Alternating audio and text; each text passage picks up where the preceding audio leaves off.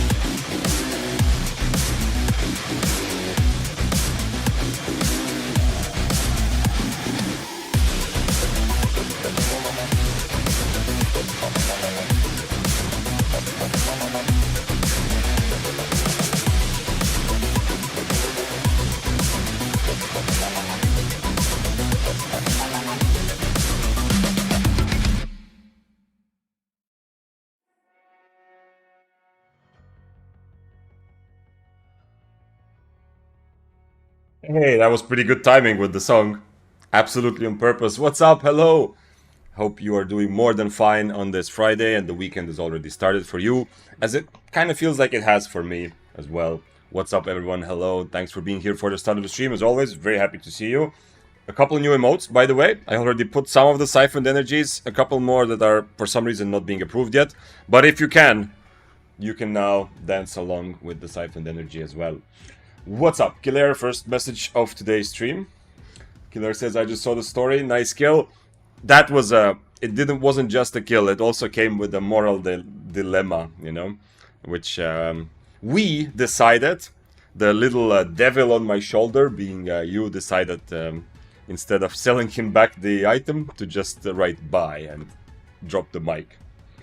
What's up, Vitas? Hello, Sparkly. Good to see you. The answer is yes, says Sparkly. Yes, meaning you have some siphoned energy. Glad to hear that. I am still riding the Overcharge addiction. Boss music. The music was pretty epic, right? The first song. I'm also exploring some of the music available to me, so that maybe it's also good for some YouTube videos in the future. We'll see. Hi, hello, Voodoo. What do you think they will add to faction warfare? I don't know. What do you think they will add to faction warfare? The only thing I've heard is that more variety of, I guess, bosses. I'm not sure. I don't know. If you think the faction warfare video is really interesting, we could also watch it together.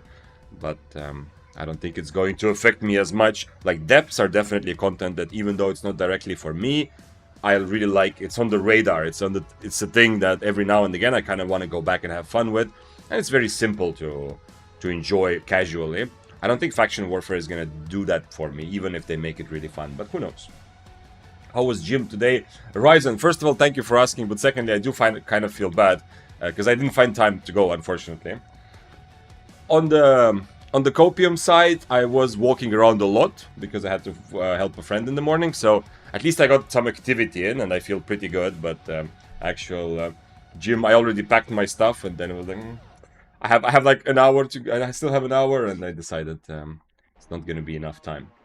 But it is a physically active day, so at least I can in my head kind of check mark, I'm not a potato, and neither should you be. They hinted at some kind of fast travel and different objectives, not just outposts. Yeah, okay, the different objectives is the only one I've really heard. I don't know about the fast travel, but actually, yeah, someone did mention it last time also. Definitely, they are trying to bring the short time to fun to all types of contents in Albion, so that people can just enjoy the game right away without having to wait and walk around for too much. First time I can be here for the start, says Lil Teal. What's up? Happy to have you. I'm so happy to be able to start the stream and already not be alone. So you are appreciated. And Lil Teal says, my wife and kids left to the grandparents today. I'm all alone for the weekend. Ooh, nice. Means I can watch all night long. Okay. Nice. Glad I know that feeling of having some time to yourself. Obviously, right now, I'm also doing solo PP in real life. So at this moment, I have a lot of time to decide what I do with. But I also do know what it's like when the people you love, you also love having a day or two off to do whatever the hell you want. So hopefully this weekend is at least some of it is like that for you. And hopefully you can enjoy some Albion together. Ryomi, what's up? Hello. Nice overcharge, Sparkly. Hey from Germany. Hello, Daniel. As always, or not as always, but since last week, the stream is on YouTube and Twitch. You already have faction transport? I've heard a couple people say that it's way too safe to transport things to Carleon because of faction warfare around it. I have no opinion. I don't transport, but it is on my radar that I've heard some very experienced players say that something is wrong and something needs to be changed about it. Tier 7 Battle Axe Masterpiece. I don't think anyone's going to buy these things, but I'm going to put some of the things that are not so easy to sell in Brazilian. I just brought them here to put them on sale to see what happens. Maybe someone will buy them one day. Let's get these books into my bank and then go and kill stuff. Or die to stuff. Yo, how you doing today? What's up, Adamawa? I am doing well. I mean, partly because the morning was relatively active. Although I do feel a bit bad because I kind of really You know, it feels like betraying myself a little bit because I really wanted to go to the gym. And I feel like my excuse of having to do some other stuff in the morning, it's mostly just my time planning, which at the end of the day, there wasn't like a huge unexpected thing. Oh, actually, let's open some of these chests. Opening chests is fun. So yeah, but other than that, great day. I'm doing very well. I learned so much from your spear guide and make more than 500 mil in 2 months. Daniel, that is awesome. That makes me happy. I mean, at the end of the day, if you've been here or if you come here again, you'll see that my ultimate goal is to hope to spread the joy of PvP and the fact that you can enjoy it. Doesn't matter if you're having a good day or bad day, right? What the result is. But the 500 mil in 2 months is still quite impressive. I'm very happy to hear that I had something to do with that. It's awesome. If you did walk-in, says Horizon, then you can skip leg day and do chest next time. Okay, I like that. That's the kind of thinking I need in my life, Horizon. That's exactly what I need. In fact, why don't I just stand up later in the stream and then I can skip next week's leg day as well? We'll see. I don't hate leg day. The problem is right now, you're witnessing the struggle of getting back into an actually proper habit of having gym discipline again, like I used to have like a couple years ago. That's the struggle of getting my ass to plan time slot for it in the day and to get my ass out and walk 15 minutes into the gym and that. But the actual like leg day thing, I'm honestly I didn't really hate it. I know, like in some memes, you know, I actually there's a special type of high you get from leg day, at least in my experience. As more of a casual lifter, not someone who has been too into that, or too deep. Thanks for following, Tomitsa. Is there something else on your mind before? Actually, wait. Let's open the chest. Let's open the chest together. So first of all, we have premium community chest and premium noble community chest. Okay, so premium. This is just cosmetics. Yeah, this is nothing special. Okay, I already have those. These I'm not gonna use anyway. So this is the noble. This is the one that can give me a pig. Of course, I already have the pig. You know, as content creators all got it. So the pig was. This is what we're aiming. Well, would be aiming for. I don't know what else you can get from the noble thing. Let's try. Okay, so you can actually get some regular cosmetics, and I got. This just says community token. It doesn't say noble community token. Okay, I'm not. This I already have. Okay. I'm not fully sure of how it works, especially when I already have a pig. Undead challenge test. Is this... let's see. Albion Journal. Nope, not that. This is from this, yeah? Undead challenge, July. Okay, so this was the last chest of the 4, I guess. Yeah, okay. Can I have another one of those bodies? This is actually pretty... Oh, yo, this is actually pretty cool. I mean, I don't think I'm actually going to use this skull things. But I did get, if you were here where I opened a bunch of chests, I got the... I don't know where I put it. I got this one, which apparently costs a lot. Look at how silly it looks with the skull, without the skull, just the body. Okay, so now we have the full ensemble, if I ever want to use them. And let's get the rest of the things in here. The untradables. I don't want to mess with it too much, honestly. This we can use. And I'm gonna open this up. Buttercup is so friend-shaped. Yeah, it is kind of cute, actually. I mean, it's grown on me, Voodoo, you know? Wait, not here. At the beginning, I thought, like, it's very meh and whatever. But the more, every time I open it, it's kind of cute also that it actually doesn't really lift its head, you know? Oinking in the ground a little bit. Ryomi said, today I killed a couple who's using nature. Man, I'm not proud of myself. And you know that they were a couple, or are you trying to say you killed more than one nature staff player? First of all, PvP game, so don't be ashamed. But at the end of the day, you know that you get a bit of minus karma, so you're just gonna have to accept that you're gonna get ratted, ganked, or you're gonna have to take a really manly fight against somebody somewhere to offset the bit of minus karma you got from killing nature staffs. Hi Vic, what are we doing today? What's up, Azot? I want to continue. I feel like I'm half a step away, like I'm half a stream away from officially saying that the spear that I've been playing this last couple days, to saying that this is actually like, it's fair to say that it's meta, and it does bring spear, put spear a bit back on the table. Not that Spear was ever really gone, but it is. It feels like it's pretty strong. So I think we are close. Well, I'm close to deciding that. It's the cloth armor is kind of the last part, but I mean, as I said before, it's partly the playstyle that comes along with playing with something like this. Having Assassin Jacket and Torch and playing the same way could still also be fine. But I feel like I love the extra benefits I get from even more cooldown reduction with Mistcaller, and having the mage drop for extra damage for my Impalers. Yukrali asked Victor, using CDR passives? Yes, on that spear build? Yes, I am. I am very much... in fact, a big part of how I've been playing spear now this last week is very much leading into CDR a lot. Now, I'm not eating omelette. I'm not going that crazy with it, but everything else, yeah. And if I was to substitute Mage Robe with Assassin Jacket, at this time I would also go for CDR. Now, I used to not like going too much into one direction, like overkilling it at expense of something else, you know, to make yourself really bad at brawling. But I feel like right now, to survive against current meta weapons, to survive as a viable option, I feel like Spear has to lean more and more into CDR.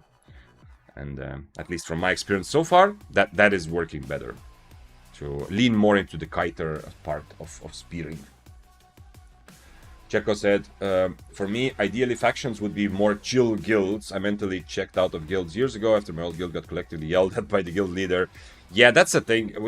Like you have to have a special sort of interest to be part of a competitive guild. Yeah, there will be hierarchies, there will be a lot of tension. But if you just think as a guild of just a bunch of people enjoying playing together, you know, I mean, in some ways we could say that, you know, we are a guild just because we're a community. There's nothing too big, nothing too much about it, yeah. So, if you find a guild like that, then it's pretty much just the same as being part of a Discord community or just having some friends you play with occasionally. I don't think noble tokens are 100% drop. Oh, okay, got 3 tokens. Okay, I didn't know that. I was not sure. Okay, so it's nothing crazy. I just didn't get the token. Let's open this as well. We have 2 Grand Conqueror chests. These come from the Conqueror's Challenge. This is is it every month? Oh, okay, yeah, so it just swapped and I just got a new one. By the way, not that far from 1 million favor, yeah? To do a bunch of chests as well. So this is the Mammoth chest. One of these 2. The first one or the second one? Probably the first one, right? Because you expect it to be the second. And the game is gonna surprise me. Ta-da! Okay. Okay. At least I got Siphoned Energy. Yo, in some ways that's better. Because you cannot drink a Mammoth, but you can drink Siphoned Energy. And chest number 2 is even less to impress. Okay, is there anything I need to drop here? The books, I have so many books here. I'm a bit, yeah, I don't want to do this on stream, but I could actually just, I think, probably level up all my armors because I just have a couple left to 100, so I would have everything. Hi, Vic in chat. Hi, Yezel.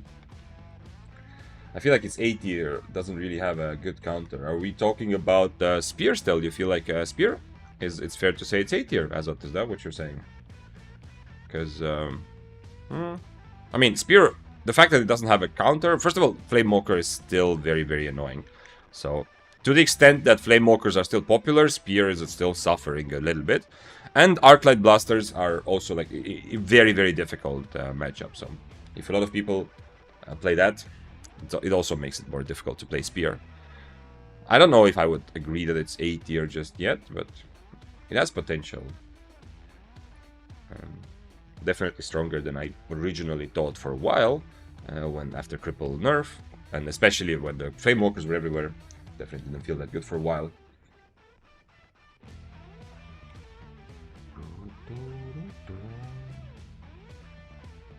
Or if you were talking about something else, then let me know. Okay, we have some more Siphoned Energy to siphon. I'm gonna put 2 of these for the future. And I just lost boots yesterday. This is what I was working with. Oh, another Undead Cape. I have a horse or a stag. And for consumables, we need some poisons. We have a couple here. Some spoiled cake, if you'd like. Anyone? Well, if you need it, I have however many. 42 still remaining. 2 Gig Pots, which can be really handy. Some Snapperino, and some soup. And then we just go buy boots and should be ready, I think, to continue with this. How much CD? Not actually like crazy much. As I said, a big part of it is just me playing also and like trying to be more kiter. I have 14% and I'm gonna have a bit more with boots. Actually, wait, I had already these boots, some sort of tier 7 boots. Let's see, it's gonna be a couple more percent, so like 15 or so. I would be very happy to push it further, but without an awakened weapon, I'm not sure that's gonna be worth it to focus too much. Actually, assassin shoes might be interesting. The thing is, with cloth armor, I don't really want to play dash. I don't have like a big one-shot damage type of thing, like maybe death givers. So now we are at 16% cooldown rate. But also, don't forget that I'm also using refreshing sprint, yeah? So, because I'm using refreshing sprint, in reality, everything other than the sprint itself, all the other spells have actually a lower cooldown, right? Because every time I use it, it reduces the cooldowns of everything else. So for 5 seconds, cooldown rate increased by 33%. So that's like 1.5 seconds off, yeah, from every other spell. So that's like, for example, for Impaler, that is, I don't know how much more. That's like more than 10% more extra cooldown reduction. So whenever I use, my actual, how much I actually use my spells, how often, is actually quite a bit more than just 60% cooldown reduction. Also because of, if I use boots in a fight. I have what? You have 3.4 million favor. Okay, Chris, what is the plan? What is the plan? At this point, you're just saving it just to, you know, so you can flex, right? Or is there something? Is there some goal or something you want to? Are you waiting for them to come out with a new reward that for 5 million favor, 5 million favor, you can rename an item in the game or something? Almost beat someone 200 AP diff. I mean, sometimes almost. Yeah, sometimes we take those. Yeah, sometimes that's all that you have to accept and be happy with when it comes to that sort of difference. But it depends on what the almost was like. Like if you missed one spell, or like mob ruined it, or something like very unlucky happened, then you know, it sucks. But sometimes the almost is the best you can do. If you are weaker in the matchup, of course. I think I could have beat him if I was using the wrong spirit. And wrong chest piece. Oh, okay. The mammoth is invisible. Yes, Anamawa. I'm risking an invisible mammoth. Come snipe me in mists. So, if I calculate today's profits, maybe we kill someone with an invisible mammoth, and then we can tell everyone it's a 300 million day. How did you get that much silver? I went to the mists, and then I kept going over and over and over and over again until I made it to over 1 bill. And then I made also a video about it, by the way. You can write !silver in Discord chat, in Twitch chat, Reaper. You can write !silver. You'll see the video where I kind of describe it, yeah. But essentially, it's just PvP related stuff, yeah. Just playing mists over and over again, killing people, dying a bit less, I guess, than killing people, and also looting a bunch of chests because, you know, mists are also full of objectives like this. Now, we're not gonna make it to that chest, but that sort of stuff as well. I only have 6 poison potions. I mean, I'm not making it to the chest anyway, so I might as well just... Okay, the highlight. The first important moment of this stream. You are here to witness it. Let's look at this. Look at my character. Get ready, get ready. Look at this. That has to feel good. Okay.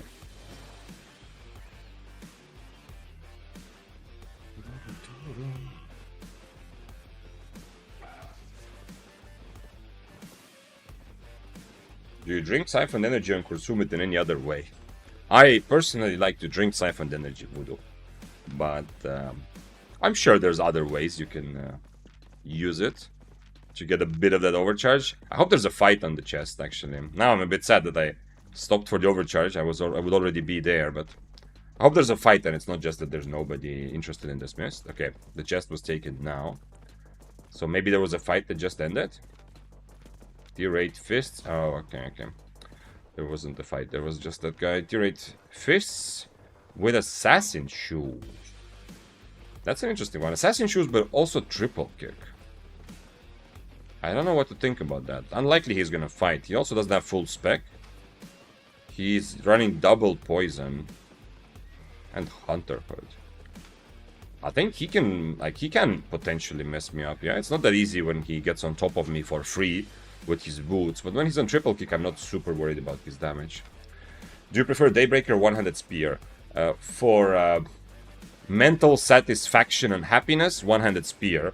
But I think Daybreaker, for any sort of content which focuses at least somewhat on 1v1 fights, so for corrupted dungeons, for mists, you know, you do get into a lot of duels or 1v1 fights, I feel Daybreaker is just better. Not only is it simpler to play, but it's just better. It has a bit, it has more good matchups, and it's going to, on average, perform better. I don't know if he decided he doesn't want to fight, or if he's still thinking about it. I can dismount him. I know it might be a bad idea, but you know, we have to get those warm-up reps in.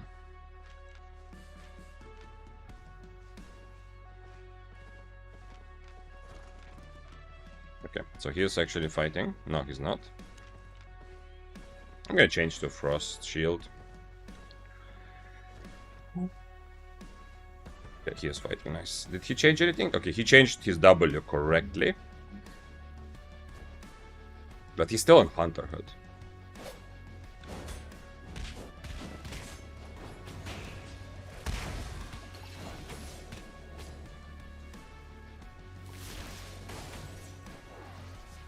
Okay, that was... Oh, he doesn't have a sprint. I don't need the Undead Cape to fight him, so I will try again without the Undead Cape.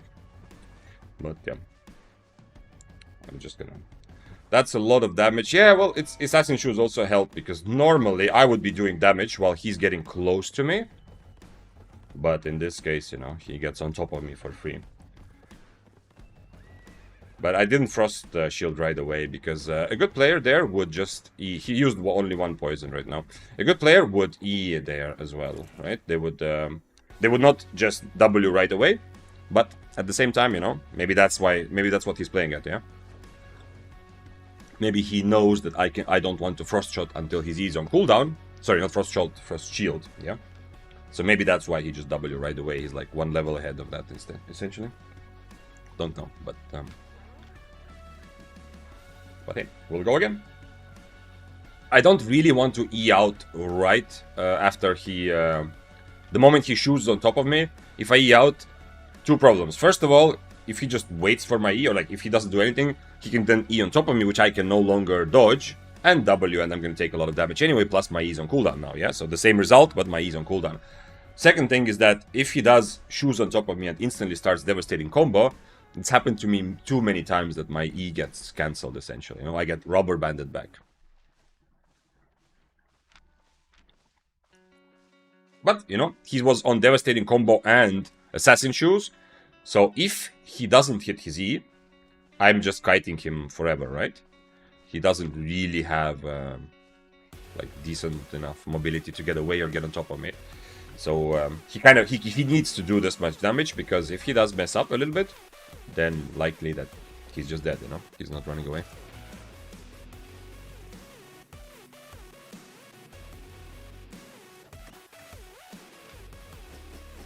Who knows why I'm saving? I have no need for fame or silver. Okay, true, but it feels good. I'm hoping to, when I get this to 1.1 mil, I'm thinking of maybe buying 200 of those chests and then opening them all together. You can do like a big chest opening. Or something like that. Replay as well. So that if something happens, we can watch it together. Can you reflect Flamewalker E? Yes, you can, actually. Even though they are invulnerable during the E cast or animation, for some reason or somehow, I'm not saying I'm happy with it, I mean, it's good, the Flamewalker is already very strong, yeah, but somehow it works so that the actual final hit of the E, like the actual, when you land, that E can be, you can reflect against it. So the Flamewalker will take damage. So, if you can react to their E, absolutely. Inferno, not just to take less damage because of extra resistances, but also to reflect some back. I guess they're invulnerable during travel, not during after impact. Yeah, something like that. Yeah, but it's just. I guess there's other spells like that also. It all happens so fast that it's not so clear.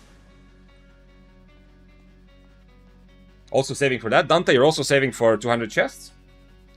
Or for when SBI adds an option to rename an item for the game in the game for 5 million favor. I'm not never gonna do that, but I like having like very crazy long goals in a game, even if I'm not focused on it. Like the RuneScape level of goals, you know, that like some people take maybe 10 years to get there. I kind of like when the game adds those things, you know, so you feel like you're working towards something passively in the background, you know. And it could be something unrealistic that maybe at the end of the day, like only 100 people in all in Albion will achieve, but I would still kind of appreciate it. I was spending whenever I had 100k, but people asked for 1 mil chest. Oh, yeah, okay, but you need 1.1 mil, Dante, right? Because the chest costs, if I remember correctly, it costs 5,500. So 200 chest is 1.1 mil. Thing. Yeah, well, I used to open those chests for money. Just to make a bit of extra, you know, because it feels good when number go up. So to make a little bit of extra, I felt like it was okay. But then at some point, yeah, so I realized it doesn't really matter. I mean, the only time I really cared about, okay, at the beginning when I started Albion, yeah, silver was obviously very important. But after that, the only time I've cared about silver is when I realized on EU, I realized I'm around like 700 mil or something in like liquid silver, and some people are asking on YouTube also about it, and I thought, okay, you know what? If I make it to 1 bill, it will make like a good video, you know? It will be a good moment to make a video to just share my experience of what I think about silver or how I approach making silver. So that really got me. That was actually a very happy time to play Albion. I've said this many times, but if you have good goals, like, you don't have to. I mean, you can obviously just have random fun, but if you have some sort of goal, like this is what you want to achieve with Albion or in any game, probably in anything in life, to be honest, it becomes instantly that like the process itself becomes more fun. So like PvPing, like doing the same thing I'm doing now. Right now it's fun because, you know, because of stream, because we're kind of, you know, doing it together. But when I was playing alone without stream, one thing that really made it fun is having this goal, like knowing, like, okay, I need 250 more mil, then okay, I need 200 more mil, you know. I was close. I really wanted to get to 1 bill, and everything in the mists, in abbeys, whatever I was doing, playing with a friend for duo mists occasionally, it became a lot more fun. I wasn't obsessed about money. I was still like playing the game, but it did change it a little bit. I had a very clear goal. Bon dia, hello. TK Zika. What's up? Bon dia to you too, if that's what you meant. Do you recommend Major over Assassin Jacket now? Not over Assassin Jacket. I still think Assassin Jacket or just a leather jacket on Inferno is optimal for Spear. You have to, if you want to be successful 100 Spear, I feel like you have to lean in a lot heavier than you used to. You have to lean in the direction of kiting, in direction of using your extra mobility that you have from me, using your cooldown reduction, stacking some of it, and you can't really brawl as much unless you already have a decent advantage from the fight. You can still do that with leather armor, and with leather armor you have maybe better options to also do, to also brawl a bit more. I can mage drop his boots. Okay, never mind, he doesn't have boots now.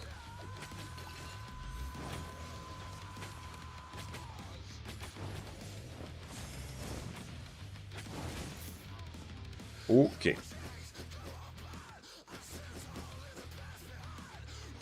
So I wouldn't suggest it over Assassin Jacket, but I would 100% say that it's viable. And I think in overall, just if you completely forget what weapon you're using, I feel like overall Mage Rope kind of feels like one of the best chest armors overall. Because of the big extra damage boost and a really, really useful spell, I feel like Mage Rope is just... But some of it is also, it gives you more potential to outplay, even if it's not objectively better. It gives me chances to win some fights, which otherwise would be very difficult. Like if there's something important I need to purge that I cannot purge with my build.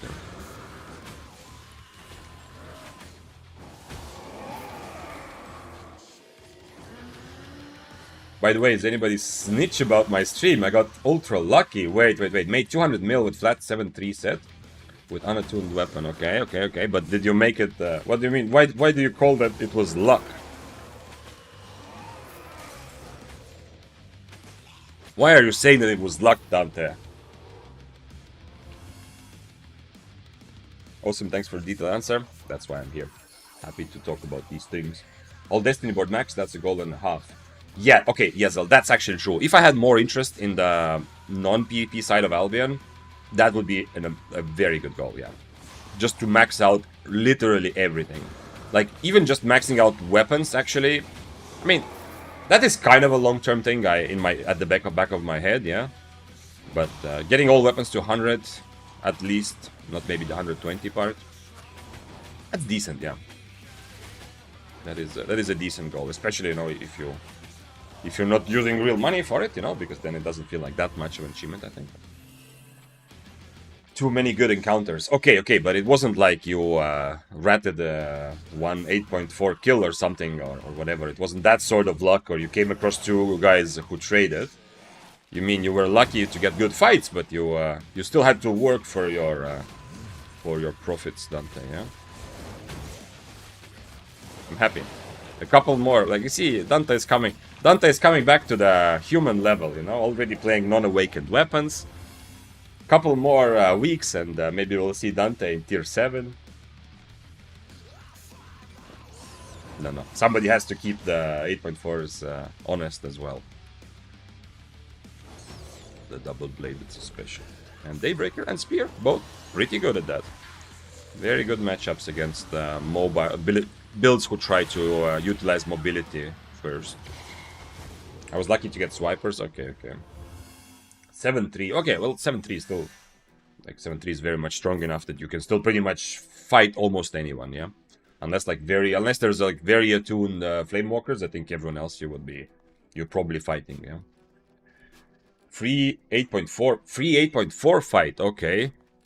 8.3 Poglog. Oh, man, somebody's playing 8.3 Poglog? I'm jealous. I was also thinking today, but I'm too happy with the spear at the moment, but I am thinking of also going to Poglog for a while as well soon.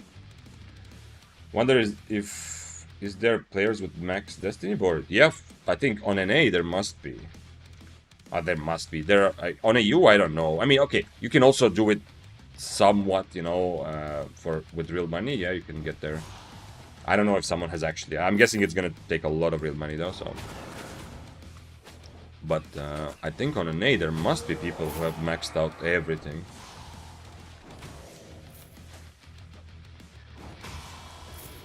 The diff in your voice when you just wake up is significant versus your normal voice.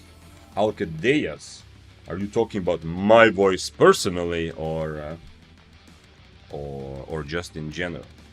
Because I did not just wake up, but my voice can absolutely change from time to time. There's also a thing that I am also using the NVIDIA kind of NVIDIA's built-in filter to filter out some of the noises in the background. So sometimes, you know, like when clicking keys, you know, so you don't hear my keyboard as much, or, you know, some mouth noises that might be just annoying, you know. So it has like some sort of built-in like light noise suppression, whatever it's called. But that software, for some reason, keeps giving me an error. I don't know why. So I kind of have to restart it. And occasionally when I don't restart it, you know, it's not on. So some of the days of stream, the NVIDIA filter doesn't work. Does he have red buff? He doesn't. Okay. Well, I guess I go after him anyway. Don't think he's gonna fight. I mean, he's tier 6, I'm tier 7 overcharged. So. How long until the chest? 1 minute. It's not really worth it to go too far there, but let's try to harpoon him home. I mean, if he realizes I changed to harpoon, he might try to fight this also. Oh no, he's going for the chest actually, okay.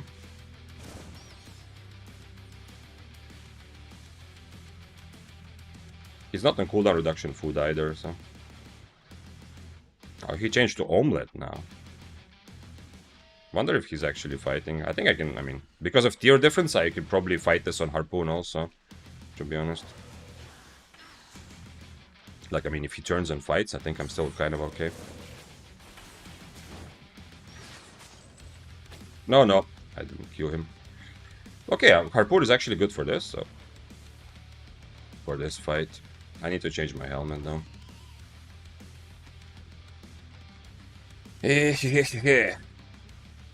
Oh, hello. Another potential fighter. He says, wait. No, thank you, sir. Both 10 mil plus, come. Are we doing this? I don't think I can actually 1v1 the bow, but I was ready to try. And he says, trust me. I don't trust you, but I am going to. Out of my self-interest, I am gonna try to help you here. I guess I need to harpoon anyway. But harpoon also means even more so that if I don't trust him, I am going to die. He saw, the bow probably saw both of us though.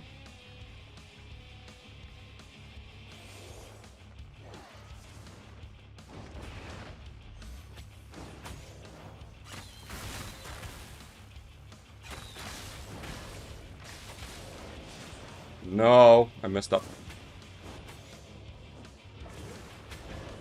He's going for me. Luckily I still have red buff. Well, I had red buff. Remember that time I said I have red buff? Okay, he's also missing a lot. I need to be close to him, otherwise he's gonna invis and survive this. I can't really.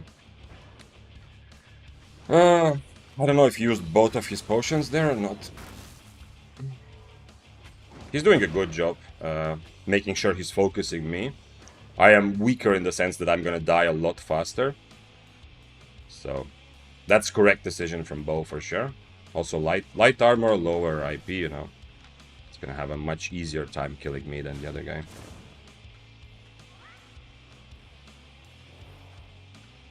But I don't know if... Did he kill the other guy already or not? No, he didn't. Okay, nice. But and now I don't have red buff, so it's gonna be the same but more difficult. That's a lot of damage though, also. So it's even clearer to me that this would have been 0 chance fight for me 1v1. No, he did not learn from Tinto. Well, I am not trusting him, yeah. The fact that I am trying to take this fight, it doesn't mean that I am, you know, full on trusting him here. He did a good job. He played as well, the bow, and he also never invest. He was next to me, but he never invest, you know.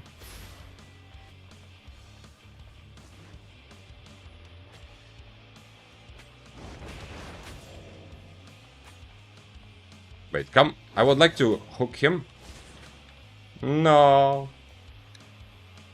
Yeah, there would have been 0 chance for me to take the fight 1v1, I think. Seeing how much damage I took from... Even after Frost Shielding, how much damage I took from his E. By the way, what is your opinion on LP in shop? My friends really don't like that. Does not bother me too much, because the way that I win or lose at the game, my feeling of winning... Now, even if we go beyond the kind of, you know, be zen and enjoy PvP, whatever's happening, yeah, if we go beyond that to, like, real human stuff, yeah, it sucks to die and it's nice to kill. Still, my feeling of winning is somehow, like, it's not really tied to the progress of my character. So learning points, which essentially progress your character, I don't mind. I don't feel like it's pay to win. I don't feel like it's devaluing my achievements in the game in any way. Now, someone who plays Albion more as a progression-based game, like other MMOs, I think for them, yes, it can be pretty annoying.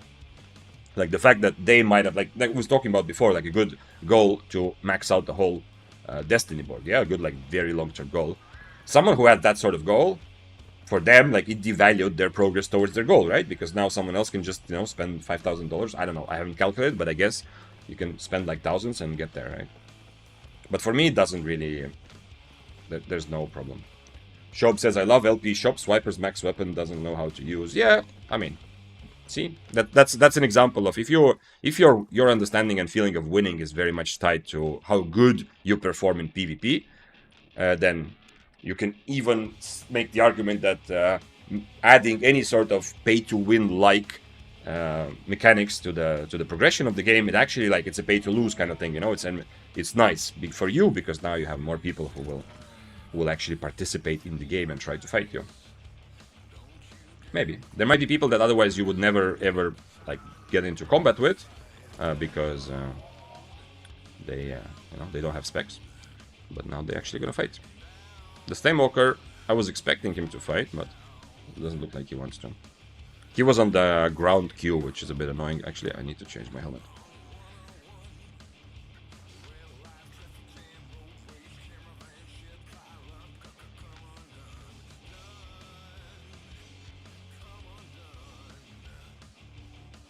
What's a good build for Poglog? Anamawa, I really like just playing Inferno Shield, so I bought Tenacity Jacket. I was using Cultist Cowl for extra damage, because, you know, like all hammers, one of the things you might end up struggling with is just doing enough damage fast enough.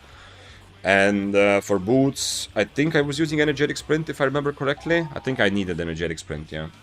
And of course, Smuggler's Cape, just very strong. Or Carrion Cape.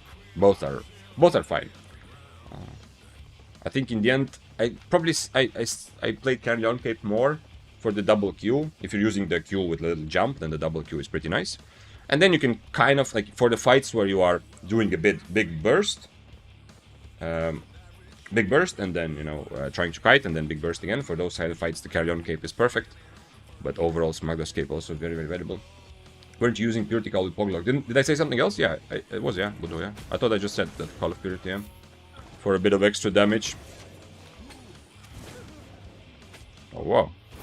I got rubber band deck from a mob.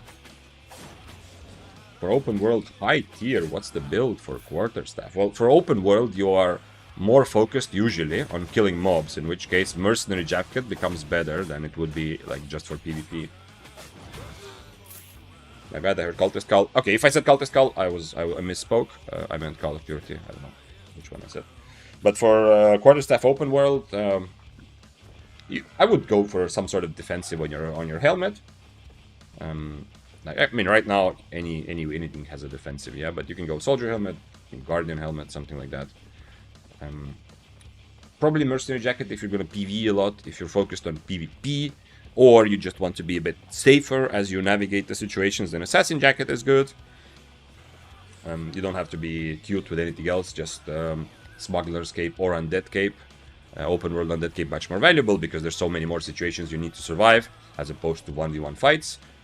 But on the other hand, if you do get into a 1v1 fight, then of course Smuggler's Cape is gonna feel better with healing potions. Like, Quarterstaff has just about enough mobility to also try some cute boot stuff, yeah? Like, not just running like a sprint, but trying some Mistwalker shoes, or, I don't know, maybe Assassin shoes, something like that. But in open world, that's really not gonna fly. You kind of need a sprint in open world.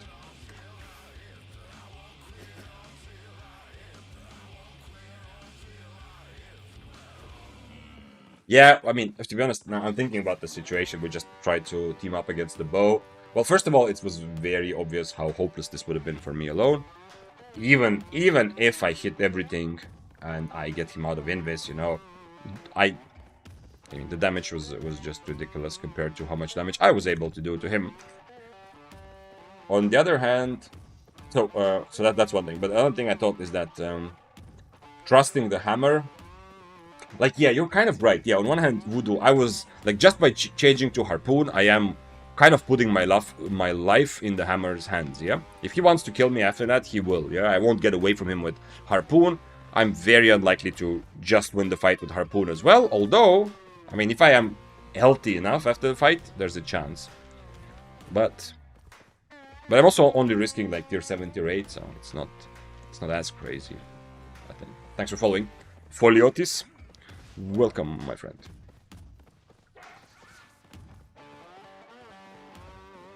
So yeah, if I was risking more, I probably wouldn't agree to be friends with that hammer and try to fight him together. And also, I let myself get pretty low. I mean, the hammer cannot really kill me there, because if I die there when the bow is focusing me, if I die there, the hammer, I mean, the kill is over, right? The hammer might get away, but he's definitely not killing the bow alone from like, the bow still had like 75% HP, right? He needs me for damage. But, you know, if we got the bow a bit lower, and I'm also 20% HP, if the hammer wants to betray me, he can kind of kill me, probably. And then still try to handle the bow. Give me an Abbey. We are running around looking for an Abbey or something else. And of course, okay, let's take a moment to celebrate. To celebrate that it's Friday with a little bit of that extra juice. Just pure gaming. Okay, let's continue. If you are if you are a subscriber, you can also put Overcharge in chat now. Finally. Gaming in a bottle. That would be... Yo, that's pretty good. Gaming in a bottle. I mean, it's like all of those kind of energy drinks and whatever, you know, they have these... Oh yeah, actually, yeah, there's a emote which you can also, even if you're not subscribing, you can put the Overcharge. But then there's a moving one for subscribers. But there are all kinds of these like gamer farts and gamer fuels and whatever. But gaming in a bottle is also sounds pretty good. A bit long, but it's still pretty straightforward and simple. I like it. Overcharge. That could be a good business idea potentially for SBI to start selling. I mean, I'm probably not gonna start making like drinks, but anyway, to start selling actual siphoned energy. Last day of Nobel, is it? Does it say that? I don't know. It's going to come back every second week, shop. So it's not a one-time event. It's reoccurring. Like it's gonna be a bi-weekly thing.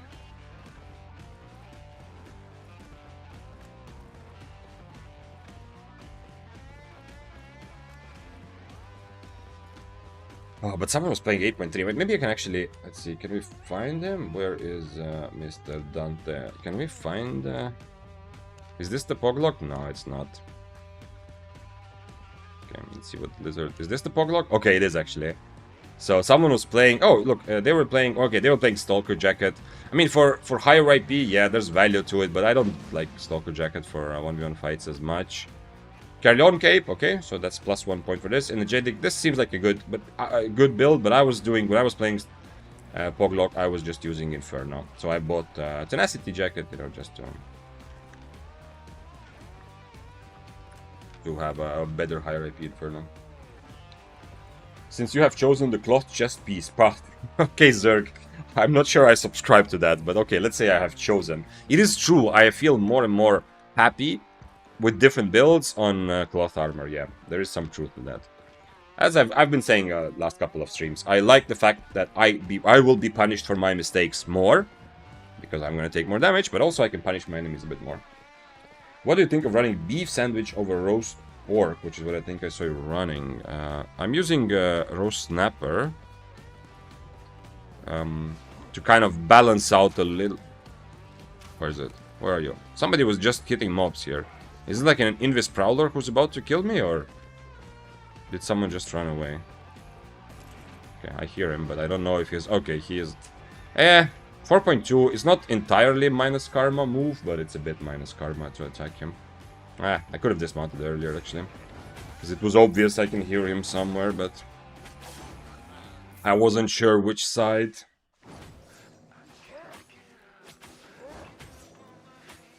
So yeah, I'm happy with Roast Snapper. What was it here?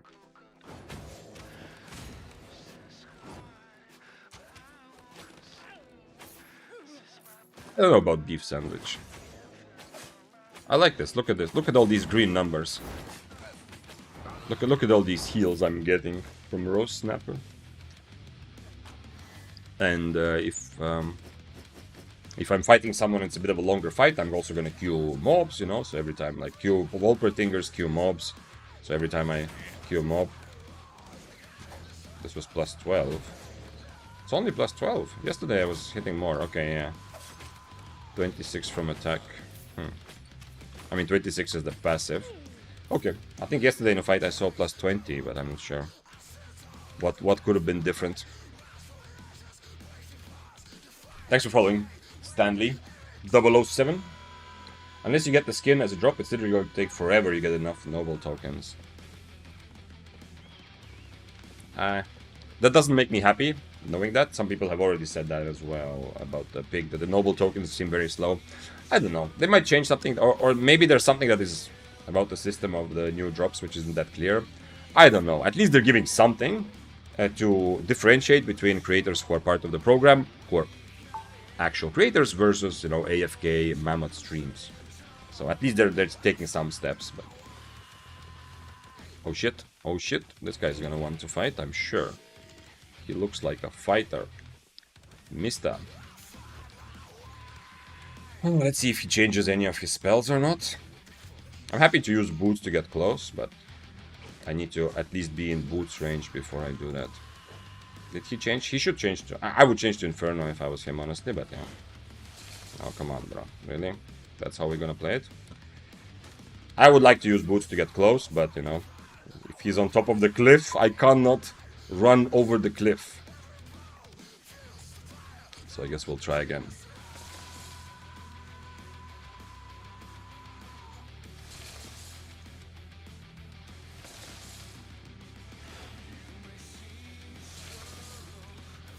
Okay. I get full HP, and I mean, the same kind of distance he's standing at is fine for me to potentially get close with boots, but you know, I can't run over a cliff, as I said.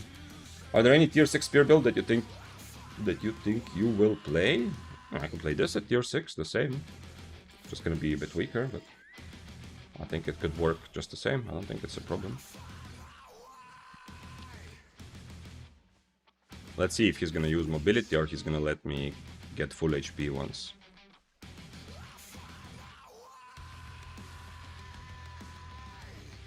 The moment I start healing, I'm gonna start bootsing into him. That's also when his helmet is ready.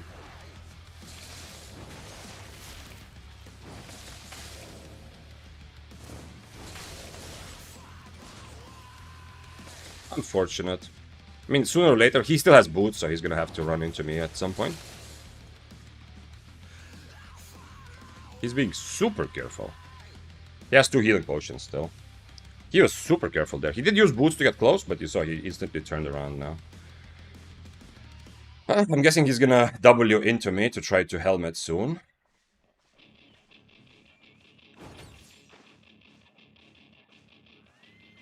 Okay, I should be punished for missing my harpoon, so it's okay that this is difficult like this.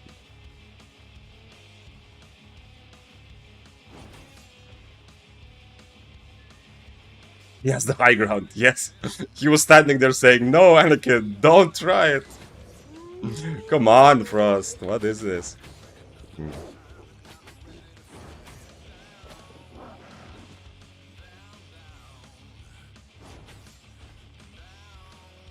Frost staffs sometimes get a bad reputation because of like people who play like this, right? It's either free kill or no fight. But generally, like as you've seen, a lot of Frost staffs I fought are actually like have fought really well. And then there's like you don't have to play Frost only like this, like only standing on a cliff. You know that was ridiculous, yeah. But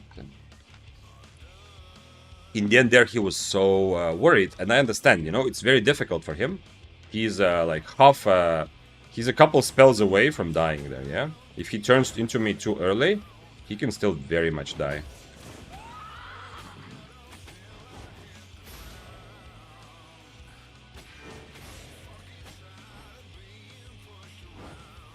I don't have a purge, so there's no reason to really fully fake it. Ah, that was a bit too... I should have just harpooned right away. Okay, well, at least that he pressed everything he has, but... He didn't need to. He didn't need to, but yeah. He probably thought I have a purge, because usually people will... There's no reason to attack a gatherer unless you have a purge, right? Also here, even if I harpoon him, he still gets away. And also I'm a spear, so he might have just also assumed I'm gonna cripple him. Thanks for following, Kuyatis. Too bad you can't heal up from the critters. Can I not? Are you sure? I can, see? I got plus 20. So see, that's the 20 I was talking about. Yeah. The critters are... I can heal up from critters. Look at this roll, Partiga.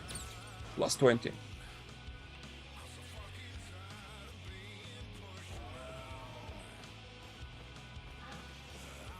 Oh, snapper. Wait, what's my food? 14 minutes. I need to get more food because the overcharge is gonna last longer because I changed to soup for during the 2v1 in Abbey earlier. 4 hours for a chest and it's not even 100% for a token, and you need 80 tokens. Yeah, that does not sound good on paper at all. Chris, I agree with you. Like if someone actually really wants the pig, but you can't you get the pig right away? It's not only tokens, right? You can get lucky and just get it the same way you get like those like panther skins and whatever, like the same way you get this sort of skin, right? The tokens are like a second kind of second option if you don't get it as a lucky drop, yeah? 0.25%. Okay. Okay, whatever. I'm just gonna drop this off here. And do I have more food? I think I saw more food. Yeah, I have more food. Nice. Okay. Does not seem very good at all. 0.25% and having to get 80 tokens. Okay, at least it's not 80 weeks then, yeah? Because what am I buying? I'm buying a poison. So because you can get one chest every day, right? So you get is it 5 or 7 days? But it's the fact that it's not 100% makes it difficult to calculate, that you don't know how likely it is to actually get the token.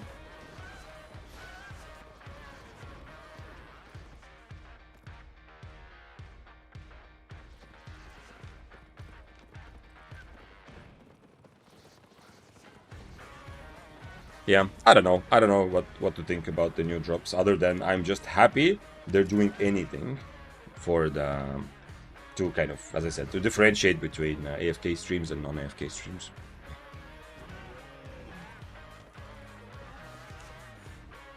Does it say here how many tokens? I think so far everyone has said 80. Yeah, it doesn't say here. Let's see what are other options. Mechanical bore. This is from the journal. I mean, okay, everything from the journal is cool because you have to kind of achieve it, yeah, but I don't know. I don't like the skin. I wouldn't use it at least. This looks pretty cool. Decent enough. It's kind of generic. I think I've seen other mounts with a similar cosmetic as well. But then we have like a very basic alchemist pack board. Okay, so this skin actually is probably one that like if you had access to all skins, you would probably use the buttercup, or at least most people would, or many people, depending on how much you like those other skins there.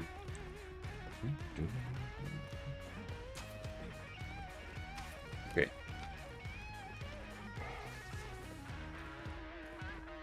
It is going gym. Good luck, Vic. Good luck, Dante. Thank you for being here for a while, and hopefully you get lucky in the gym just as you got lucky in the mist, like you said. I mean, that sounds like you need to approach a woman in the gym, but that's not what I meant. But who knows? You can definitely meet people if you constantly see them at the same gym. What is that? What is this emote? Is it... That's like a frog that has been working out? Show? Oh, we have an Abby. I like Abbies. Let's go. Is it enough time? Yeah, 1 minute. Nice, nice, nice. If they add cheaper rewards for noble tokens, it will feel good though. Yeah, then you have a choice if you want to go for the piggy or not.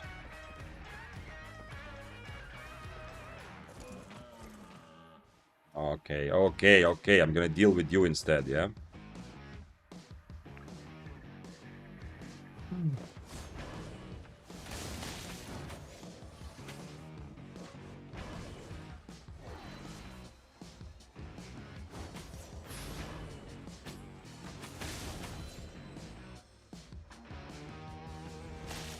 Nah, I lost my stacks. I might be dead now. We'll see. I need to dodge his next E, then I'm fine. Not the spells I need for this, but still okay.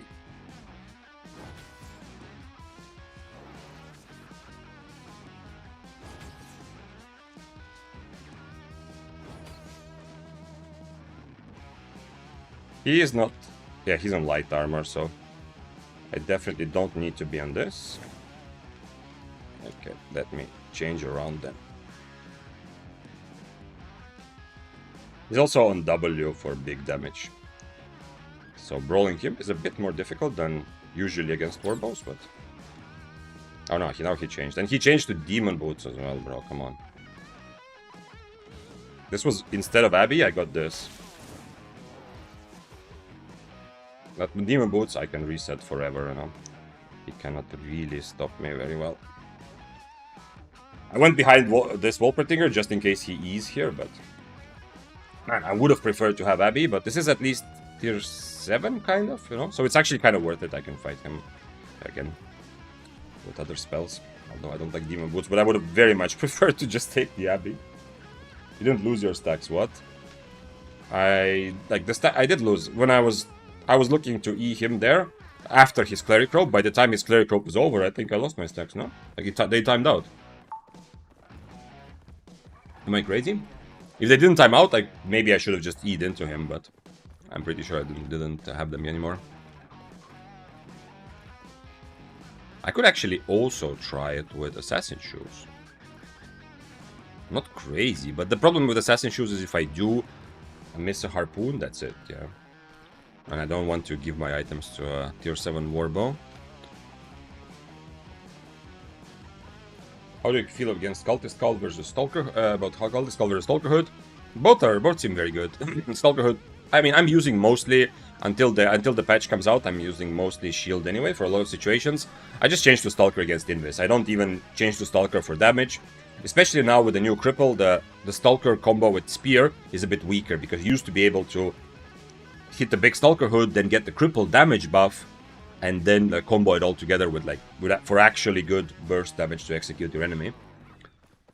It's a bit weaker now. I just use Stalker hood because there's a lot of Invis that I'm against. If I was using Cultist Skull, once again, I would often just use this. But then there would be matchups where Cultist Skull is obviously like so much better. It is super good against some daggers, well, most daggers, when they want to brawl, against swords when they want to brawl. So there would be quite a few matchups that I would really enjoy with Cultist Skull. But overall, it would be similar. I would just lose the ability to get people out of Invis, which currently I feel like has been a bit more... I've seen more people with Assassin Jackets. I've fought more people with Assassin Jackets than I have fought Swords or Death Givers. This is tier 7, but no specs. I don't think he's gonna fight. It's very difficult for him to do anything against me, honestly, but... I mean, it is a Battle Axe. Battle Axe can at least defend itself, kind of. Man, I wish I got the Abbey. I kind of enjoy Abbeys. And I'm gonna run out of Overcharge. If I don't find an Abbey right now, maybe there's another one here. Sometimes the Abbey spawns in the same place. I've noticed this many times, that an Abbey keeps spawning in the same place in the mist. I don't know if this is my selective memory, but it's been many times like this, that I miss an Abbey, but then I go back and the next Abbey entrance is the exact same place in that mist. Hello. Hello, human. Vic, what do you think about playing with Battle Mount in Mist? And so far. The ending of your sentence, I do not understand.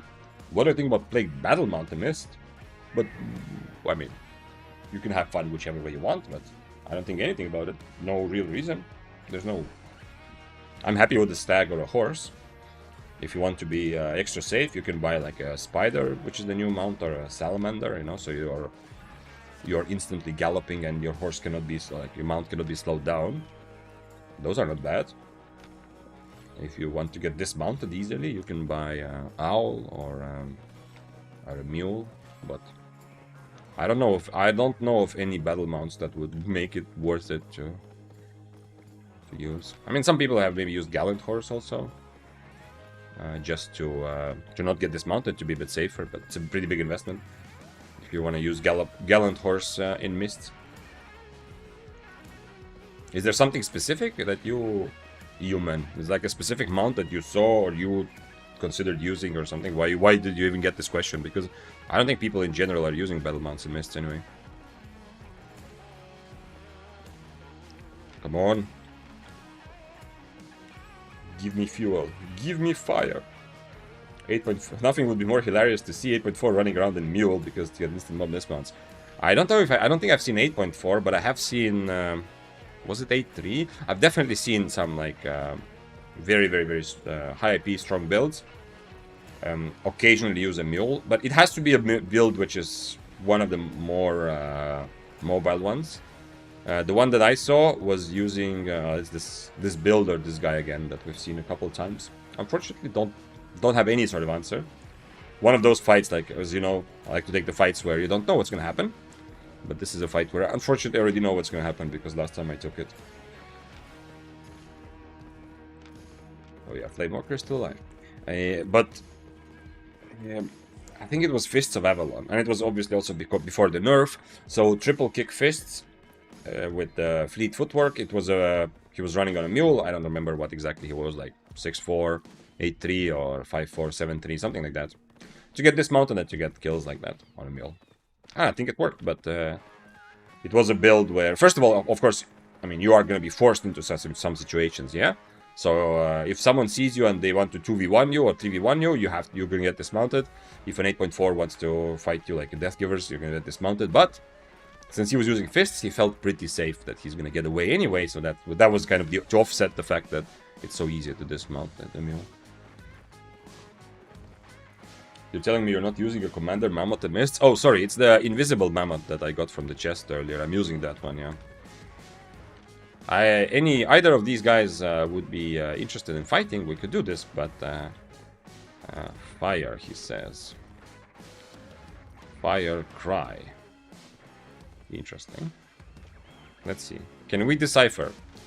Spear my friends. That is relatable. Spear is also my friend, but I'm not sure that Bloodletters are my friends. And at the end of the day, I'm nobody's friend. I am a lone wolf, or I'm your friend, yeah. Sexy people of the stream. But if you are in my midst, then our friendship will also be disbanded for a moment. We need to deal with the other fire somehow. The cultist. I mean, okay, whatever. Let's have fun. But I think it's if the other fire comes, I won't be able to get away properly anyway.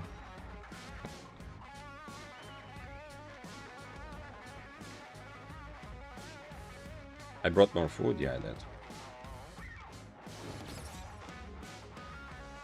Let's kill Spear. This is the Spear my friend guy, you know?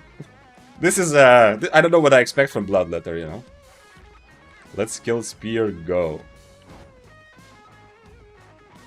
This guy on boots can catch me from anywhere. So I need to be a bit careful. that was a Bloodletter in a nutshell, you know? Spear, my friend. Nobody answers. Let's kill Spear! What's so good about Royal Boots? Will Shocker, it's the most mobility you can have. It's the highest mobility item, I think, in Albion.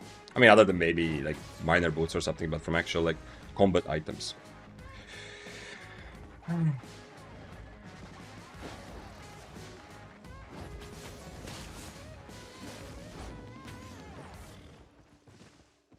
I cannot stand in the middle of them for a long time. And even though the Flamewalker is more dangerous and would be a better target, the Flamewalker has a cultist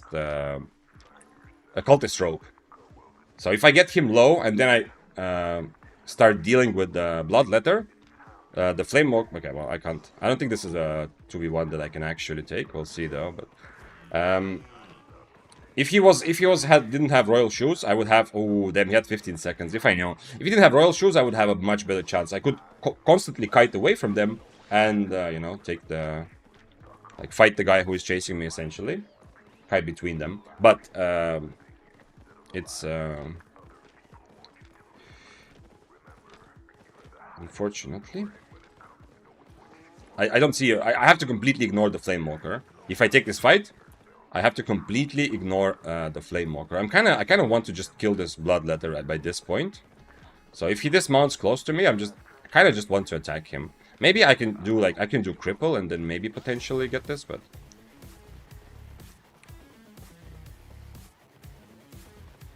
Royal has a longer run than Soldier Boots. I'm not sure if every Royal... I'm not sure if it has longer than Soldier Boots. But you can use Royal Boots twice, yeah? In the same amount of time that you can use Soldier Boots, yeah? So if you count that in, 100%. It is more unpurgeable. Nothing is unpurgeable, no. I mean, not nothing, but, you know. You can purge Royal March. That's actually one of the big things. That you can purge it also while the person is marching, yeah? Before they get the move speed benefit, you can already purge it. On Cripple, I am a bit safer in this situation. But yeah, so anyway, I can't really... Is this where... Oh, the Wisp came here. I can't really... I really want to just... I want to make this Bloodletter... Like, I want to just fight the Bloodletter. If the Flamewalker left, it would be so sweet. You can't purge Royal Sandals. Yeah, okay. You're right, yeah. As I said, nothing is unpurged. Like, not that... Not that nothing is unpurgeable. Yeah, there are things that are not like... buffs are all purgeable, at least from what I know. The buffs that you put on yourself, yeah? Or that you get on yourself. But things that are toggleable, things that you can toggle on and off whenever you want, those are unpurgeable, because those are not considered like a buff, those are considered a toggle. Which is Royal Shoes, but it's also things like Guardian Armor, for example.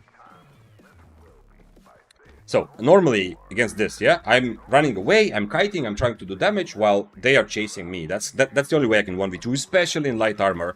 The moment I stand and they both damaging me at the same time, I'm dying, yeah? But, unfortunately, since the Flamewalker has Royal Shoes, I can't. He will always be able to catch up. Like, if the Flamewalker is not on our screen, I can try to kill the Bloodletter, but I don't know if he's going to go for it.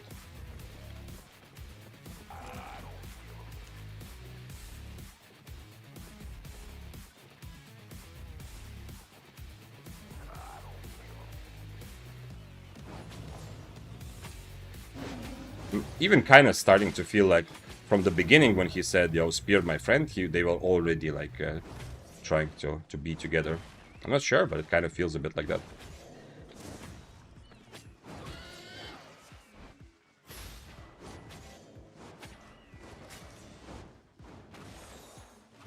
He's gonna go for the exit.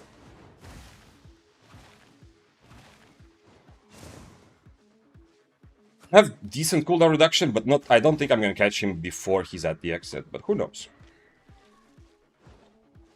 His E is pretty long cooldown, so as long if I get on top of him now without using my E, if I get a good cripple, I can kill him, I think.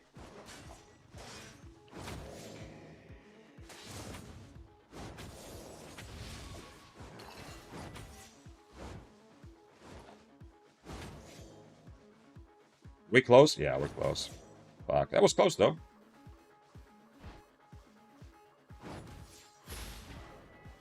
That was close. When he went in this, I should not maybe have queued him. Because, you know, if I wait a couple seconds, maybe. Nice try. Yeah, he did. I mean, cripple was... gave me a chance there. Hello, sir. Too bad. Too bad.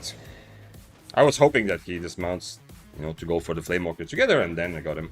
Then I get him. Almost got him. Yeah, he did use boots next to me one time, so that gave me a chance. And yeah, I changed my helmet also against his invis. It's a good lesson. If a Bloodletter says, yo, spear my friend, then you remember what it means.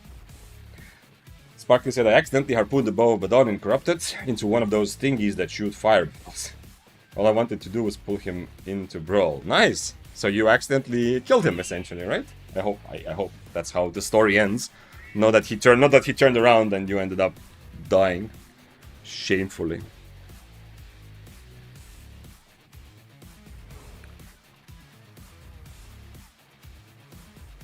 Better looking, so you automatically win this. Yeah.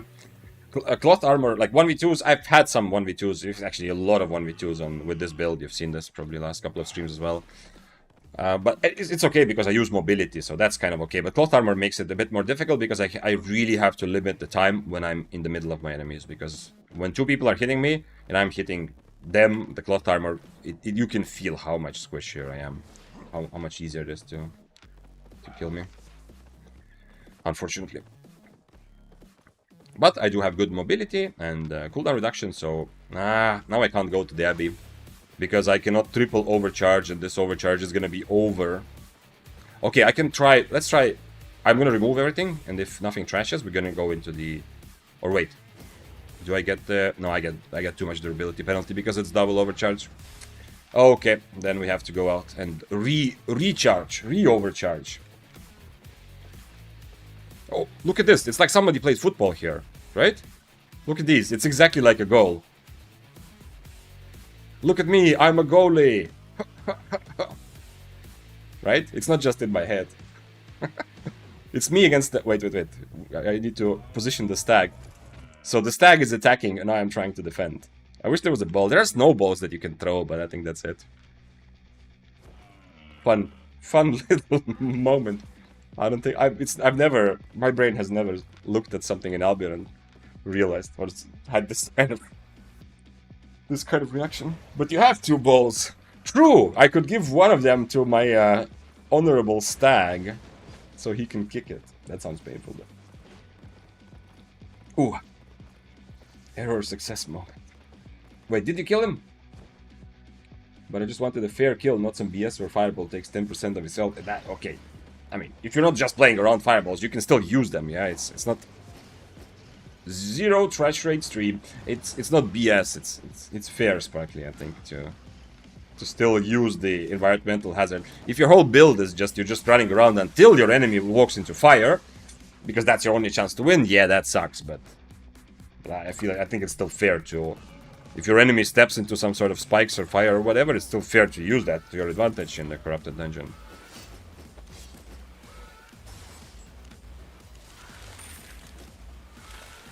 Yeah, like this, and I think I'm ready. Albion football update.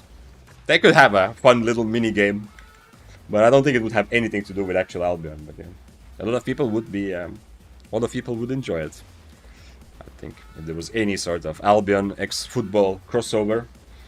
Sumiya said, "Hi, I'm a new player. I want to know whether that is the best build for skinning or PvE."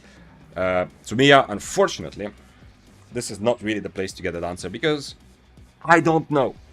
I do not skin. I don't really PvE. Like, we can talk about PvE. I can give you some helpful ideas on that. But your question is way too general because there isn't a best build. However, if you have anything more PvP specific, you're in the right place. But asking for a skinning build, unfortunately, I have zero idea. I mean, I'm guessing you're using skinner items, but maybe it depends. Good morning, chat. Good morning. Hit my microphone. Good morning, Third Scortimus. Albion football could be a wacky arena. Yeah, the thing is, it would be cool if you could somehow, if it would, in some reasonable way, you could actually incorporate Albion mechanics, but then make it like footballish. But I can't, off the top of my head, I can't think of any way.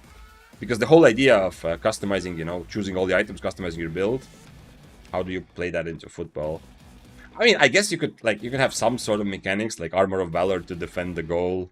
Like the goalkeeper is using Armor of Valor, and then there's some sort of skill shots that the attackers have. What are some skill shots that... I mean, kind of like Harpoon. I guess like Fireball and Fire Staff Q. I don't know. That would... Oh yeah, Wind Wall is even better. Yeah, even better. Because Armor of Valor actually, like, it's just you, Armor of Valor. And even though it looks a bit like you have a shield around you, Wind Wall would actually be... That would be like the ultimate thing you can use. By the way, it's time. It's time to overcharge. Let's go. Nah, who am I kidding? I've got a double overcharge anyway. Let's go. Ready. I need more fighters though. So yeah, the 2v1 from before, I really wish it could have happened, to be honest, but there's another thing. So the first thing is the Royal Boots, yeah, which is, by the way, if you're taking 2v1s, maybe some of this will be useful as well. So first of all is the Royal Boots, which is a very big problem, because it means that I cannot just fight the Bloodletter. The Flamewalker will always catch up. So I kind of have to just like to try to fight the Flamewalker, yeah. But the Bloodletter has enough mobility to also usually catch up. So I'm gonna be much more than I want to. I'm gonna be in a situation where both people are close to me, which already in 1v2 is already kind of a bad thing. But okay, it's still manageable. Yeah, I can still kind of kite away. But then the other big problem comes that the Flamewalker has a robe of Cultist Robe, yeah, which is amazing for this sort of fight, because a big problem in this 1v2s is that often if I focus down one guy, I'm now in a 1v1, and that one guy has to mount up to play properly, maybe eat a soup, something like that, yeah. So he will not have that problem. He won't forget about soup. He won't have a problem. He will just Cultist Robe and be kind of ready to continue for a while. I can't keep my E to cancel his Cultist Robe. I cannot change to Harpoon, because then I don't have Impaler, which I need for the 1v2, because I don't have enough damage otherwise. Like, I need at least Cripple to be safe, or Impaler to actually do damage as I'm kiting away. So at the end of the day, I have to... So because of that, I have to pretty much ignore Flamewalker, but I can't ignore him because of Royal Boots. He's gonna be on top of me almost whenever he wants, because the mobility he gives us is grand. Interesting, we have regular bow here. Not my favorite matchup so far. Whenever I fought it, it has been pretty difficult. But let's see. The problem is, even if I get on top of him, I'm not sure if I actually brawl like amazingly well against him or not. Ooh, demon. Demon shoes, death givers. I mean, demon boots. That's interesting. I don't like it. I mean, he's gonna... I already died to this build once. Look, he's going full brawl. Like, he's just zero mobility in his weapon. But to offset that, he has demon boots. Man, the demon boots are back. Like, way too many people are using demon boots again. I don't like it. It doesn't make for a fun experience, because I immediately have a bit of a handicap. Other boots, yeah, are valuable as well, but in a lot of 1v1 fights, I immediately have a bit of a handicap, unless I purge their boots. And even then, you know, the cooldown is the same. So, like, the weakness of demon boots is that when they have a lot of HP, they're not as fast as me. But the only way for me to use their weakness is to essentially just run away at the beginning, yeah? Which means that the fight doesn't really start, yeah? So, what happens against demon boots is, if I also have demon boots, then whoever is winning is just not going to catch the other person. But since I don't have demon boots, essentially what I need to do is poke them. Unless I get a perfect start, I just run away. I don't like that sort of playstyle, but it is the correct way to use their demon boots, yeah? Because they are saying that, okay, they are sacrificing their mobility at full HP for the sake of making sure that they can always catch me later. So if I miss my Impaler, I'm always gonna reset, yeah? Because, well, demon boots, I mean, what do you want? But if I hit everything, then it becomes kind of a fight. Then the question is, will they be able to get away still or not? Ooh. Ooh, we have some interesting builds here. Dual sword. Curate dual sword. I saw Daybreaker somewhere. Come on. They nerf cripple because it would be OP in Albion football. Yeah, crippling your enemy. Hitting them in the shins with their spear. Who are you? You are the Death Givers. The least attractive opponent for me out of these, to be honest, but I'm still gonna try it. He's gonna insta-kill me. And what the problem is with him, unfortunately, I mean, I have to do damage from far. I have to do a lot of damage while he's trying to get close to me. Because he's like, he got Chain Slash and Thunder Armor, right? So he is making the decision with his build to be so giga amazingly best brawler in the world, but to not have actual mobility. I have to do damage to him as he's getting close. And then when he gets close, I don't know what I'm gonna do, because I can't just brawl. He's gonna double E me with cloth armor and kill me pretty fast. But it's since he's on demon boots, after already taking like 40% of his HP, I also can't really fully run away. It's interesting. I don't think there's any sort of clear answer to that build.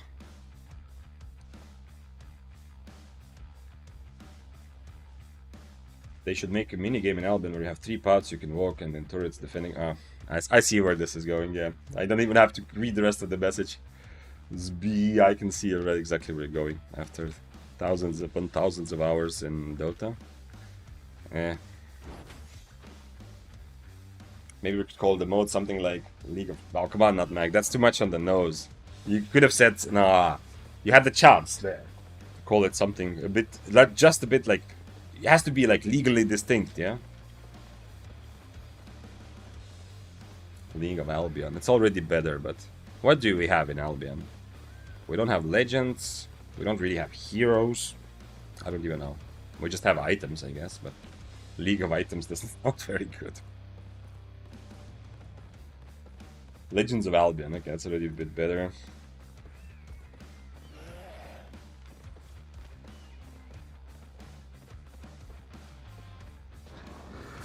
Defense of the Albions.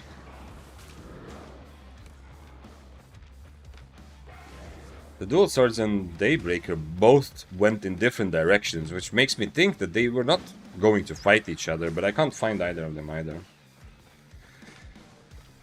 Defense of the Albion. Yeah, some sort of minigames like that can definitely like enrich the game quite a bit. But But also, I feel like, I mean, okay, this is like, I know we're talking it's as a joke, yeah, to create a league inside Albion, but I feel like it's probably not a good priority for developers yet to think too much about it, to spend too much time on it either, because the existing content is good. It just needs to sometimes be remembered and changed and improved upon a little bit. Yeah, like Hellgates, Corrupteds were improved a couple of times. You know, bats made them better, like the slowing effect of bats as well. A bit more loot, like mists need a bit of love and stuff like that. I think it's more important. But long term, yeah, some sort of like a mini game-ish things to add kind of sound actually pretty good.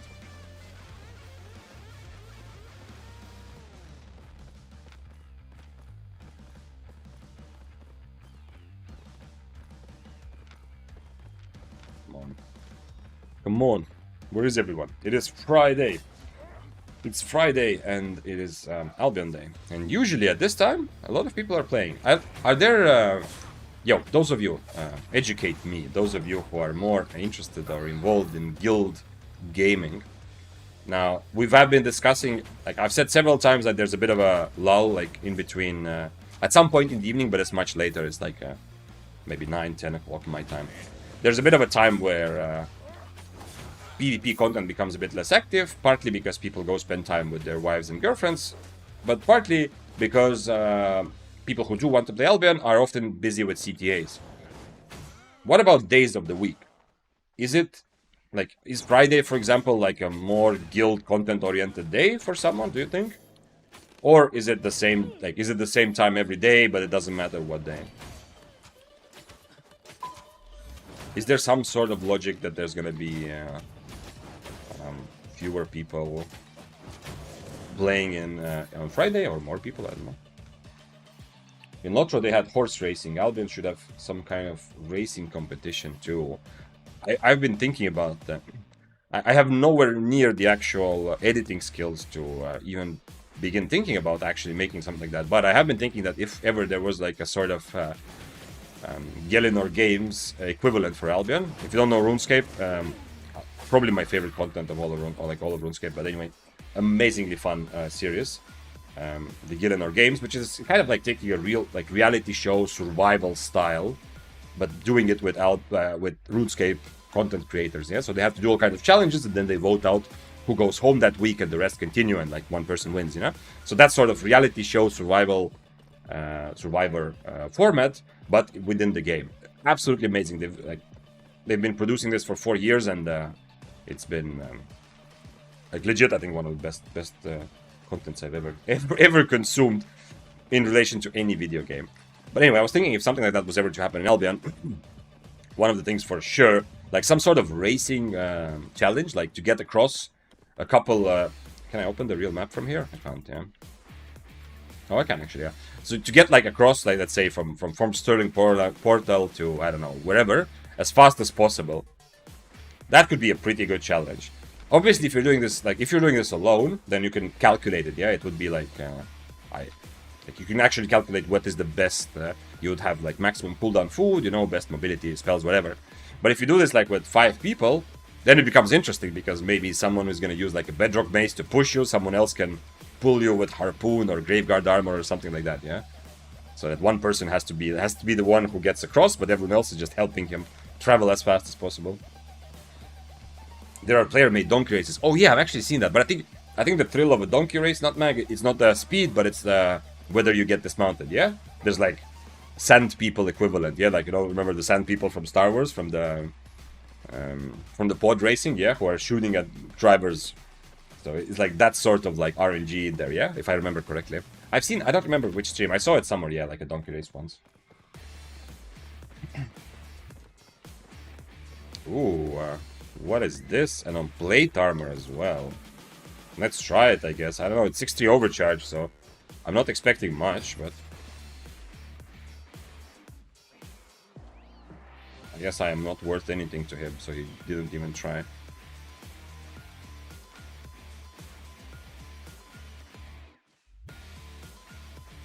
I probably need to change my armor against that. Assassin shoes are the bane of my existence for sure.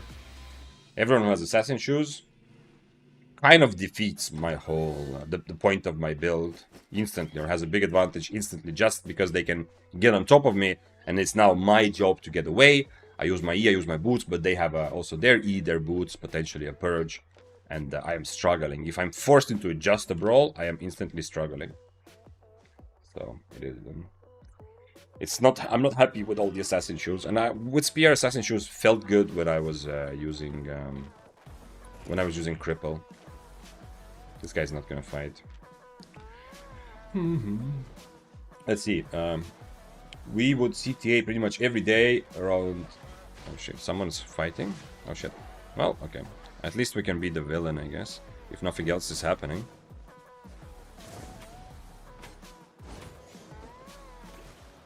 The exit is not that far, so he's gonna invest spot and run, right?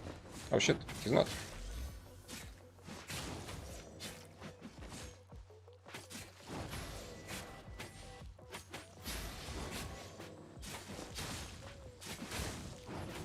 Okay, he actually didn't try to run.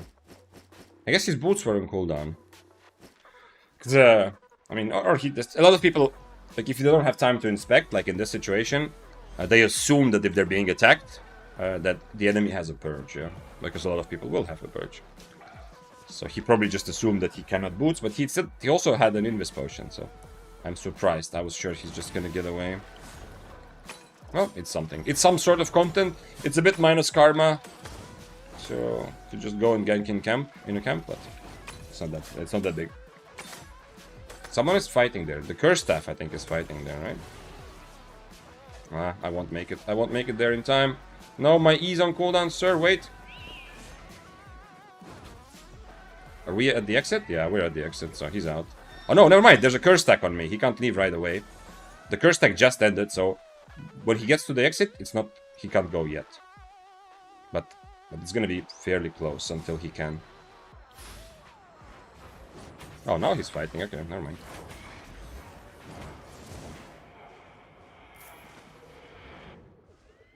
The dangers. You can also run into this sort of problem with the fire staff, actually. You can run into the same sort of problem with the fire staff.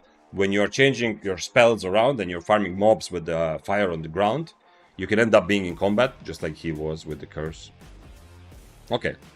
At least, okay, I guess we are the bully today. I thought we are the hero of the people, you know, defending a regular man from juicers, but instead it turns out that we are the villain. We are the baddies. Negative karma farming day. Yep. There's like an achievement, you know. There's a journal achievement, achieve the lowest possible reputation. Now that doesn't affect my reputation, the missed kills, but I am going for the lowest possible karma achievement.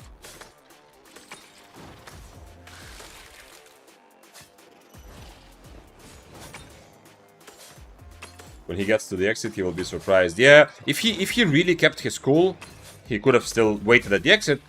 When he used Cleric Robe, I already thought, okay, you know what? He knows what's up.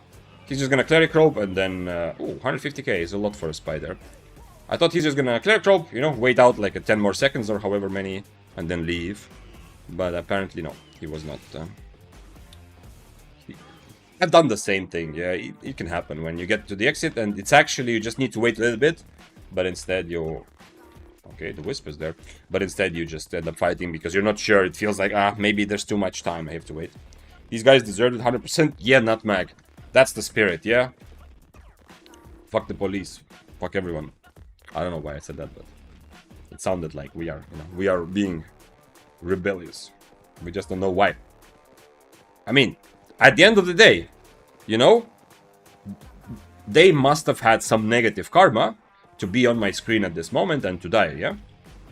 I'm not responsible for that. It's not my job to figure out who deserves what, yeah? I am just the god's hammer. Wait, why did it... I am just the god's spear, by which he enacts cosmic justice.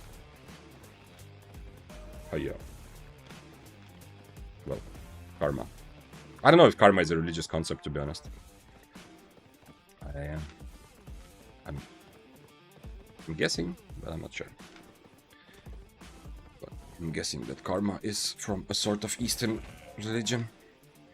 The idea of karma. Okay, so anyway, what I was reading earlier, Stevie said that CTA pretty much every day, but Friday we always have a bigger turnout. Okay. So it is actually possible that today, right now at Friday, there will be more people. Karma is a League of Legends champ. Yes. Karma Chameleon. What is the strongest weapon in your opinion? Toxin, you can't get a good answer with that sort of question. Way too general. If you ask people that sort of question, you're either gonna get some random shit, or you're gonna get no useful answer whatsoever. You have to be a bit more specific. What do you mean? What do you want to do with your weapon? The reason Albion is alive is because there isn't the strongest weapon. That's why Albion is fun and so many people are playing it, more and more people all the time, it seems like. But if there is like a specific type of content, specific playstyle, then we can discuss options and we can talk about which weapons seem stronger. For example, if you play solo mists, you still have a lot of different strategies, but for solo mists, Flamewalker is in a good place. It's a very strong weapon. Death Givers is very close to potentially being the strongest weapon for solo mist. You have Daybreaker in a very good place. Fists of Avalon still in a good place. Sky Strider, Arclight Blasters, but you can already see how the list, like me trying to pick the strongest out of that, it's a bit difficult. Like sometimes it might happen. If he dismounts, I'm fighting him. Okay, I'm gonna cancel it. Anyway, if you wanted to fight, I think he would maybe try to dismount like the bow did. So yeah, it's very difficult to have a strongest weapon. But yeah, okay, sometimes like some things are a bit out of whack and not fully balanced. So for a while, Flamewalker, I think it was fair to say that Flamewalker was actually the strongest weapon, but we're just talking about solo mists here, right? So that limitation still applies. If you are playing Arena, for example, then it is completely different what the understanding of like strongest weapon is. Carving is the strongest weapon. For a long time, Carving also was a very good candidate to be just simply the strongest weapon. It was the king of solo mists, and it was a weapon that felt good and useful in most other content, yeah? Like duos, Carving plus healer was good. For small scale, Carving was always welcome with the extra damage and the resistance cut, yeah, so it's... But Carving no longer feels like that. It's kind of... Yeah, I don't know. It's decent at everything now, still. But it's not... It doesn't feel really good at anything anymore, I think. On average, across all content types. Yeah, Carving for a long time was, but I'm not sure if Carving right now... If you try to somehow... It's impossible. Like, the average across all content types, it's impossible to really quantify it. Maybe if you actually made a spreadsheet and you gave every weapon, like, a score from, like, 1 to 10, let's say, and then you rank, like, you went through every single piece of content in Albion that you can do. But even then, like, if you go small scale, how do you rank... a Blightstaff against a Heavy Mace, yeah? You can't say that one of them is better than the other. Video idea. True, actually. If you leave out some of the more, like, difficult content types, kind of interesting, yeah? That could work, yeah. Actually, it is a good... This is a pretty decent video idea. You're right. Zbu! Is that what you like to be called? Is it Zbu? Or is it... Yeah, it is B, right? I mean, the Y, I don't know how you pronounce the Y. In my head, Y sounds like U, which is a letter in my language. Or like a sound, at least. Zbip. Okay. Zbip. I like Zbu more. Real talk. Okay, Nutmeg. Why did Brimstone suddenly become the strongest 1v1 weapon? Real answer. It did not. Next question.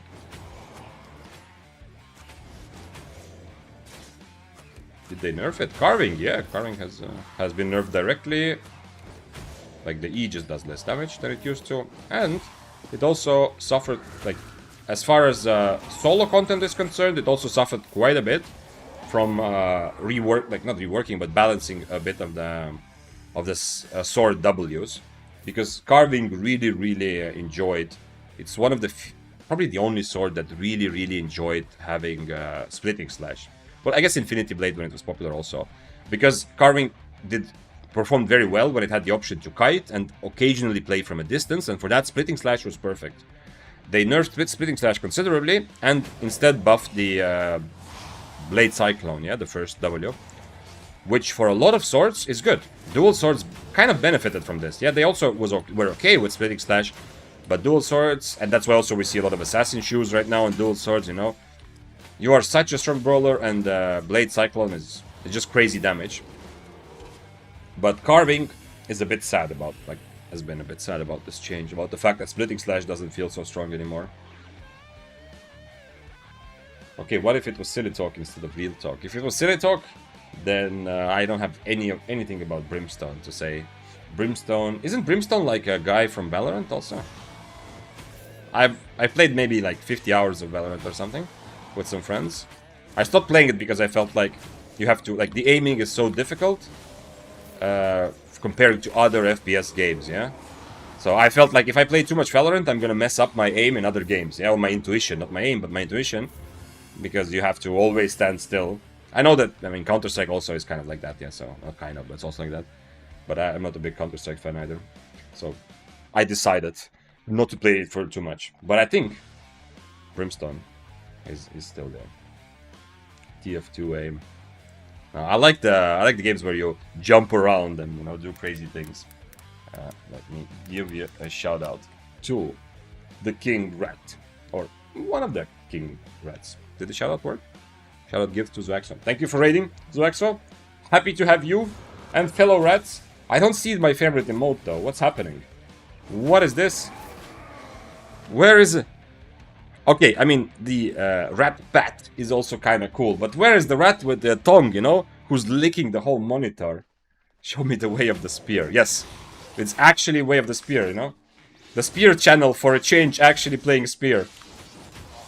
And loving it. Oh yeah, there we go, there we go. That's, I love that, that rat emote. Oh, and you have the spears as well, that's nice. Welcome. Welcome, guys.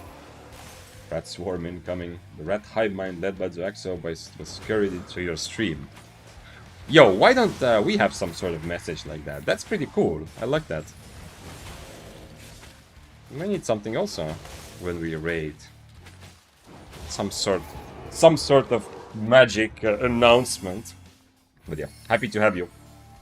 And thanks for following Vesco and Rob Royal. I am indeed playing the actual spear, the weapon that made me enjoy Albion. The one that took this game to a different level, that I have kind of forsaken for a little while, but I have last couple of days.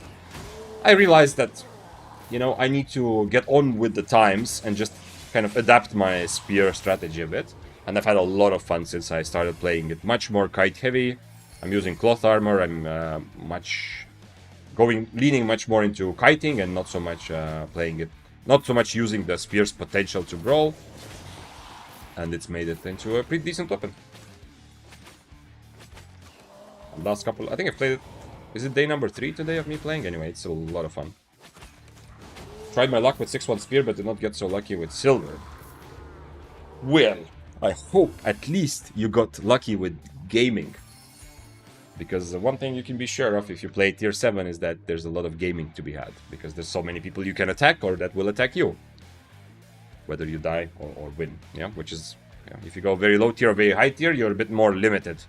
I'm playing tier 7 and I'm overcharging already in the city. This double overcharge is just, it's pretty much just my new addiction. I just love overcharging. This is not for a specific fight, before I leave the city for mist, I just overcharge. And I am using tier 8 mage rope and tier 7 everything else. The ones that want to fight were the 6-3 carvings. I would like to fight a carving, it's been a long time. Ever since they changed the sword stack so that Cripple unfortunately doesn't feel good about it against it anymore. I haven't had a single carving fight, like an actual fight, not just me killing like a tier 6 something. I don't think I've had any. A lot of dual swords I fought, but not a single carving that I can remember. Okay, let's try to get this red stack. But I am very close to the chest, so we have to be also a little bit careful. Do you 120 spec? TK indeed on the... Who was that? Show yourself. There we go. Oh, okay, well, he is He's at least somewhat part of this game, so we have to...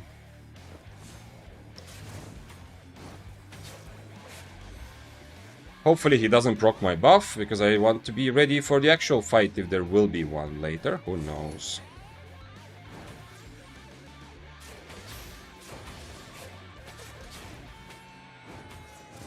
Yeah, he didn't proc my buff. Not much to take here. Let's see if someone shows up. The chest is still 2 minutes almost. Okay, so I can still get the stack actually. I do have 120 in this actual spear, but other spears no. And in fact, it's more just like because I love the spears, kind of to present that, you know, to feel good about that. But honestly, the other oh, let's see, there's someone here. This person's just gonna run to the exit anyway, although he is going the wrong way. Okay. Come on, do this again. Another Q on me, please. Okay, nice. Oh no, never mind. My major up was over. A bit too early with my helmet, but hopefully he doesn't proc... Please don't proc my buff. Okay, never mind. Okay. Good thing that they're not all coming together. Although, I mean, against these guys I could also fight if they all come together. It's still 50 seconds, so we can get rid of...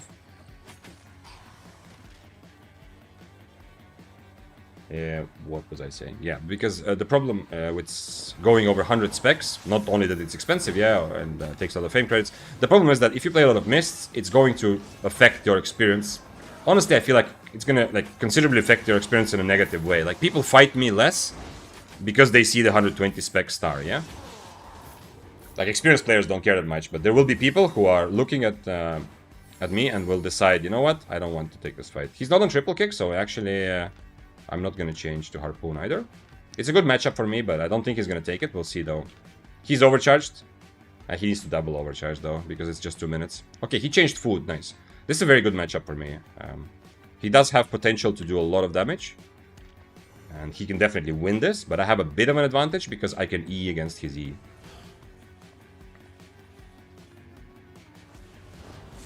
Oh, I can do that.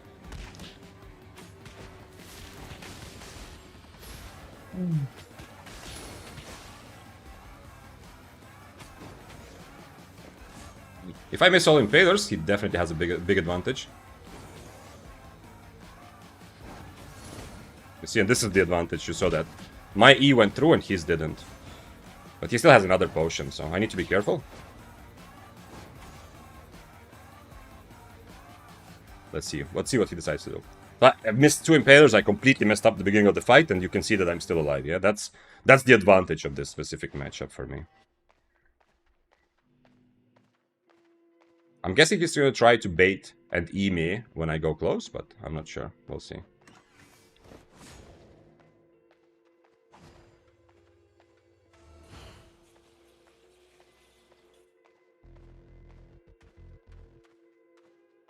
Oh, he needs to overcharge, actually.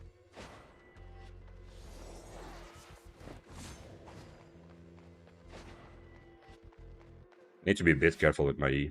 He can very much kill me. If he hits his E, I'm dead. And I kind of enjoy that. If you've seen this stream before, I love being on edge. I love these situations where he can die, I can die.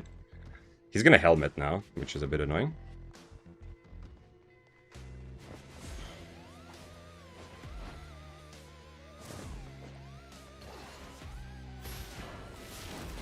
Okay.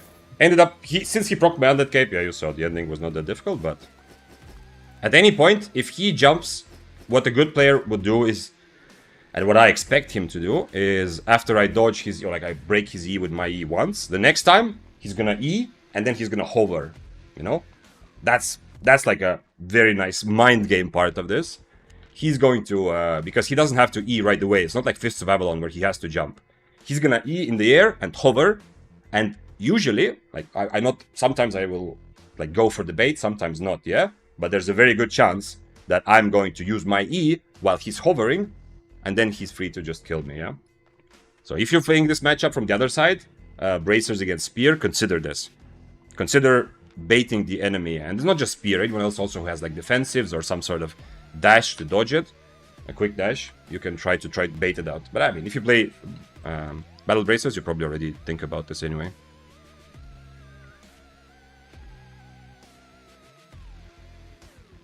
Well played. I mean, the beginning of the fight was horrible, yeah? I messed up. I let him hit everything. I didn't even frost shield, yeah? I didn't even frost shield. I missed 2 impalers, so I kind of feel like I deserved to die there at the beginning, but after that, it was, I definitely used my kiting decently well. Taking a fight with a mill in inventory. Yo, I mean, very much, you know, I'm trying to teach myself to bring out more loot and not take fights. To feel better, that, you know, silver go up, good feeling. If you fuck up and win, it's even more well played. Well, yeah, it is. It is definitely not a situation you always have a, like, it's not always, you don't always have this luxury to kind of come back from a bad start, but yeah, in this case, yeah, it's a bit of, like, experience helps with that a bit more, yeah? So,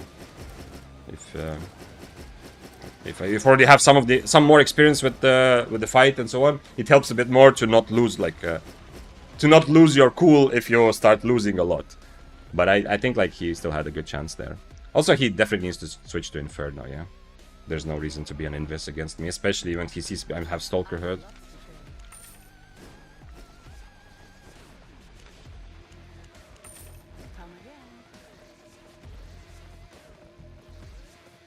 More silver, bro. You have almost 1 bill now. How much more do you need? I don't need anything. To be honest, like, yes, I have. I made it to 1 bill to make the video, a bit over, and now during stream I've been spending a lot, but I also am very bad. I'm so lazy at selling items, you know? So in reality it's probably even much more. But you don't need silver, you know? But it's just, I don't know, the brain feels good, you know? It's the number go up feeling. It's the feeling of progress. And even though, like as I said, earlier I had like 1.1 bill, yeah? So it's not like overall like lifetime progress. It still feels a bit like good to have silver. And also silver is, at the end of the day, it's one of the few things that you can kind of quantify your success in. Of course, at the end, like for me, fun comes usually from getting better, from learning, from having good fights. But you, like, that is still ultimately in my head. Yeah, I can't quantify how much gaming I had today. But silver is something that at least somewhat puts like a number on what's going on in my Albion, yeah.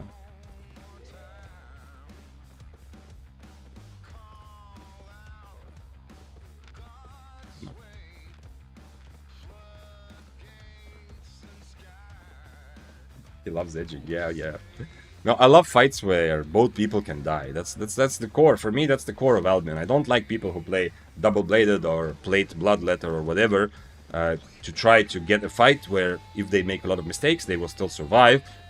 And then if the enemy makes mistakes, the enemy can also always run away. Yeah, so to take very safe fights for both sides.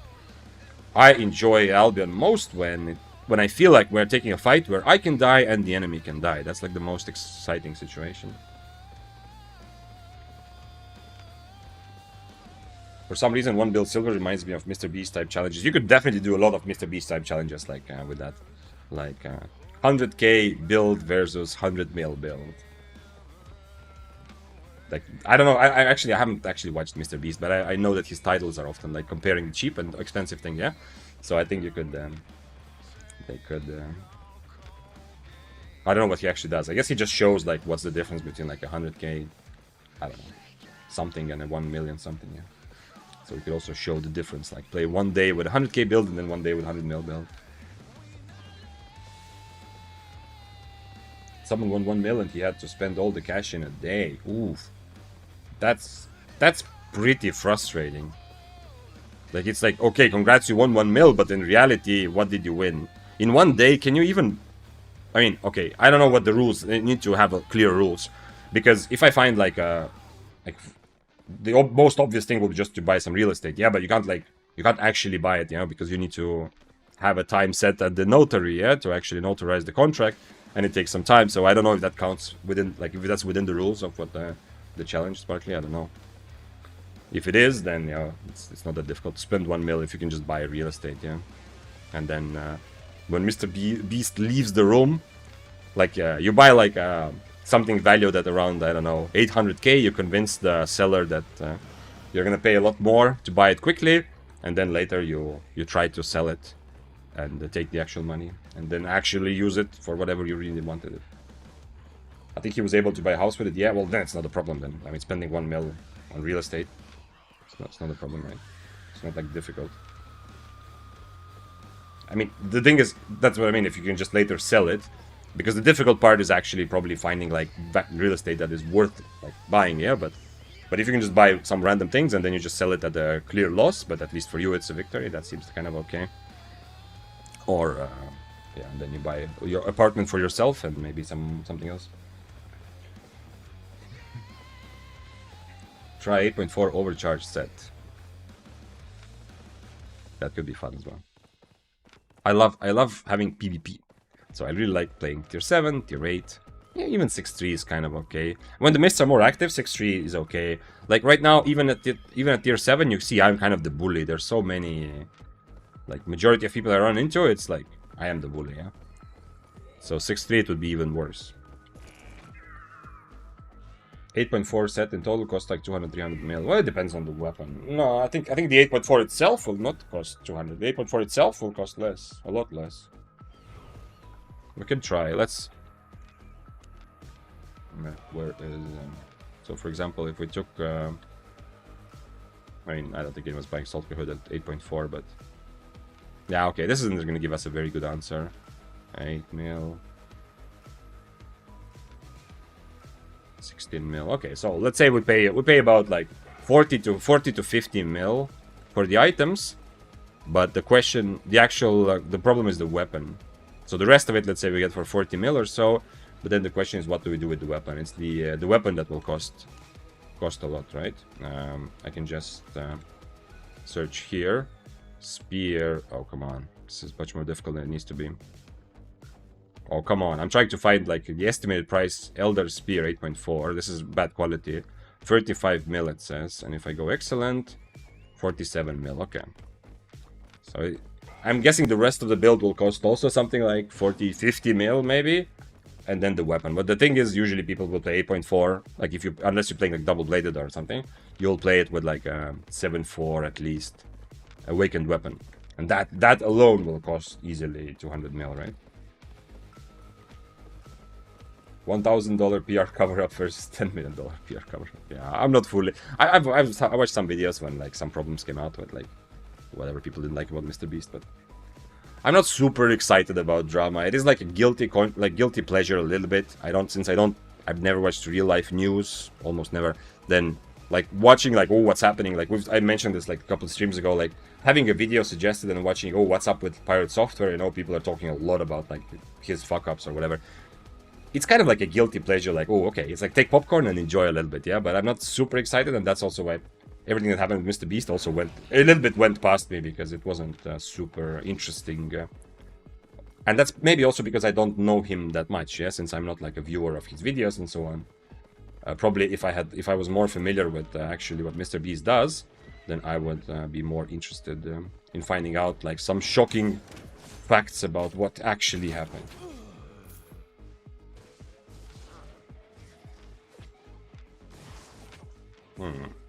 We have a 6-3 Witchwork, is it?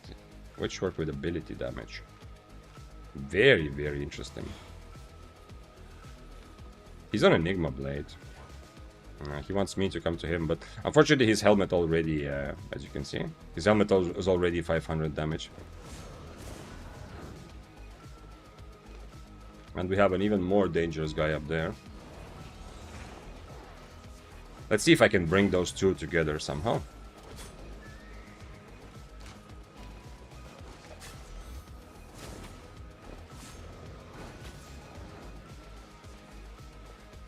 I don't want to, like, yeah. Honestly, I didn't have to impaler the Arcane. Deathgivers was afraid of Arcane, though, interestingly. Or maybe he just was afraid that there's so many people. Let's mount up to make sure I get full HP, otherwise someone can come and mess with this, and then we'll fight after that. Or, like, see what happens after that. Interesting that Deathgivers was coming from the north. You see, so this is like... I mean, it's okay, you know, play whatever, but Invis Potion, heavy armor. This is what I meant earlier, like, I like fights where people are risking their life, yeah? Not like this, I wish, like, more people played Albion more, like, embracing the fact that you risk, I risk, and take fights where both people can die. Like, this is another example. This guy 100% wants to not die, yeah? It can be a fun build. I'm not, like, saying maybe he's, like, having fun with the knight armor. But he was on Invis Potion and Plate Armor, right? So a big part of what he's trying to do is to make sure that even if he messes up, you know, if he misses like a bunch of Qs, if the enemy plays perfectly to purge his Qs, you know, or dodge his, reflect his E or whatever, he wants to be still kind of safe, yeah? Because of that build. And looks like Witchwork wants to fight me. I don't know if the Witchwork is strong enough to fight Deathgivers. I don't know if he wrote, I don't know if he wants like me to help him against Deathgivers, or if he just wants to kill me for free or what. He changed his helmet to Force Field, by the way, which is interesting. I kind of don't want to mess with him. I have so much love, like, on the opposite side of the Deathgivers. I have so much love for this guy playing an interesting build, you know, because it's Face Scaler of Witchwork. And he's risking his stuff if he fights the Deathgivers. I don't want to mess it up for him too much. But I also kind of do want to see what happens, yeah. He listened to your talk and changed potion. Yeah. Yeah, he did actually swap to poison, but he wasn't invis before. Because God forbid he actually risks items. But then, like, it's easy for me to say, like, oh, you know what, risk your stuff. It's easy for me to say as I'm playing tier 7, yeah? It's a different story for an 8.3. I don't want to mess with this fight, but I kind of have to, right? I can't let this go. Anyway, we'll see what happens. I'm happy that they're fighting.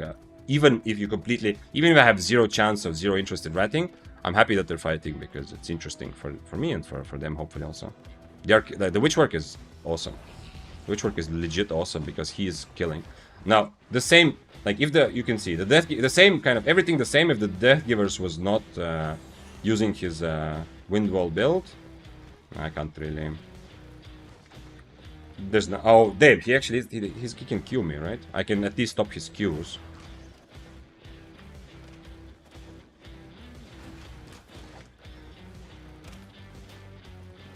So yeah, if everything else was the same, if this guy was running a regular Deathgivers build, there's a good chance he would be dead, because the Arcane clearly was winning that fight. Well, this is what I mean, yeah? But, as I said before, I'm not playing 8.3 Masterpiece, so I can't actually know what he's feeling and how worried he is about dying or not, or what. What's the point? I'm really like rooting for the Witchwork though. The Witchwork is awesome.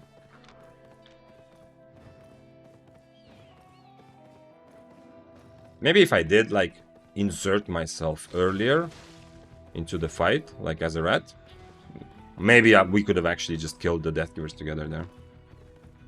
If I just stood in the middle of the fight when they both lost like 40% HP, maybe it would have been possible. Pretty cool though.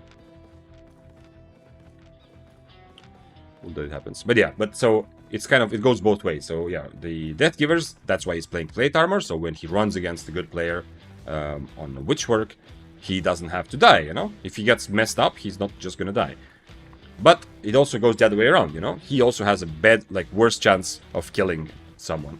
Obviously, if he's fighting like me or some, like, you know, tier 7, tier 8, he's probably gonna win anyway. Doesn't matter what build he has, yeah? He's gonna be able to kill and catch up anyway because he has very good mobility. But in the fight against Arcane, like, his chances of killing the Witchwork are also lower because of his build, I think. Who is this? Just came into the mist. Okay, whatever.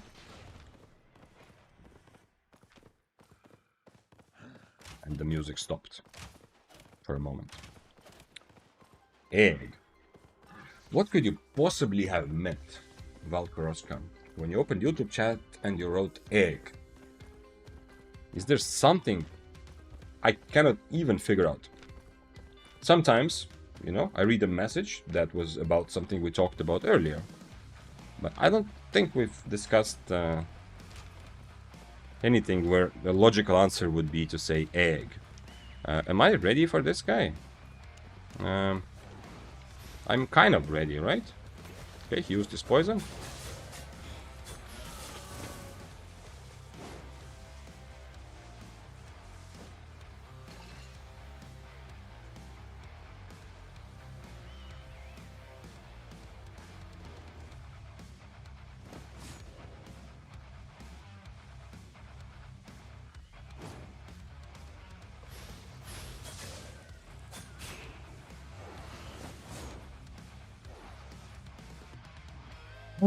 Unfortunately, he still gets the stun run benefits.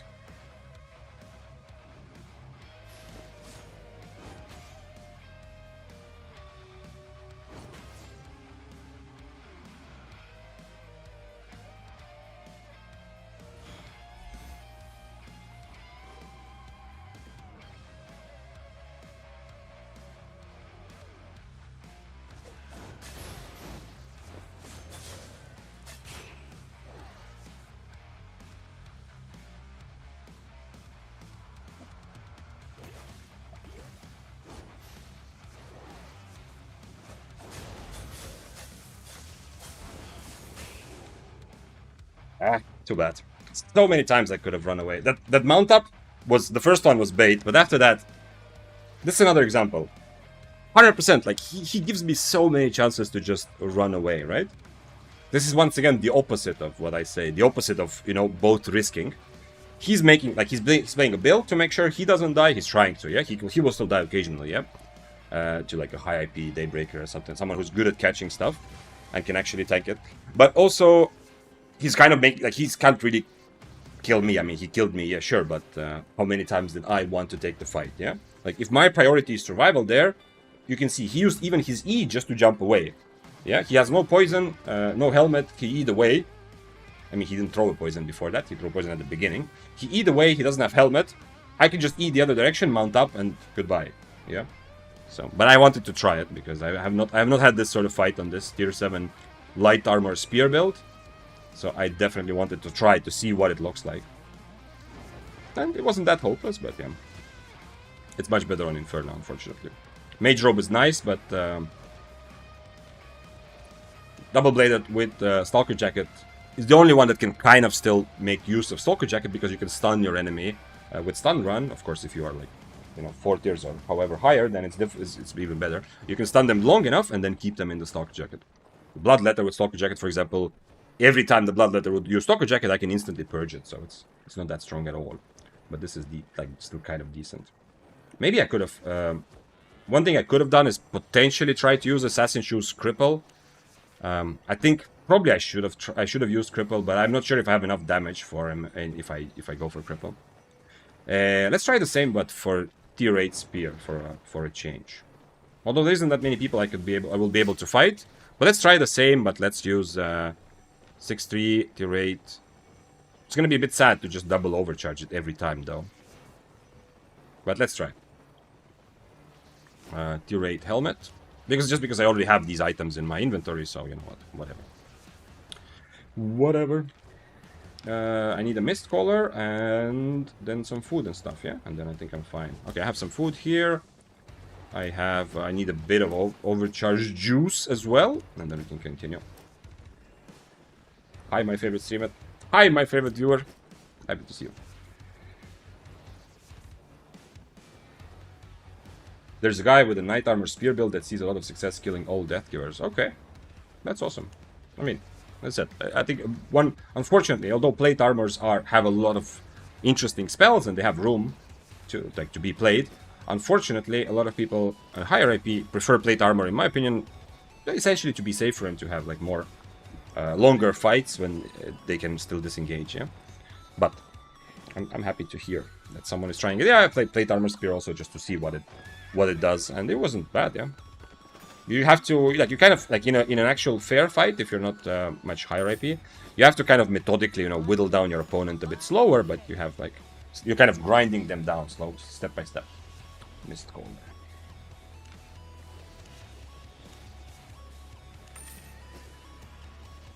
there. I have food, I have potions, I needed overcharge. Okay, now we're definitely entering the do as I say and not as I do territory. This is a waste of money, I think. I think at tier 7 it's good to do the overcharge thing. At tier 8 I don't think it's a good idea to just overcharge right away. Because destroying my items, it's not worth it, yeah? Especially if I don't fully get a lot of fights. Is my mage rope the most expensive? Yeah, because I am using 6-3 mage rope. But we're gonna do it anyway, because fuck it. Check this out. One more. Okay, let's go. That's because I had a bunch of these tier 8 items, so let's use them, yeah? But normally, for tier 7, the strategy is definitely better. I wonder if, against the double-bladed, I would be better off with Cripple, because he was playing around my Purge every time, and I can't really reliably mage rope since he can stun me. With Cripple, I have a decent chance. Unfortunately, it does no longer give me, a damage buff, yeah? Ooh, are we just gonna throw our stuff away right away against the tier 8 blasters? The answer is no. I think it's the worst spear matchups, especially now after the Flamewalker nerf. I feel like Flamewalker it's kind of doable. It's difficult, but it is at least a little bit possible. I think Arclight blasters from popular weapons right now, it's probably the worst matchup for one-handed spear, at least from my experience so far, from both sides of that fight. Yeah. Evening, Vic in chat. What's up, Ogburg? Lost Tom said, hello, Victor, how you doing? Well, doing well. I'm happy. I'm happy to have found a spear way of playing that I enjoy again.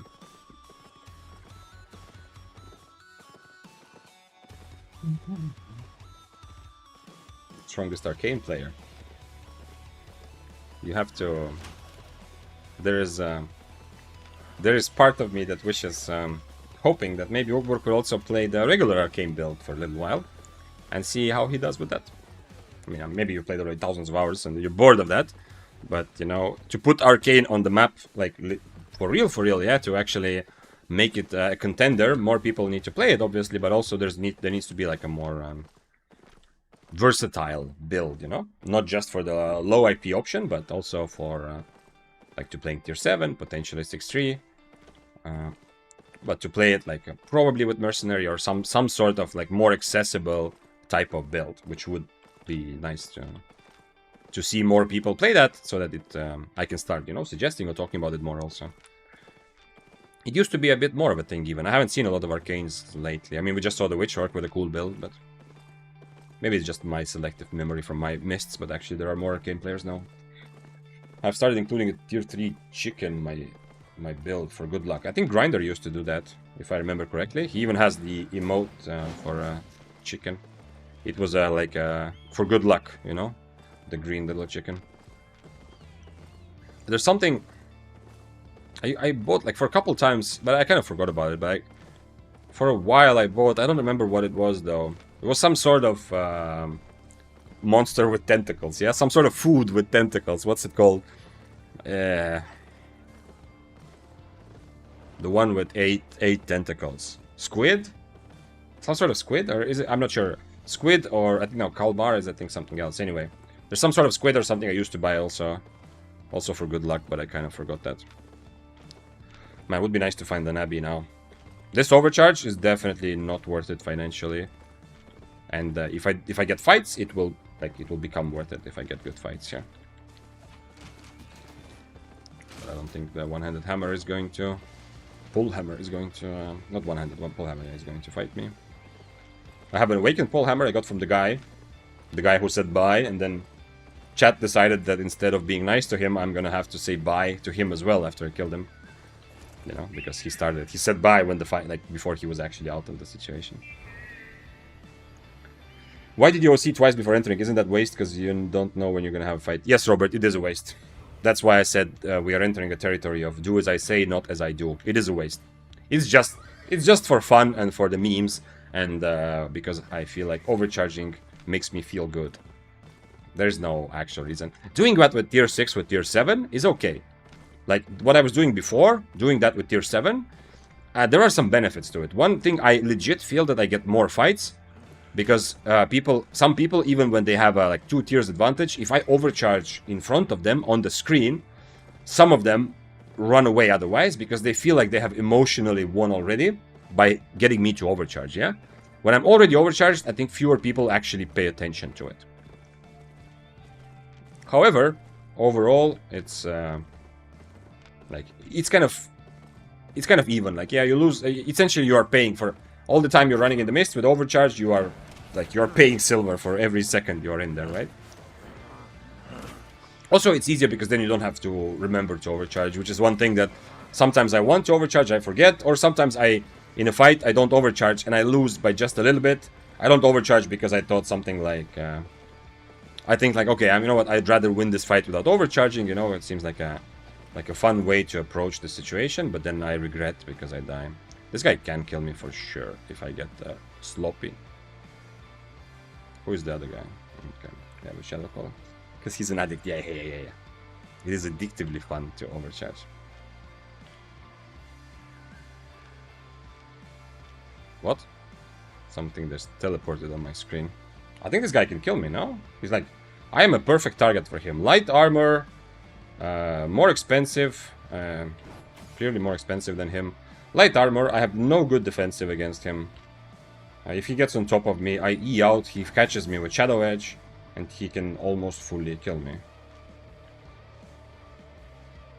I feel like I'm kind of the perfect target he has, that he's going for. to try to get some big kills, you know? It's a good matchup for him. But he doesn't think that way. Because I am high enough IP that, of course, he's risking. He's clearly gonna be also risking his death there. Okay, run around until I find an Abbey.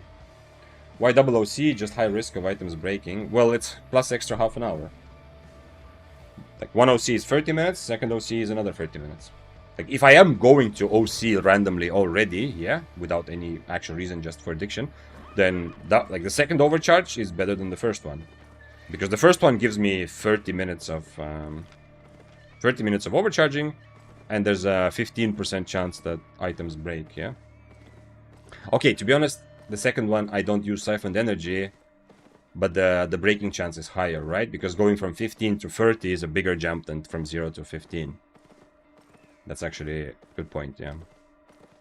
It's not that much bigger, but it is a little bit bigger, yeah. So with a double overcharge, the chances of breaking my items is 30%. But I get 30 extra minutes without using any more siphoned energy. Yeah, I just realized, because from 15 to 30%, it's actually... The second overcharge break is more than 15%, yeah? Because it's 15% of the remaining 85. How much is that? Let me. 15% of 85, yeah? So it's actually 17.5%. So I have 2.5% more chance of items breaking if I compare to if I just overcharged, then removed it, and then overcharged again. Okay. Okay. So how was your experience as solo in depth? Did not like it much? It was fun. No, definitely liked it. Also, what's up, man? Definitely liked it, but I'm missing a little bit of the thrill, you know, like the feeling of what happens if you know, I'm missing these situations. Like, I want to take and see, like, for that 10% chance that maybe I kill him, some of that is missing. But overall, no, I don't think it's the content. I think the content is very well made. I don't think it's directly made for me, because I'm a little bit of a full loot addict, as it turns out. And honestly, I'm kind of surprised how decent it was to solo against healer duos, which is something in duo mists. It's hopeless, yeah? At least, maybe it's just the builds that I play, but, you know, duo mists, I kind of feel like 1v2ing a healer duo is not really much of a thing. In depths, I was surprised that I was actually able to turn around some fights, which was great. Also, I mean, every type of, like, every content in Albion, I know they're trying to reduce the time to fun, and that's amazing, you know? They're trying to make it quicker to get from the moment you decide to play to the moment you're actually having fun. I love that. But any type of content in Albion, there's going to be a lot of downtime, yeah? I mean, we all know that, it's obvious. Like, I'm running around right now, I could go open world and just be hitting mobs for 10 minutes until something happens. That's fine. That's inevitable, but it's kind of unpredictable, yeah? In Mists, I don't know exactly what's going to happen. I don't know, maybe I do get attacked by an 8.3 right now, or maybe a bunch of guys team up, or maybe someone comes and fights me right now, or maybe I run around next 10 minutes looking for an Abbey. But in depths, it became so predictable for me. It's like a rhythm in my head, you know, which is a bit less exciting.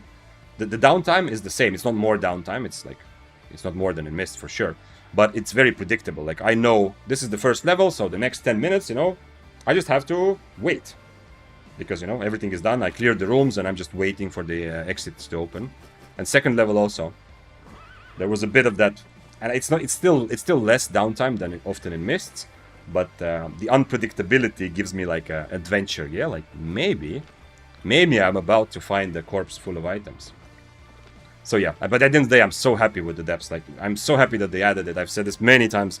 It's perfect exactly for what SBI wanted to do, which is, in my opinion, to not trick, but, you know, to get people to experience the anxiety of losing not your own items, but the items in your inventory. To get people, like, to tell, like, it's kind of like a carrot, like, oh, it's low risk, like, come try this out. And then by the end on the third level, you actually are risking, and the fights matter and they're exciting. So it's well done. But for me, it's going to be probably a content to just come back to occasionally. Actually, like, the time I duoed with Hamster, that was actually kind of cool as well. That was easier to have fun as a duo, because then we didn't have to calculate, you know, can we kill these guys, can we kill those guys? Just attack everything and see what happens. Much more of my Mist playstyle there. The potion change did reduce the overall skill gap of PvP and Albion. It was a terrible update. Well, there's two sides. We have talked about that so many times about the potion change update. The way that the potion swapping worked sucked, yeah. So it is sad that this is not in the game at all, because it does limit like some of the builds that would otherwise be able to play and actually participate in PvP better.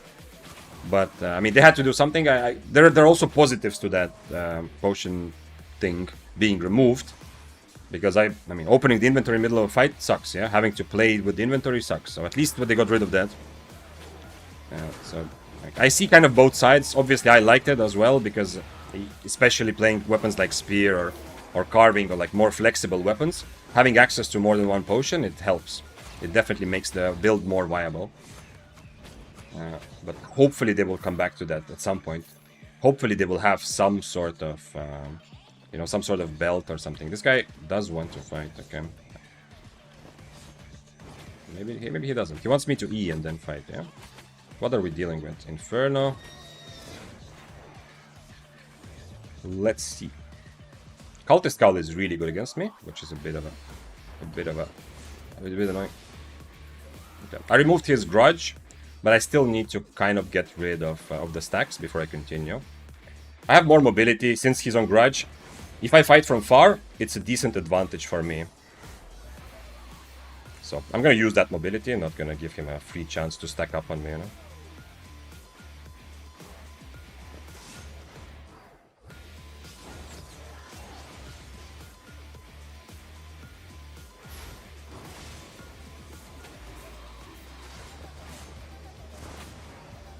The other guy is gonna kill me though. What is this? Ah, the bow. I still have an undead cape, unfortunately. It's gonna proc from these curse stacks.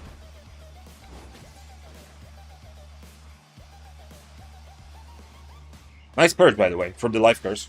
That's why, if you want to play a curse and mist, life curse definitely a good choice because you have this kind of flexibility. But yeah, but I think even after even though the purge is really nice, after the purge he still dies in the 1v1. But not gonna give my items to the bow. Let's see if he comes back. And yeah, so like against. Oh shit, he was actually invis here. Okay, I did not realize that. I think I'm fine now. Because he probably... I mean, he's on Ray of Light, so... Unless the curse comes and dismounts in front of me now, the bow doesn't have the mobility. He needs to mount up, run after me, and dismount here. Then he can kill me. Because I have the 30-second cooldown on my mount. Yeah. Like, essentially, the moment he dismounted me, he needs to just start counting down seconds, you know, and mount up as fast as possible. Nice try, though. Nice play by him. I was being a bit distracted and he went invest. Very, very, very good strategy. So yeah, these sorts of adventures, I love it. But about the potion change, another thing what I wanted to consider, just to be clear, like I also like the idea of having more skill expression, and I like the idea of, especially the tactical one, yeah?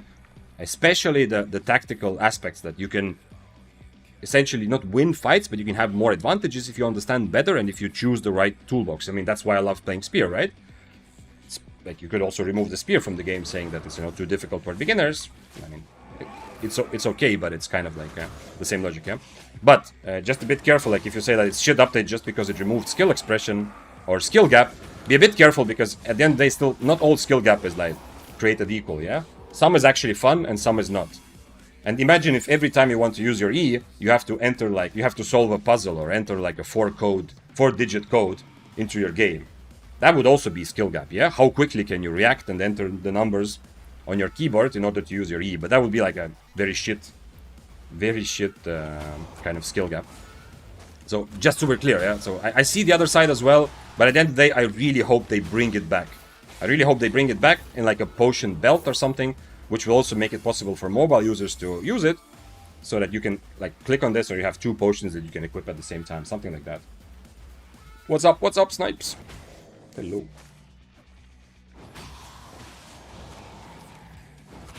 Removing an unneededly complicated mechanic is not a bad thing. Yeah, there's like for the health of the game, it's a good thing not to have this inventory-based thing, especially because a lot of people play from mobile. There's a lot of beginners that they want to engage, because otherwise it seems like For some people, it might seem too complicated, but a complicated game is good. Like, that's kind of the secret to long-term success, yeah? It's difficult enough where it's interesting for thousands of hours, but some sort of like being complicated in a certain way can just be way too off-putting, yeah? So I kind of understand it, yeah. But I 100% hope they bring it back with a different mechanic. Not everyone wants to be an inventory min-max sweat, but it kind of forced it. Yeah, for solo PP, 100%. For higher IP like builds, it was necessary to be able to equip different potions, kind of, because yeah, otherwise you're just not using this big advantage that you could get. Oh, nah. He already got away, I think. But he went towards the exit, so I can't really chase him. Maybe I see him in a different place later. Depends on what he's clearing, but if he went like this, maybe I can go see him there. That's not the same logic. How is the mechanic same as weapon? No, it's not same, but it's just... I'm just saying that... I'm just saying that skill gap is not always good. Sometimes it is very fun, and I like it. I like the tactical skill gap. If you're talking about me saying that, you know, like, adding more tactical choices, like with different potions, is awesome, because the same reason I like Spear, because it adds more tactical choices. Yeah, you can win a fight by outthinking your opponent, not just out-clicking. You know, if that's what you meant, yeah, that's like, I'm not saying it's the same.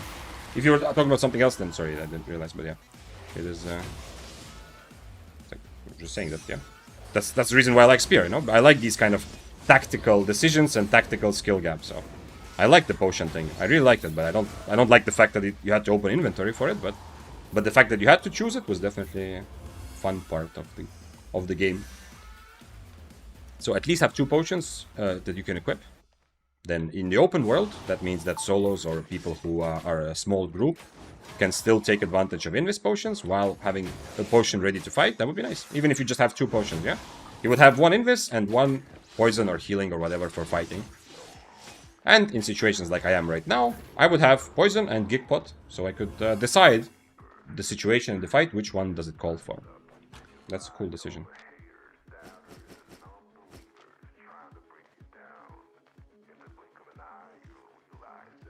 Having to split your potions, yeah, that was the biggest, not the biggest, but one of the most annoying things is having to manage your inventory, yeah? Not just that you had to open your inventory in the middle of the fight, but yeah, it's, I don't know. It's difficult to really understand, because some good games are full of these kind of ancient, weird mechanics that started like as a bug and then ended up being a feature, yeah? That then people get used to. So some of those things work, but if it gets too complicated, for old players it will be a fun way to outplay each other, but for new players it will just be a moment where they see like, you know what, I don't want to get into this game, like fuck that, I don't want to have to manage my inventory and do all of this shit to be able to fight against others. Kind of like Smuggler Cape. Well, Smuggler Cape is not a tactical decision. Smuggler Cape is just a very good cape that gives you extra healing potion in most situations. You don't make the tactical decision with the Smuggler Cape. It's a different thing.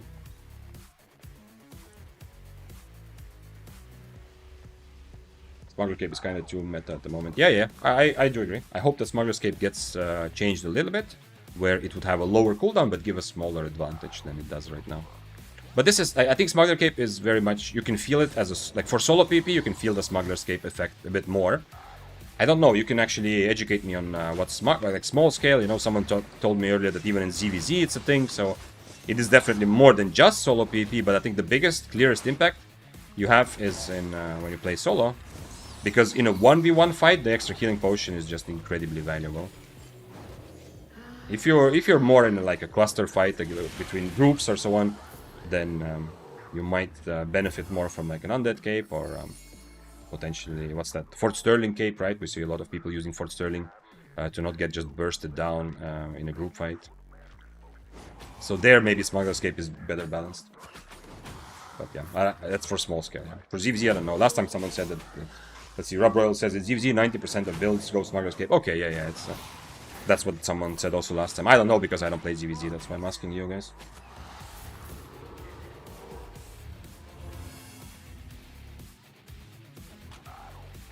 Any chance we'll see Daybreaker, or are you too in love with your own Spear? Yo, I've been playing Spear for just a couple days now. Well, most of my time, my last 2 months streaming, I've been playing other things.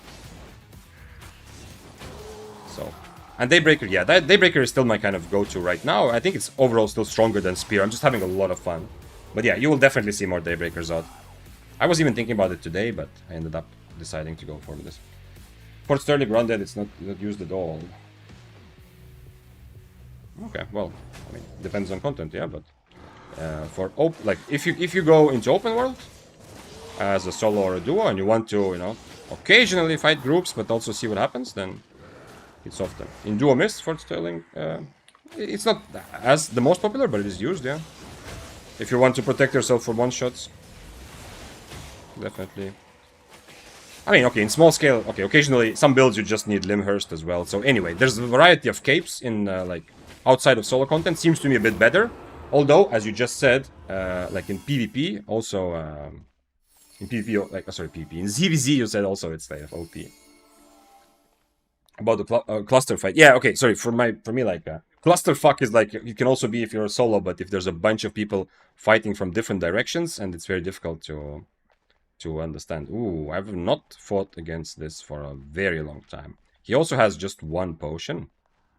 But his helmet, my helmet is better for this than his is.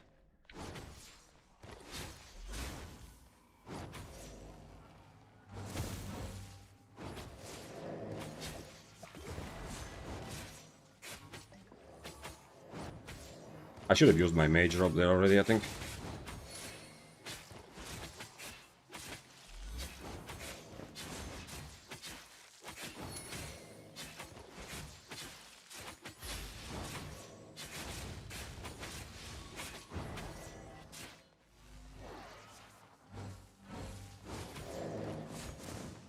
Okay. Okay. Did not expect it to be that easy. I thought he would try to survive in the end. My mage robe, in the end, I used my... So, first of all, I maybe should have purged his jacket already. I was kind of holding on to my mage robe a bit long, but then I ended up purging his stacks, because as you saw, and that's the problem with Cripple, I can't purge his stacks with Cripple anymore. And the whole time we are just beating into each other. I am light armor spear, and he has 3 stacks on sword, yeah? So even though it looks like I got a decent advantage from the beginning, it still feels pretty bad. I'm just losing more HP than I am using. Oh shit, don't scam me, drink water. Oh my god, I'm gonna have to drink the whole bottle. Okay. Wait. The music also stopped at the perfect moment. What is gonna happen next? That was a nice moment. Ow, clippable moment, because this fight was less than 1 minute. No, I'm gonna drink a lot of water, yeah. So at least we can establish that outside of solo, PvP, and ZVZ, like solo mists and solo corrupteds and ZVZ, everywhere else you have a better variety of choices of capes. But in solo and in ZVZ, in like duel-based fights and in ZVZ, it seems like Smuggler's Cape is a bit too, kind of too forced on most builds, yeah? You have to do trickery and really play around other capes, like I am using Undead Cape. It's like extra step for me, as opposed to just simple undead, simple Smuggler's second potion. This time also, like when I approached this fight, this was +1. Like how am I going to take this fight? I am expecting that this is difficult fight for me, because he has good tools to keep me in the brawl, and he brawls clearly better. But there's a couple things. First of all, I see that he has his helmet. Yeah, he can catch me, but this gives me 1 extra tool, or one extra advantage to feel like, you know what? I'm okay brawling him at least a little bit, yeah? Because I have shield on my helmet, which is very strong. He has Duskweaver, which is not very useful, yeah? Second thing is the cape, yeah? If he had smugglers, I would be much sadder. When prepping for this fight, I would already think that, you know, I need to... Let's change horse. I would think that I cannot really brawl that much, and I need to be careful because he will have 2 very good healing potions. But since we both have undead, that also kind of evens out, yeah? So, definitely... Once again, not having smugglers, it's nice. But I don't think a lot of people are playing... I haven't seen a lot of Infinity Blades, and you kind of saw also why. Like, his E was a bit difficult for him to use. I don't know if he just messed it up, but the first one I dodged with my E, and the second one I just kind of walked away from. I feel like he didn't get much value from his E there at all. And, by the way, nothing trashed, right? Wait, who are you? Okay. Nothing trashed. Even his undead capes. Yo, literally nothing trashed. Raise your spears, another 4.4 down. Yeah. Well, I am also, like... he's 4.4, but I am tier 8 spear and 6.3 overcharged mage robe, yeah? So, in terms of IP, I was not at a disadvantage here, yeah? Okay, it looks like there's a difference. Part of it comes from cape, and maybe his specs are better. I mean, probably you can see he's like 120 and a lot of things, yeah? So he does have better specs, so there's maybe he has a bit of an advantage. Also, his weapon was not fresh, yeah? He did have, like, it wasn't just, he didn't just start it, yeah? He had some attunements.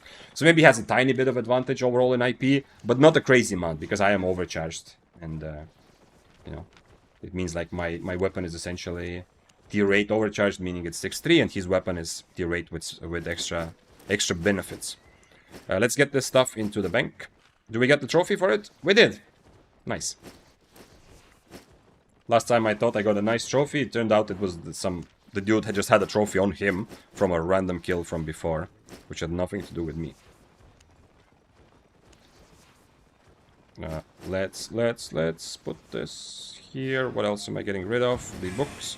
Overcharge. I still have time on the overcharge. And... oh, he was eel stew. Yeah, I just realized. He forgot to change food.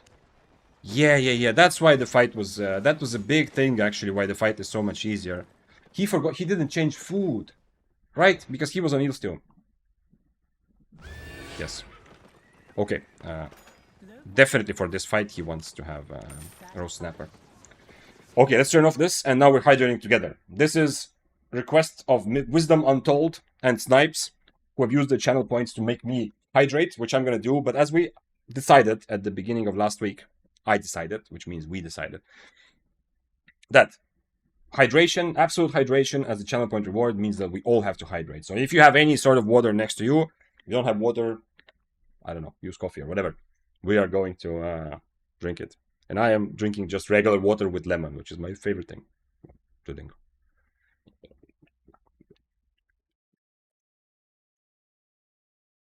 This is great. This is just the beginning. We're going to hydrate a lot more than that. I drink one vodka for you. Yes, Snipes.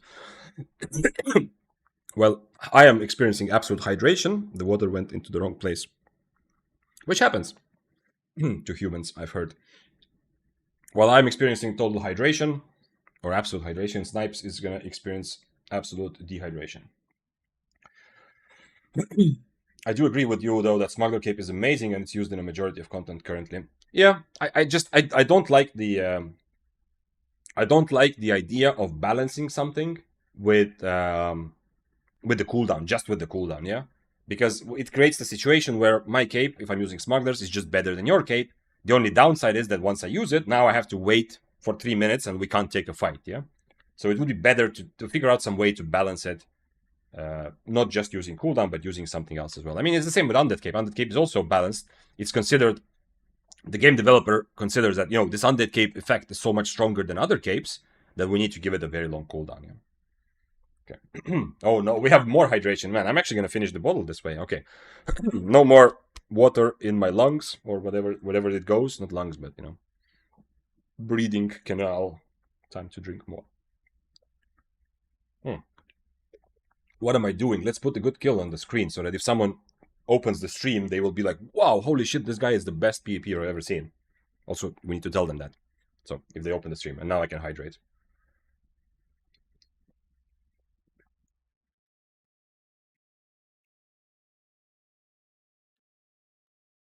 Ooh.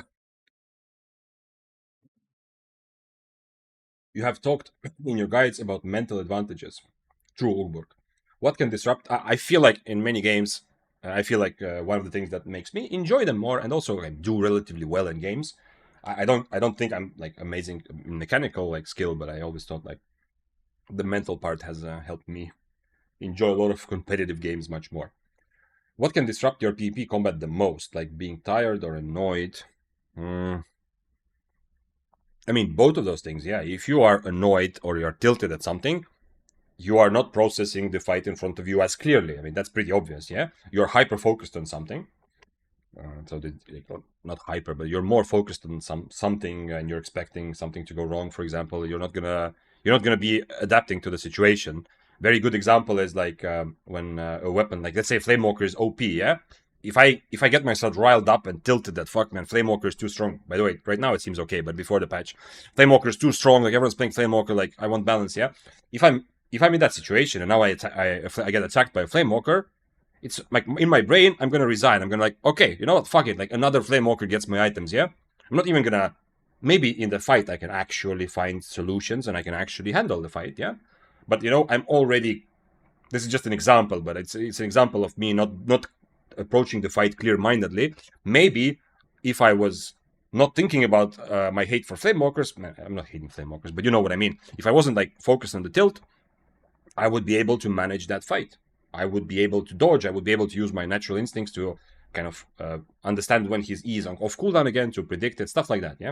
I'm not going to be able to do that if my brain is just saying fuck Flamewalkers and I'm already accepting that I am probably dying to another one. So that's an example, but it definitely disrupts your kind of how well you play, yeah. Being tilted or tired. Tired, I don't know. Tired is difficult to quantify. Yes, I do play better when when I went to the gym, when I was outside. I slept better, but that's very difficult to quantify. I don't always feel it. Sometimes without sleep, after 6 hours of playing Albion, I do still make some plays or something that I feel is very good play from me. And sometimes when you're fresh, you still make mistakes. So it's very difficult to understand that the impact of being tired. Where is music? Let me put on some music for that extra hydration. Okay, so I drank to celebrate Wisdom Untold. Then I hydrated a bit to celebrate Snipes. We're gonna continue hydrating together to celebrate XXE, which I think is Roman for 2113. Right?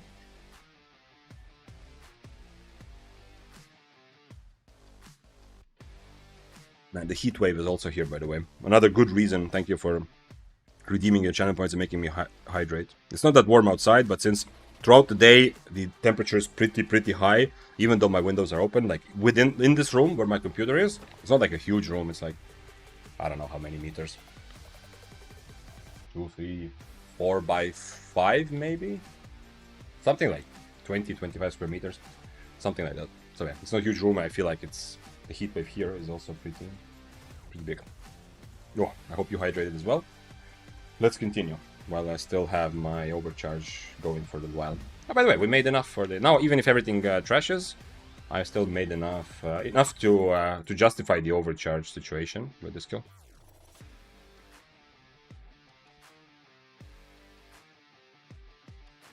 Also, besides the potion update, they had to add the timer when swapping food. Yeah, there is no redeeming factor. Like you just got wrecked, you know. Again, about the potions, like I can see both sides. Yeah, like I said, I really like the tactical aspect of choosing potion, but I am happy also that if the game is more welcoming for beginners, so I understand the other side. Yeah, the food thing, having to like the fact that it's 10 seconds even when you're out of combat. I don't like right now. Yeah, I need to actually change food right now. There, I don't see the redeeming factor that much. I don't see the other side. I don't see that. Okay, yes, it's nice. Let's see if he changes his spells or not. Okay, this way I can kind of brawl, but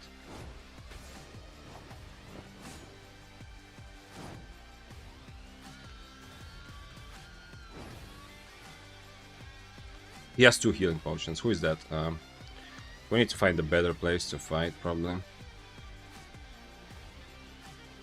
Okay. Looks like he doesn't bother the death givers. I have undead cape, so I'm a bit more safe from the rats.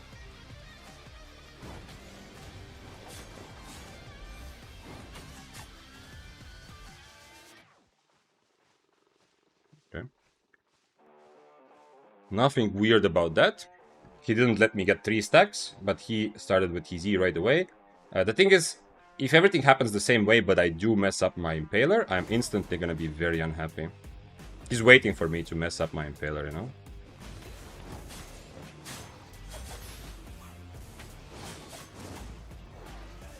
That sucks a bit.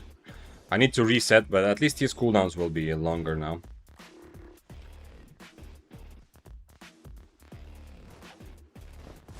Damn, that's well played. He kind of deserves this win soon, to be honest. I wonder if they're both going for me or not. Go 2v1. I don't know if he talks about me or not.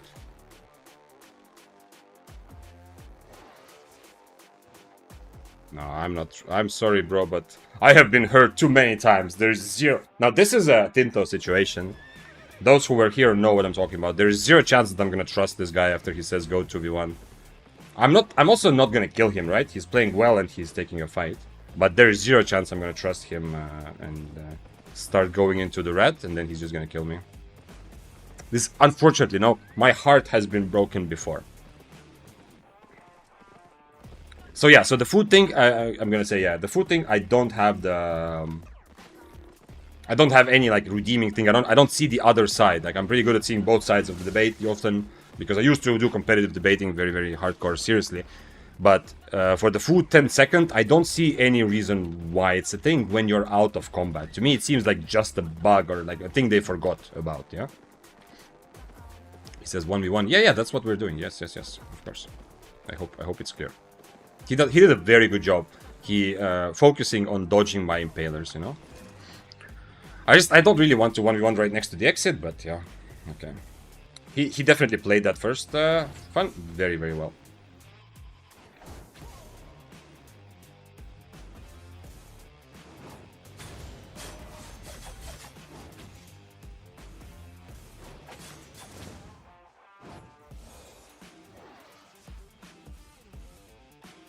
If he runs into mobs, I'm gonna be really unhappy here.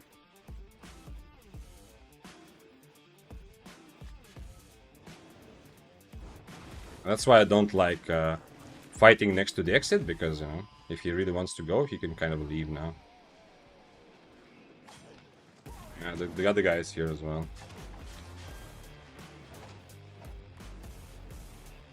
I don't want to, you know, betray him and kill him while he's fighting the rat, but I'm also not going to trust him like I did with Tinto, and I'm not going to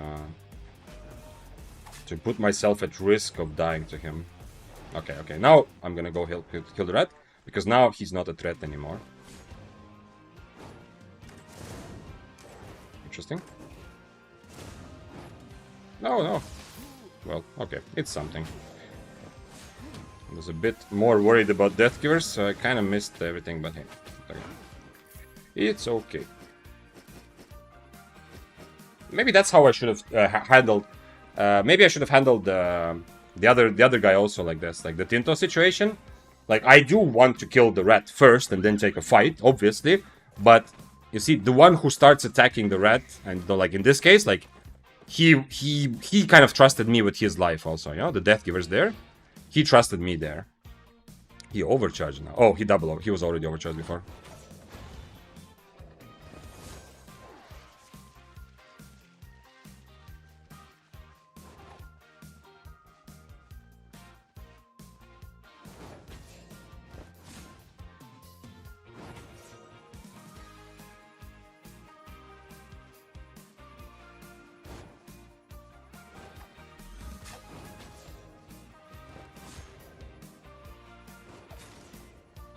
He's gonna get stacks from mobs at some point anyway. He has 3 stacks now. But I mean, I have enough of it. I think I could actually go after him, but we can try again also. This makes this fight fun, you know? I kind of like long fights, because it gives me several chances. But unfortunately, this happens while I'm hitting impalers, yeah? I'm doing a good job predicting his dodges and hitting my impalers. If I start missing, like this, then the fight is no longer gonna go that well for me, huh? I mean, then it's gonna be my job to kind of get out of there.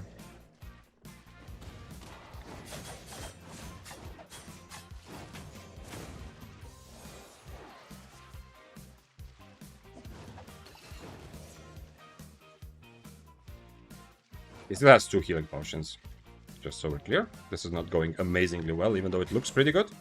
Especially if he gets stacks from mobs. I don't know if he's planning to. If he turns around now with 3 stacks from mobs, I am still at a disadvantage. I want to throw poison early, even though it kind of scared him off just now, so it's not ideal. Yeah, I need to also bait him in, because you can see otherwise he's just running away. But I want to throw poison early because he will have 2 healing potions, and I only have 1 poison if I throw it later, yeah? If I throw it early, I can have 2 poisons. I will have another one by the end.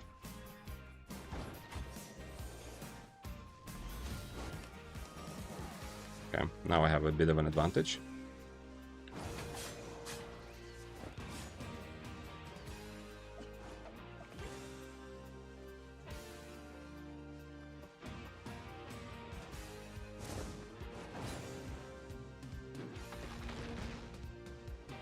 Do I still have enough? I have 4 poisons still, okay. Wait, what? What is he doing? Oh, he has 3. Oh, he's mercenary. He's murking the tree.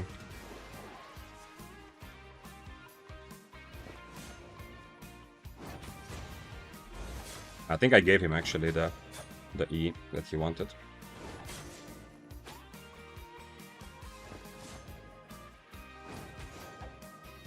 Now I have you. Now I have you. Unless he gets like 3 stacks for free. Yeah, the throwing blades make him very safe. That's why he can keep resetting when he has the mobs next to him, unfortunately. I like this fight, but I'm a bit annoyed also that it's taking so long. Who is that? Regular bow there. This is... Go play Frost, no spear. Interesting. Interesting. He didn't like that I'm not brawling him, I feel like. I think that his comment is that he wants me to brawl. That since I'm not trying to brawl, I'm trying to be at the range. Since in my mind it's his job to get close, because when he does get close, I get destroyed. Well, I have a big disadvantage. To him, that feels like, you know, it's not. It's to him that feels like, you know, I might as well play Frost if I play like that. And there is a point to what he's saying. Yo, hello, hello. Wait. So I hear someone dismounting. Wait, brawler gloves. Big boy raid, very big boy raid. Get your spears ready because we're about to raise them together. For. Fais trop pitié. Oh, we have a. I mean, I secretly speak French, but I'm trying to keep it a secret. Yeah. Feat rate? What is the feat? You're gonna have to tell me. Okay, so first of all, let me give you a shout out, and then Mr. Seco. Did it work? It worked. Raise your spears. Levez votre lance. For Seco. Thank you for the raid. Appreciate you. Welcome, raiders. I will tell you a bit of what we're doing here in just a moment. But everyone who was already here, it's time to raise your spears. Nice, sparkly. I see the spears in chat. Everyone else as well. I'm French. I stream in English. Okay, that's good. Nice to know. I am. I just saw that the first messages, you know, after the raid, I saw a bunch of, like, a couple French messages. So, that was my first assumption. Yo, Vic, what's up, Scroll? That's good to know. And so, what? I mean, if you're, I know after the stream, you know, if you're gonna go eat or something, be my guest. But if you stay, what did you do? Tell me, what is your adventure in Albion? Are you running around Mists looking for someone to fight you like I am? Or did you have fun with depths or something else? You can ban him, so he's a troll. He was rude to you. Oh, okay, we have the craziest build in the world. Unfortunately, I don't know if I can, like, I can't really do much against it. If I'm close to him, I'm gonna be probably dead very quickly. But we'll see. We'll see. I have to fight him from far and hope for the best. If you haven't seen this build, it's really, really cool that he's playing.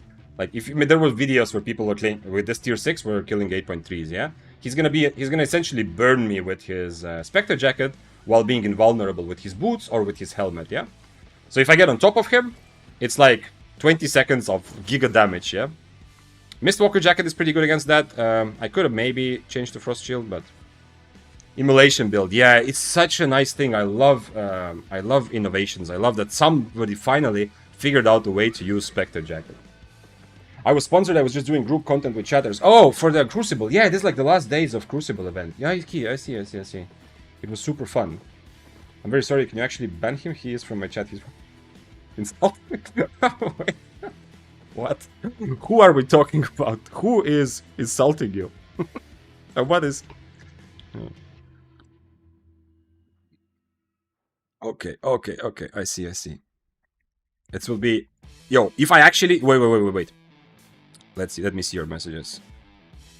Aha, okay. Wait. This is going to be... This is a historic moment. Warn, timeout, ban. Let's do that. Guys, this is the first... This was the first ban. Legit first ban from this chat, yeah? Because it's pretty difficult. It's pretty difficult to get banned. Like, if you really want to, yeah, you will be able to. But this is the first... I mean, I've been streaming for like 2 months, yeah? Seko, so it's not like... I don't have that much experience with it either, but this is... No, this is awesome. This is awesome. This is a good experience for me. First ban, absolutely. I wish the first ban was, you know, someone who was actually, you know, coming and talking some... I don't even know what you had to do. Like, if you actually break, like, Twitch TOS in chat, I will have to, you know, ban or timeout. But, you know, it's very difficult to, like... Because you can talk shit about me in the stream, so... It's kind of like... It's difficult to earn a ban otherwise. But I've always said, you can talk shit about me, but you can't, like, straight up talk shit about others. And I'm pretty sure the guy I banned was not talking shit about me, right? He was still on his in his thoughts, trying to talk shit about you, right, Seko? So I'm not sure, but anyway, it goes in line with the general policy because, you know, I choose to put myself here. So if you want to tell me that I suck, go for it, be my guest. But if you want to tell someone else, do it elsewhere. Thanks for follows also, Saubath and Sekot himself. I think it's cool to ban someone who's harassing others, though. Yeah, absolutely, yeah, it is. But no, like, there's one time during these 2 months, there was a guy here who came who wanted to get banned, yeah? But he didn't actually do anything, like, to really earn it, yeah? He said he's banned in others' chat, and he's, like, speed running and whatever, and he was trying to be provocative, but not, like, not in a way that made me feel like, oh no, we can't have that sort of thing in chat, yeah? Man, I'm glad to hear that you had fun with group content. Like, if you have the social aspect, like if you enjoy the social aspect of Albion, you are living probably a happy life. For solo players, I've said this many times since I started streaming. By the way, thanks for being here, everyone. Since I started streaming, it's so much more fun to play, yeah. Because it is, even though I play solo, I can enjoy the social feeling of being together. But otherwise, like for a social player, you need to do more mental gymnastics, like to enjoy long term, yeah. You need to have some goals, you need to focus on getting better, learning something, stuff like that. But if you're playing socially with a guildmate, or with a group, it's just instant fun, whatever you're doing, yeah? You can be ganking, you can be gathering, you can be roaming roads or whatever. It's always going to be kind of fun, just by virtue of it being a social thing. He's on Frost Shot, so I don't think I'm gonna be able... We'll see, though. I might have just enough cooldown reduction to get close to him, but it's likely that I'm not gonna be able to catch him, unfortunately. Okay.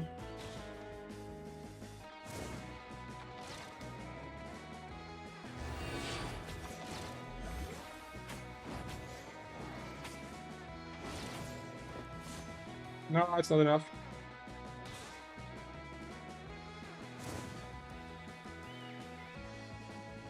I mean, big respect for at least trying to turn. He must have somebody else's stuff there as well, you know? Okay. He did have somebody else's stuff as well, right? Yeah, I think he killed at least someone. Oh, he actually killed the Fists guy. Or, I mean, maybe not him personally. Let's see. Let's look at the kill trophy. Sherlock Holmes, the Mist Detective, is here. Ah, this is just my trophy. Okay, never mind. I thought we were gonna learn something crazy about the backstory of why he's the one who survived, because there was like a 3 or 4-way fight there, I think, while I was taking the chest, to be honest. Yeah, we don't want that trophy. There's like 4 assists in that trophy, yeah? No. Only solo kills. This is because Vic himself is a very positive man. It's hard for one negative guy to stay in a group of... That's actually true, yeah. It's not just me, but, you know, the rest of you who are here day to day and, like, kind of often. Like, anyone who's gonna... If someone comes in and starts talking shit pretty quickly, they will feel a bit like they're out of place, yeah? They won't get the satisfaction because there won't be many people agreeing with them, yeah? That's a good point, yeah? I'm glad your chat got a good community since you had no bans before now that said good things about your stream. I was ready, like... it's weird to say it, but I was kind of expecting... Like, I was hoping to see some trolls, because... It's a weird thing. It's the same way, like, in Albion, I like to take a fight where I have a disadvantage, which is difficult, yeah? It's a difficult fight, I get better. When I started streaming, and I've said this many times, like, Grindr gave me some of his ideas and experiences just because, you know, he kind of did a similar thing earlier, like a year ago or more. So I learned a bit from his experience as well. And one of the things he definitely prepared me for is that you're gonna have trolls, you know, it's a very common thing, you just have to get ready. And I was kind of hoping to have them because just like a difficult PvP fight, you know, helps you improve in Albion. I feel like having to deal with a situation where someone is like straight up just trying to troll or talk shit is also gonna help me improve like my mental game outside of Albion, yeah, but it hasn't really happened. I'm not saying I miss it, but I'm just saying that I was mentally ready for it.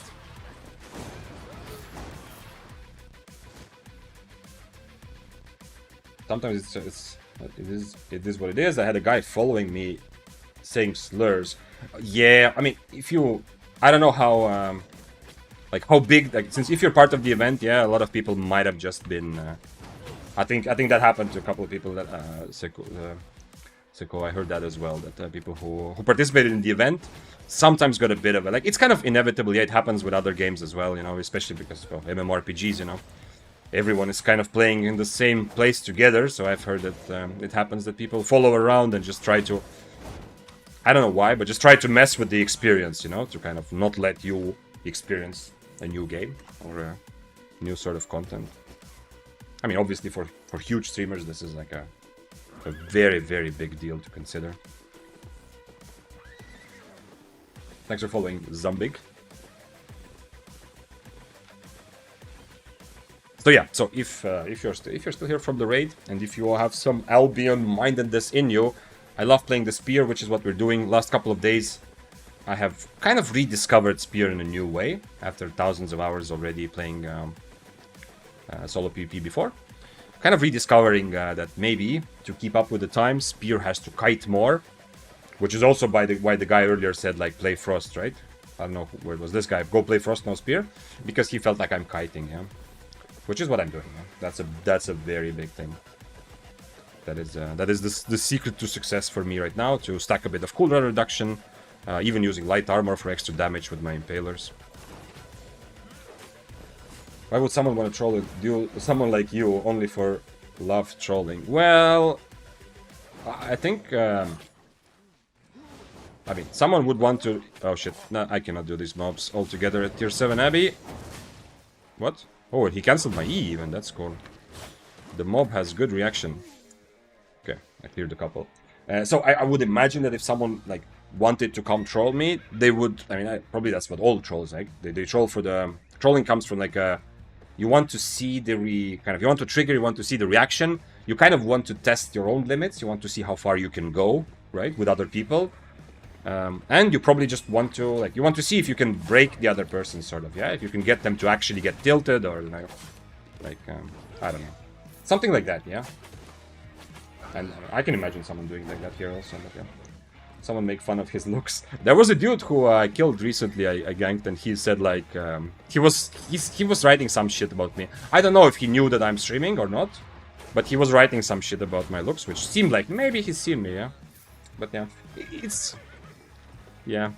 it's difficult because there are a few things that there's not many things that I have not accepted, you know, myself. So you can't probably trigger me about my looks. Like, yeah, I know I need to get back to the gym and get in shape, so can't really, you know, get to me with that.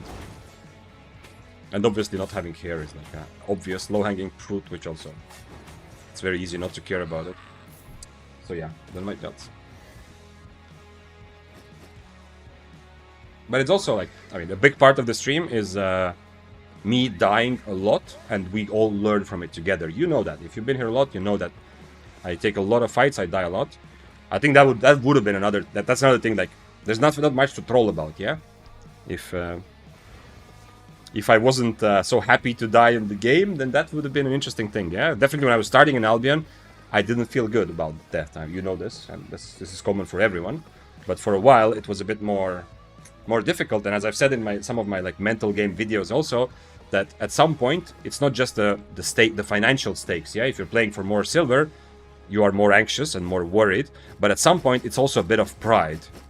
Like, you know, like, maybe I'm playing, like, 6-3, it doesn't matter to me, right? The kind of money in Albion, it's whatever, yeah?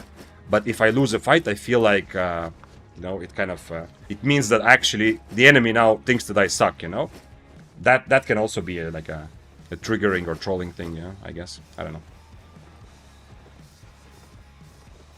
Maybe he thought it's as brawl heavy as Death Givers. Well, it depends. Like different spears are different, and yeah, it's just likely that he has fought others like different spears, and like other spears played it differently with a different build. Yeah, and that's why he has different experience. And also, my experience is kind of my understanding of how this fight goes is also skewed from my experience with previous Death Givers. But the thing is, when he gets on top of me after he gets his 3E, like he wasn't playing it like he's trying to catch a kiter, right? I'm gonna turn off game sounds for a moment. He wasn't playing like he's trying to catch a kiter. He was actually, you saw at the beginning, he just went jump, E for free, and then walk away to the other side, yeah? Like he was sometimes playing like I have to chase him, and then instantly using his throwing blades to run away when he saw that I hit an impaler, yeah? By the way, if I missed all those impalers, he would have a different story, right? He wouldn't be just using... So, he can definitely use his Shadow Edge if he thinks I'm a Frost and just catch me. If he thinks it's a problem that I'm kiting him. But, I mean, he might also be right. I mean, I did have a bit of an advantage after I did hit all my impalers. So, whoopa, don't want 439 poison potions. Okay, so, it's time to take off the most expensive Siphon, like overcharge of the day. How much time do I have? 3 minutes. Okay, we're gonna do a little bit of a gamba here as well. Start the prediction. Prediction. How many items trash from my double overcharge? We have 0, 1, 2, 3, 4. Okay, 4 is possible. 2 minutes. Let's go. Finally. It's been a while since we actually had a proper gamba. We have 2 minutes. You have to predict. I'm going to remove the stuff. How many items trash? If it's going to be 5, then... Oh shit, I should have put 4 plus. Well, we're going to hope it's not going to be 5. Because if it's going to be 5, I think I'm going to have to refund all the points. Okay? Because in theory, yes, everything can also trash. So, if you have channel points, use it. Use them to get more channel points, to take them away, so that later you can make me play random builds, because I've been doing that many times when people redeem for the channel points to make me play whatever. And thanks for following, by the way. Nimaera, Zombig, and Sir Vector. I've already mentioned your name before. Sorry, you get double the attention. Hey Vic, you probably answered this question already, but where are you from? You can try to guess, but majority of people know. I am from the tiny, cool, northeastern European country of... drumroll... Estonia. Vin Diesel made the bald look cool, don't worry. Yeah, I'm not worried, but the thing is, like... First of all, it's very hot. The Vin Diesel look, it kinda... I mean, I have to take... I do shave occasionally, you've seen this, yeah, we will see this in the future. I do shave occasionally, like this part, but yeah. But the Vin Diesel look did not include this part of your hair, right? It's just full bald. That's like a different... But I have a lot of copiums. You've heard me say this. Like, I'm... for example, I was already shaving to be bald before I actually was forced to, yeah? So, it's a choice. It remains to be a choice. Don't listen to the haters. We are bald because we have more testosterone, making us sexual Tyrannosaurus Rexes.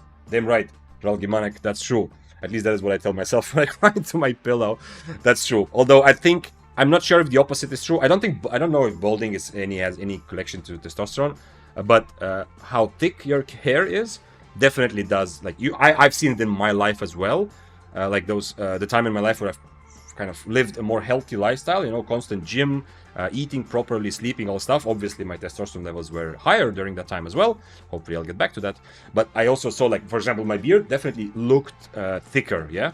Even with the same amount of, like 5 day or whatever beard it is. Or maybe a week, you know, and then shaving and stuff like that. So there are, like, hair, the way the hair looks, definitely testosterone affects that. But I don't know if it has something to do with baldness or not. Why you play armor 1 tier higher and boots 1 tier lower?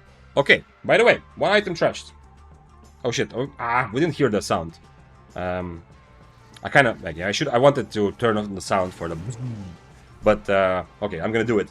So, overcharge is about to end. We don't know what's gonna happen. All items overcharged, and then suddenly... That's the sound of my boots trashing. This is like time number 3 that exactly my boots trash. Choose outcome. So the outcome is just 1 item trashed.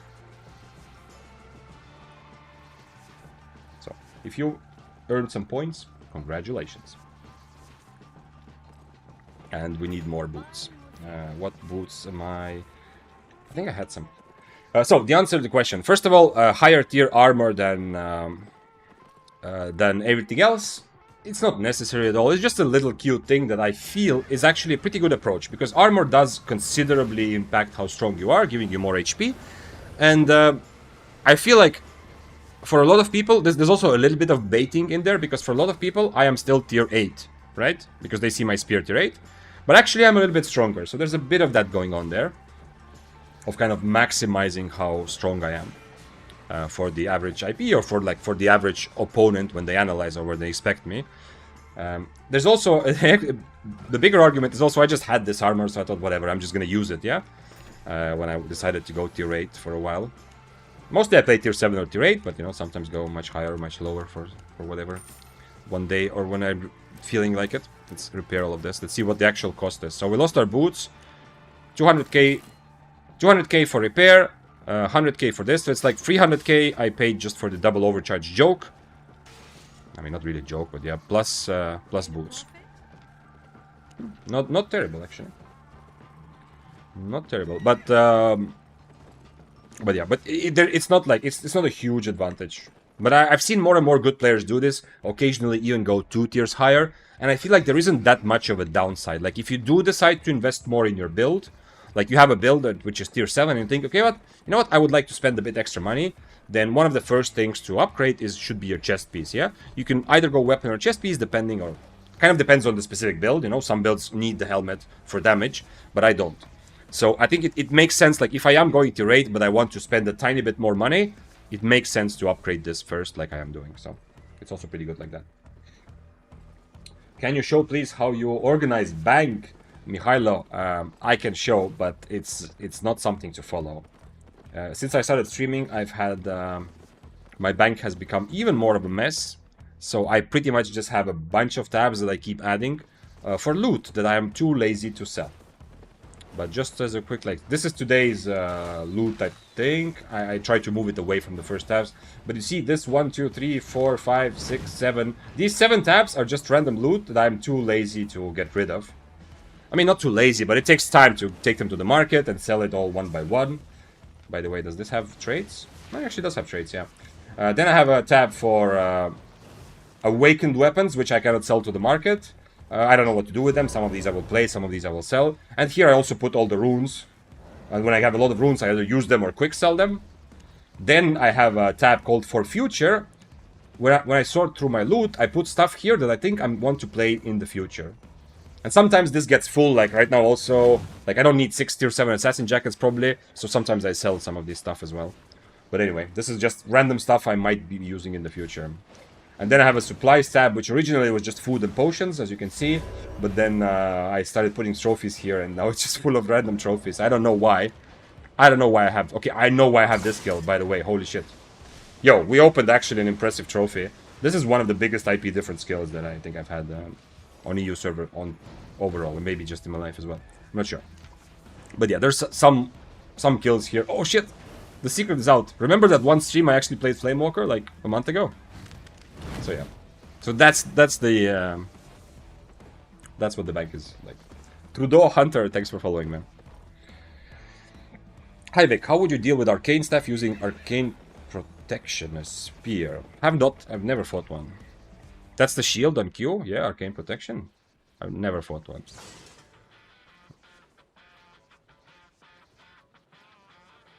The shield lasts for 2 seconds and the cooldown is 5 seconds. I don't know. For arcane staff, like if I was playing this against arcane staff, if they don't have Q damage, then I'm just impalering from far, right? Maybe there's something I'm missing, but I feel like I can just throw impalers from far and not worry about it, right? So yes, okay, the shield is gonna eat my impaler, but essentially from this distance, like I am right now against the skeleton, if arcane staff doesn't have the Q for damage, can't I just walk in, impaler, and keep dancing like this? Arcane staff doesn't have very good mobility to get away from me, yeah? Enigma Blade is not going to be enough. And if they don't have Qs, I'm not worried about taking damage back. Oh, that makes sense. I've never met a person from Estonia. I was starting to think the country doesn't exist. No, Austria doesn't exist. Don't you know? There's like a conspiracy theory online that Austria legit doesn't exist. But yeah, Estonia does, and you are looking at it right now. Easy gamba. Time for wisdom. Oh shit, forefinger. Yeah, you better make it count. Think of a good question. My ex is from Estonia. That means I have to hate you, probably. Really? I have... I mean, okay, there are some exes that I just don't talk to, right? There's no reason to. There's no contact, kind of. But I don't have any... even the breakup, one breakup in my life, which was kind of really, really painful and difficult in the moment. Even that, I don't have any negative emotions about her now. And some other people, like, mostly my exes have kind of, at least in some form or another, have remained, not like a big part of my life, but like legitimately like a positive part of my life still, yeah? So I don't have that kind of feeling, yeah? But if it was really difficult, Rob Royal, if your breakup was difficult, if she cursed at you in Estonian after deciding to dump you, or the other way around, then yeah, let it out. Let the hate flow, if you want to. Are you going to do any weapon guides except spear? I'm thinking about it, but I'm really struggling in streaming and YouTubing at the same time, much more than I thought I would. Because I've kind of, I have a bit more perfectionism. I already obviously got over it, you know, you kind of need to get rid of perfectionism to do anything, yeah? I got over it when I started making YouTube videos, but now I have kind of built up more. So I feel like just putting clips of streams together isn't really good enough, yeah? So I'm kind of trying to figure it out. But the weapon that I would kind of like to make a guide on is probably, the next one is probably going to be Arc Light Blasters. I do need to play more of it, but I have a good enough understanding of it where I can definitely introduce more people to how much fun it can be to play them. And also, actually, Grove Keeper was cool as well. I played it for a couple of days, but I can't really make a guide to Grove Keeper because there's no, other than just having crazy fun, there's no really a good reason to play it seriously, yeah? Glad to have followed you, Grinder. I don't like that. You know, Grinder was just the... It's not that I'm a substitute teacher for Grinder. It's just Grinder was the warm-up band, you know? Like, before you actually let the big star take the stage, you let some locals warm up the crowd, you know? So Grinder just had to warm me up for a little while before I was ready. Yes, okay, good. Good thing you agreed. Otherwise we would have a problem. I have a lot of love for Grinder. It's amazing. Like I played quite a bit of Delta Force recently as well, and it's amazing how much fun he's also not having, but he's like, it's very fun to watch his Delta Force content as well. I think he's amazing at showcasing this sort of high stakes gaming, like Albion. Like showcasing the exciting parts of it. Really, really good. We are in the same abbey. Okay, well, prepare for death then, Trudeau Hunter. I mean, I don't know what you're playing, so... As I've said, you can stream snipe me, I don't mind. At least it hasn't happened yet, because I'm in Mists and Abbey. In Mists and Abbeys, yeah, you can stream snipe me. Like in the open world, obviously. Yeah. It's gonna ruin the whole thing, but yeah, I don't play a lot of open world, and when I do, I'm gonna hide the map at least. And last time I played open world, there wasn't really a problem. Also, I mean, the stream is not like I'm such an crazy big streamer that everyone's gonna want to come and participate by sniping me. But in the Mist, it's difficult. And even if we entered at the same time, you can't really know that we're in the same abbey, because there's a lot of there's a lot of abbeys that start at the same time. You want me to snipe? Yo, well, do what you want. No, bro, just play your game. I'm just saying that I'm okay. Like, you don't... Definitely, first of all, don't expect... Like, if you are in the same abbey, you know, don't expect that that we are somehow playing together, you know. I will treat you fairly, like a real combatant that I wouldn't know. That was crazy IP diff in the Daybreaker. Is Daybreaker that capable against higher IP? Yeah, Daybreaker is... it's not as amazing like a Wildfire or something, yeah, but Daybreaker has a chance. But in that kill... so one part of the IP difference, don't forget I didn't have a cape, yeah? He had an undead cape, I had no cape, yeah? So if I had a cape, that would give me 150 IP extra, or 160, yeah? Average IP, I mean. and his cape ended up being not useful. It's actually a clip. If you want to see the clip of the fight, it's like I think it's the most, like, if you watch other Twitch, you can see the clips. It's called like three tier diff no cape or something like that. You can see the fight. It's pretty short.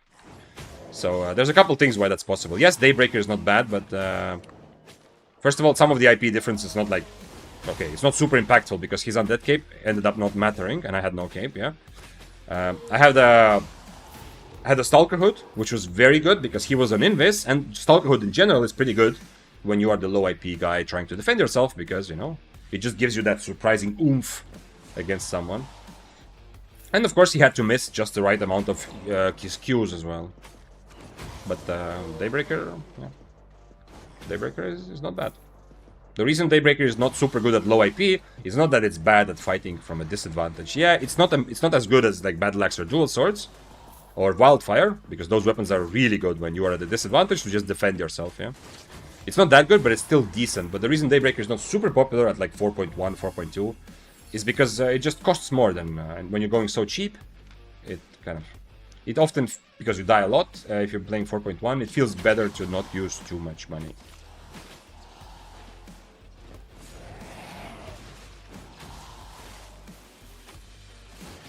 You're right, not the same Abbey, just zoned in the same time and same tier, but diff lobby. Yep. I mean, that's how I have experienced that before. That's why I think that. Because there's a lot of Abbeys being created all the time.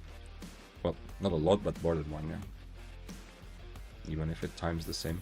And also, you need to look not at the moment when we zoned in, but I think it's the Abbey entrance, yeah? Like, the Abbey entrance says, you know, timing out in like 2 minutes. I think all the entrances to one Abbey spawn at the same time. I might be wrong, but that's kind of how I assumed it worked. Oh, is there someone there? I think... I don't hear no. Okay, I thought I heard like a mob being attacked. Oh, maybe here. Oh shit, there's here.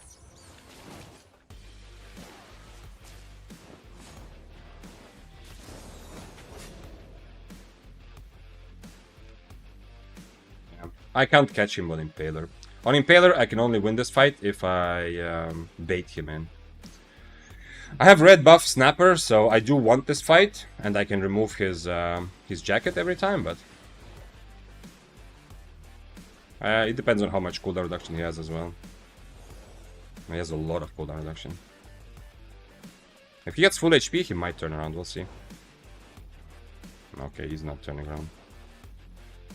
On Harpoon, I think he will possibly outbrawl me, yeah, because we are dealing with 8.3 after all. So on Harpoon, it's very, very hard. On Cripple, it's kind of the same problem, but it's a bit better. So I could potentially try to Cripple. I don't want to let him take a stack, though. So let's see if I can find him somewhere killing mobs. Wait, is OC addiction purged? Oh shit, I forgot to OC, yeah. Since I'm going tier 8, I forgot to OC. Well, now I'm gonna OC for him anyway, but I heard him still jumping here. I have red buff. He's hitting mobs here, yeah. I'm not gonna let him take red buff. I don't care what happens.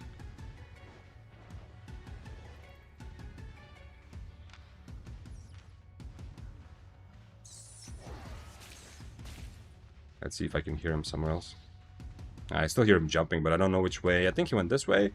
Maybe he went south and I'm just... These mobs don't seem aggroed, so he probably went south. Okay, let's go for the overcharge, actually, if I could... Wait, what? Oh. There we go. Nice. Yeah, I'm still addicted to overcharging, 100%. It is so much fun. But it's not actually a good decision to do it on tier 8. At this point, it's just for fun. Yeah, before it was actually a strategy I liked. Now it's just for fun. I can try. The problem...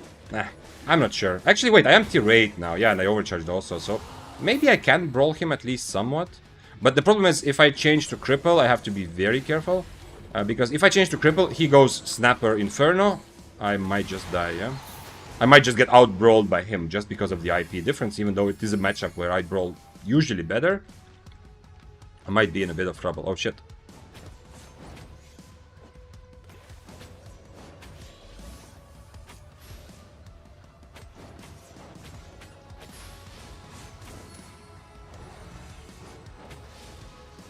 No, that's not good. I still have buff. The Bloodletter will come kill both of us if he gets a red buff. But now the fact that I actually scared away the Bloodletter is working in my favor a lot.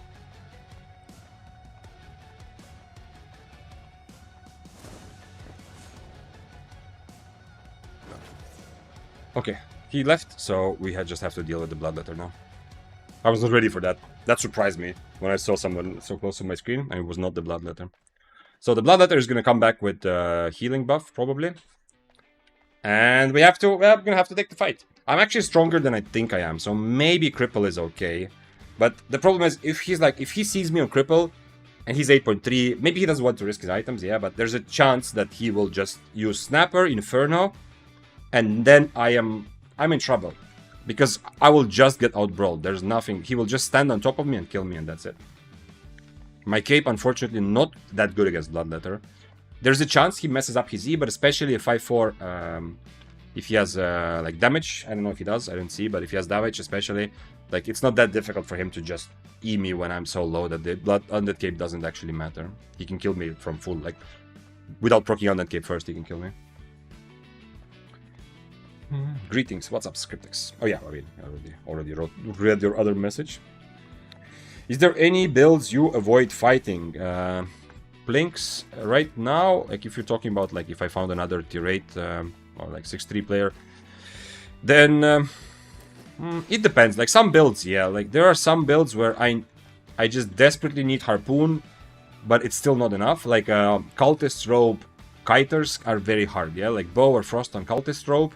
I'm not going to avoid the fight, but I'm going to be very careful, and it might end up that we don't fight, because if they don't let me close to them at all, I mean, it's going to be difficult.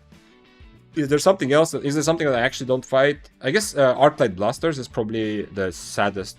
Flamewalker is a difficult matchup, but I think Flamewalker I'm going to fight because I think there's a chance. I think Arclight Blasters is just straight up impossible.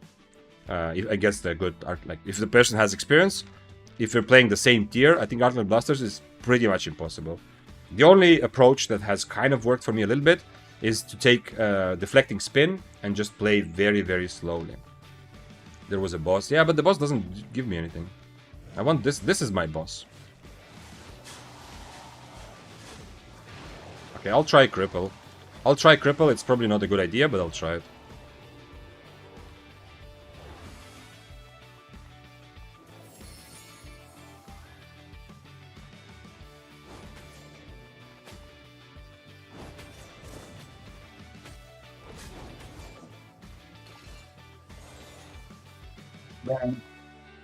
The helmet slow is also extra annoyance. He's not gonna let me purge him. Maybe Harpoon would have been an option, but he's not gonna let me actually purge his boots, and he has, I mean, his whole idea is to not die, right? He has so much cooldown reduction. He doesn't actually have cooldown reduction here. He just has the cooldown reduction passives, yeah.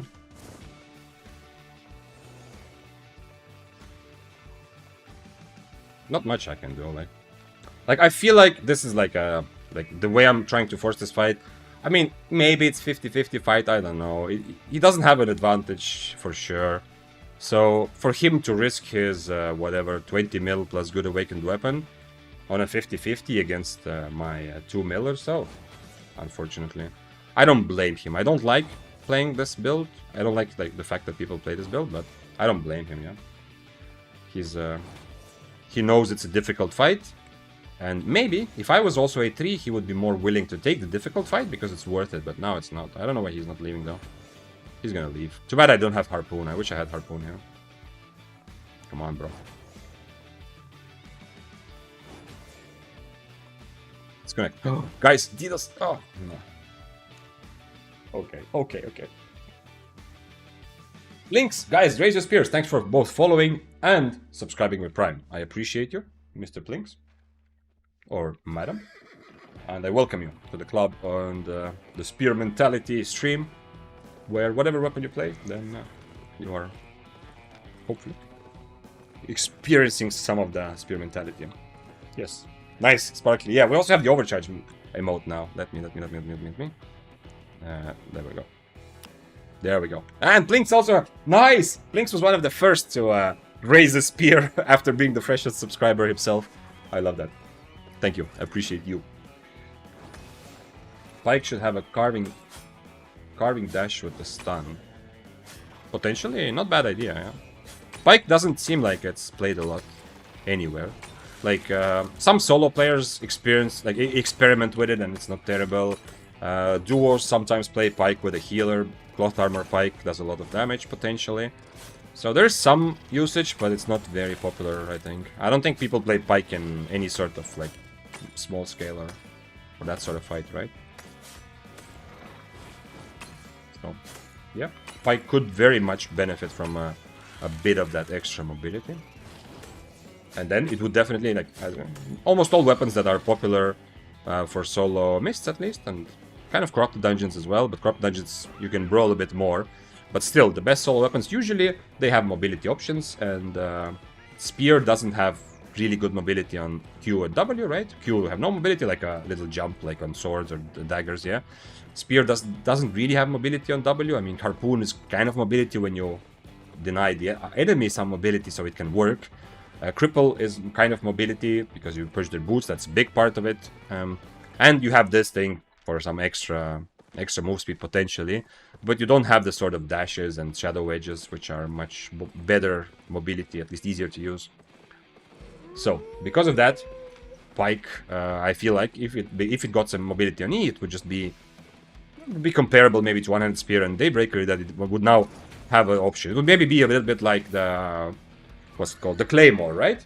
Claymore also has a bit of a problem where it has mobility, but it's a bit clunky to use it because you need a target, and that mobility doubles as your damage, yeah? So it would be like, Pike would be like the Spear version of Claymore in that case. Let's see if I missed something, and then I'll look at the wisdom question.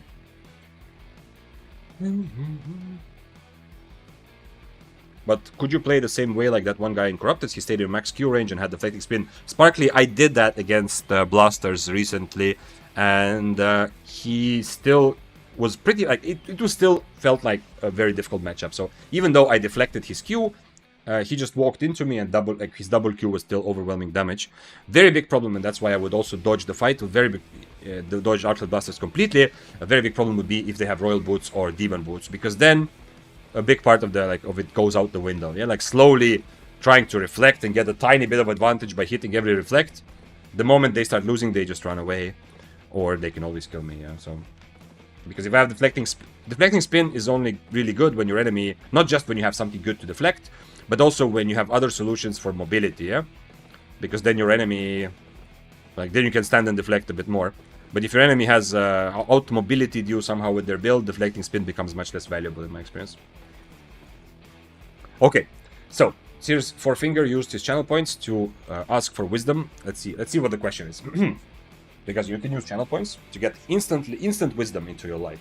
So Fourfinger asks, how many liters of water are in the oceans of our Earth? Solve the question without using the internet. Good luck, have fun, and save our planet. This is not wisdom. This is knowledge. Or, knowledge, yeah? It's like, what's that joke? Like, knowledge or... is it knowledge? Yeah, it's just knowledge, yeah? Knowledge is knowing that tomato is a fruit, and wisdom is not putting it in a fruit salad, yeah? You probably heard that joke. It's kind of like that, yeah? Like, I don't know how many liters of water are in the oceans. I remember learning that about 70% of the Earth is covered with the ocean, but I don't even know if that, like, there's probably a more precise number there. More than 1 liter, says random meme. This is just a straight up fact question for Finger. Really? You were thinking about what sort of wisdom to get, and that's what you came up with? It is not the ocean that matters. It is the ocean within you, for Finger, that you really need to fill with liters of water every single day. That's the best I can come up with, because the question is not does not really, induce this sort of creative wisdoming. Who are you? Call of the Curse. Unlikely to fight me, but let's see. Okay, I'm gonna change my spells because I'm expecting that bigger dangers lurk in the shadows. I don't want to be stuck on cripple. Oh, it's not terrible though.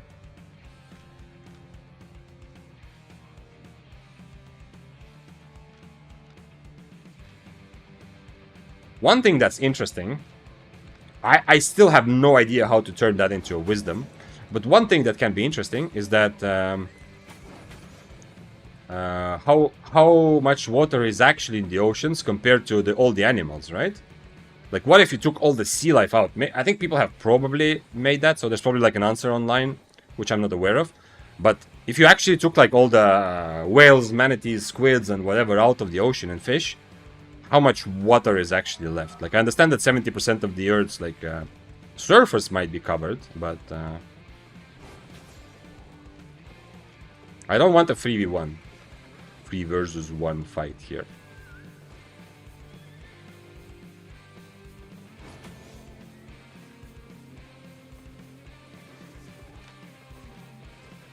I wouldn't mind a 2v1. That's a different story, though. I don't think it's gonna happen. The Cursed Skull is kind of the only one that is at least a tiny bit dangerous for me.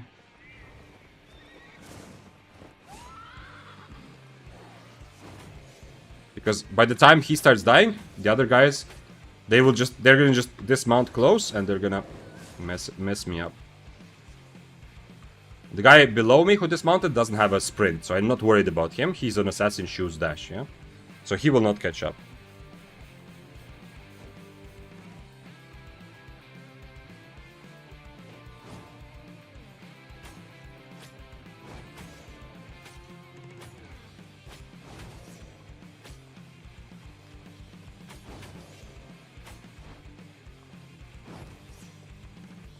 He's still there, by the way. You can see I'm still in combat. I'm also hitting my Qs, but yeah, you can see that around my avatar, I was still red, yeah? So he was still... The moment he leaves, I'm out of combat there, yeah? So that's how you can sometimes know if people went invis or left. Also the sound effect. I feel like I did not provide the guiding wisdom, but also the question was very, very non-wisdomy.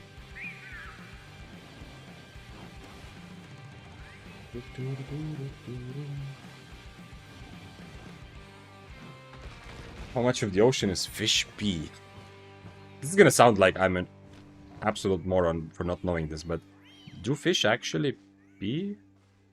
I've never even thought about it. I don't think they pee, right? If they do, I'm gonna sound like an idiot, but if they don't, then it's okay. I don't think fish pee, right? Do any of the sea animals actually pee? I've never actually thought about that. Like even dolphins or whatever, whales and stuff. Do they? Yes, they do. There must be some excrement. Sure, yes. That that seems like reasonable, yeah. That's true, actually, yeah, there must be something, yeah. That probably solves this question. So maybe it's not P, but it's like everything together. The wisdom here is differentiate between knowledge and wisdom. That is a good answer as well. Straight as spam, Eva. That is a good point. Sometimes the wisdom is knowing that there is no wisdom.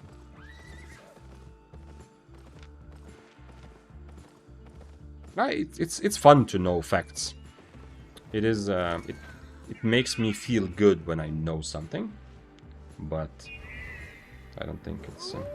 I don't want the green wisp. I want the regular wisp for more PvP. I'm gonna take this one, the common one. But yeah, but overall, I haven't really focused on like learning and remembering things that much after university. I mean, obviously you hear things and you can like...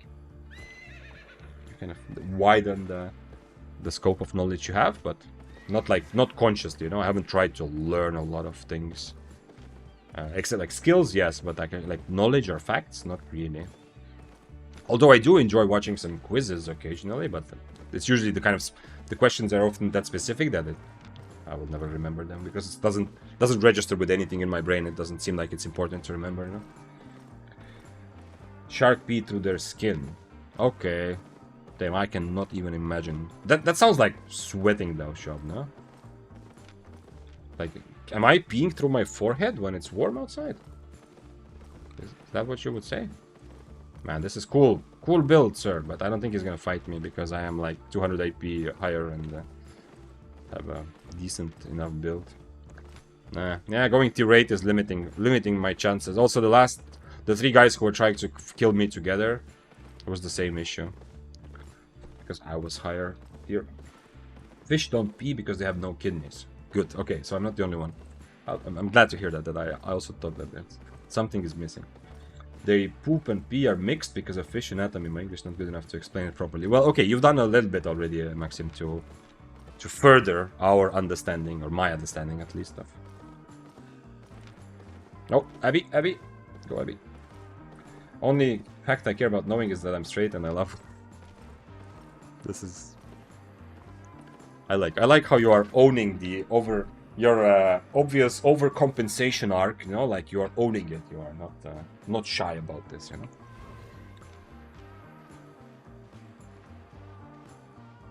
Decent joke. I just wanted to ask something that makes people think. Of course, you can't measure it alone. Oh, so it was not just for... Okay, so this is for wisdom of the chat. Okay, so other people, now. I did my best, and... how to say? When you do your best and you don't succeed, yeah, like the song. So, now it's your job. But, I mean, Fourfinger did say, without using the internet, yeah? So, if you just Google, that I don't think that works, yeah? But if you haven't Googled the answer yet, the floor is yours, my dear chat. The floor is yours. We have to figure out how much water is in the oceans. If you have any way, I don't even know how to go about trying to figure this answer out if you don't know it. Like, is there any way? Is there any number at all that you could start calculating from? I'm not sure. At least 2. Okay, so we've gone up from more than 1 liter to at least 2, and I forgot to take the stack for some reason. Is spearmint your favorite gum flavor? I don't chew a lot of gum, but what are the other options? It almost always says spearmint. I don't even know what other things there are. I very rarely chew gum, but I just take the random cool looking chewing gum if I ever am looking to buy one. I think it almost always says spearmint, no? Ah, okay. Oh, I can't believe I didn't pick up on that. Oh no. Okay. This is probably the most ashamed I've been in 2 months of streaming. For being the dum-dum of the group, because I can't believe that went over my head. And I've been looking for spear-y puns for a while, for like stream titles and so on, but I did not pick up on that. I did look a lot into what Britney Spears used to say, some of her quotes. He's not on Frost Shot. If he's not on Frost Shot, he's gonna have to go straight to the exit. He can't stay in the mist.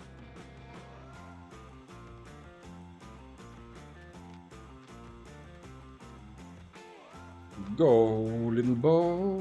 Good luck, my friend.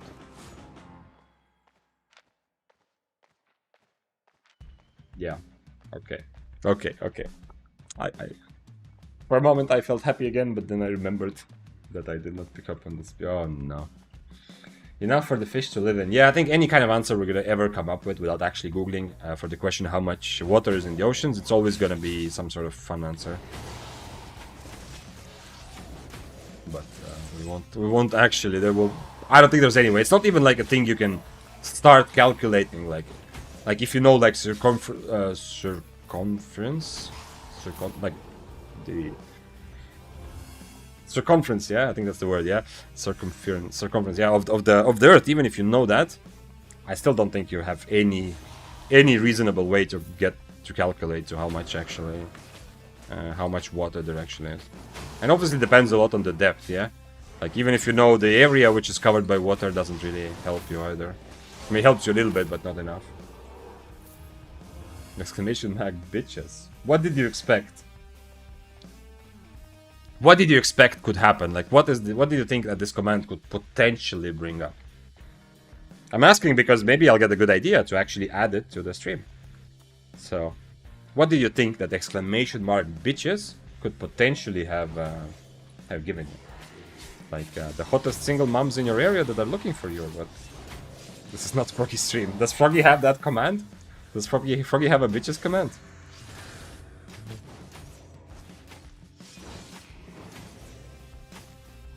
Oh, yes. Okay, so what does it do in Froggy's stream? Tell me, please. I am very curious. I am a new streamer looking out for ways to improve the streaming experience. I am curious. What are others doing with the commands?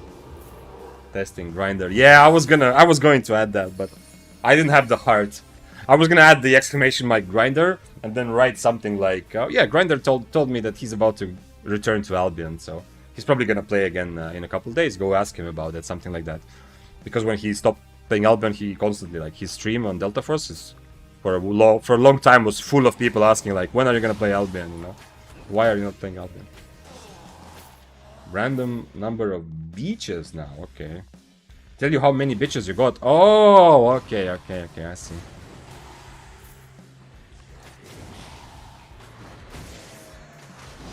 Okay, so we can do that.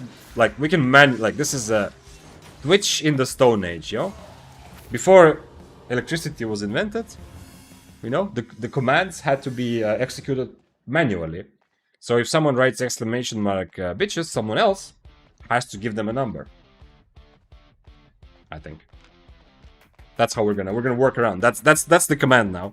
So if someone writes exclamation mark bitches, someone else has to give them a number of how many bitches they have. So we can manually emulate Froggy's command as well. Who's Grinder? Grinder is a dude who used to play a lot of Albion and made YouTube videos and streamed as well. And in my opinion, was fantastic content creator. Not only because he was really good at the game, but he was also like his approach to the game was kind of similar to what you see on my stream. He was usually playing like some middling tier builds and taking a lot of fights and, you know, kind of embracing defeat, but getting some amazing kills. And yeah, but at the end of the day, like, he decided Albion is not going in the direction he wants to, so he decided to go play FPS games instead. But I think most people in chat actually didn't know him because there's a lot of overlap. If you like the way that I play the game, it's very big likelihood that you also at some point enjoy the Grinder's approach. Yeah. I'll be humble and fair. I'll give myself 248,458. Wait, 248 million. Okay. I need a red buff. How much for them? It's 4 minutes. It's time to start looking for a red buff. I have 10 stacks, so it's at least okay. It's not crazy bad. I'm gonna eat the next food because it's timing out. And let's go. Using sophisticated tricks, please prove that smoking extends your lifetime. May this count as deep wisdom? Oh shit, who is this? Oh, Carvingo. No, doesn't have red buff. This is gonna be my first fight against the Carving.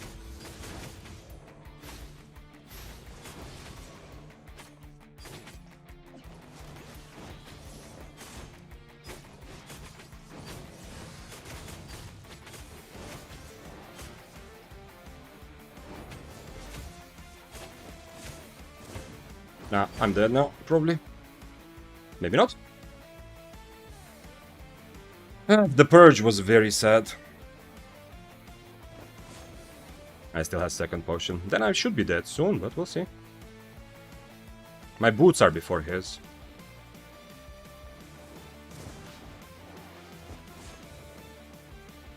The other guy.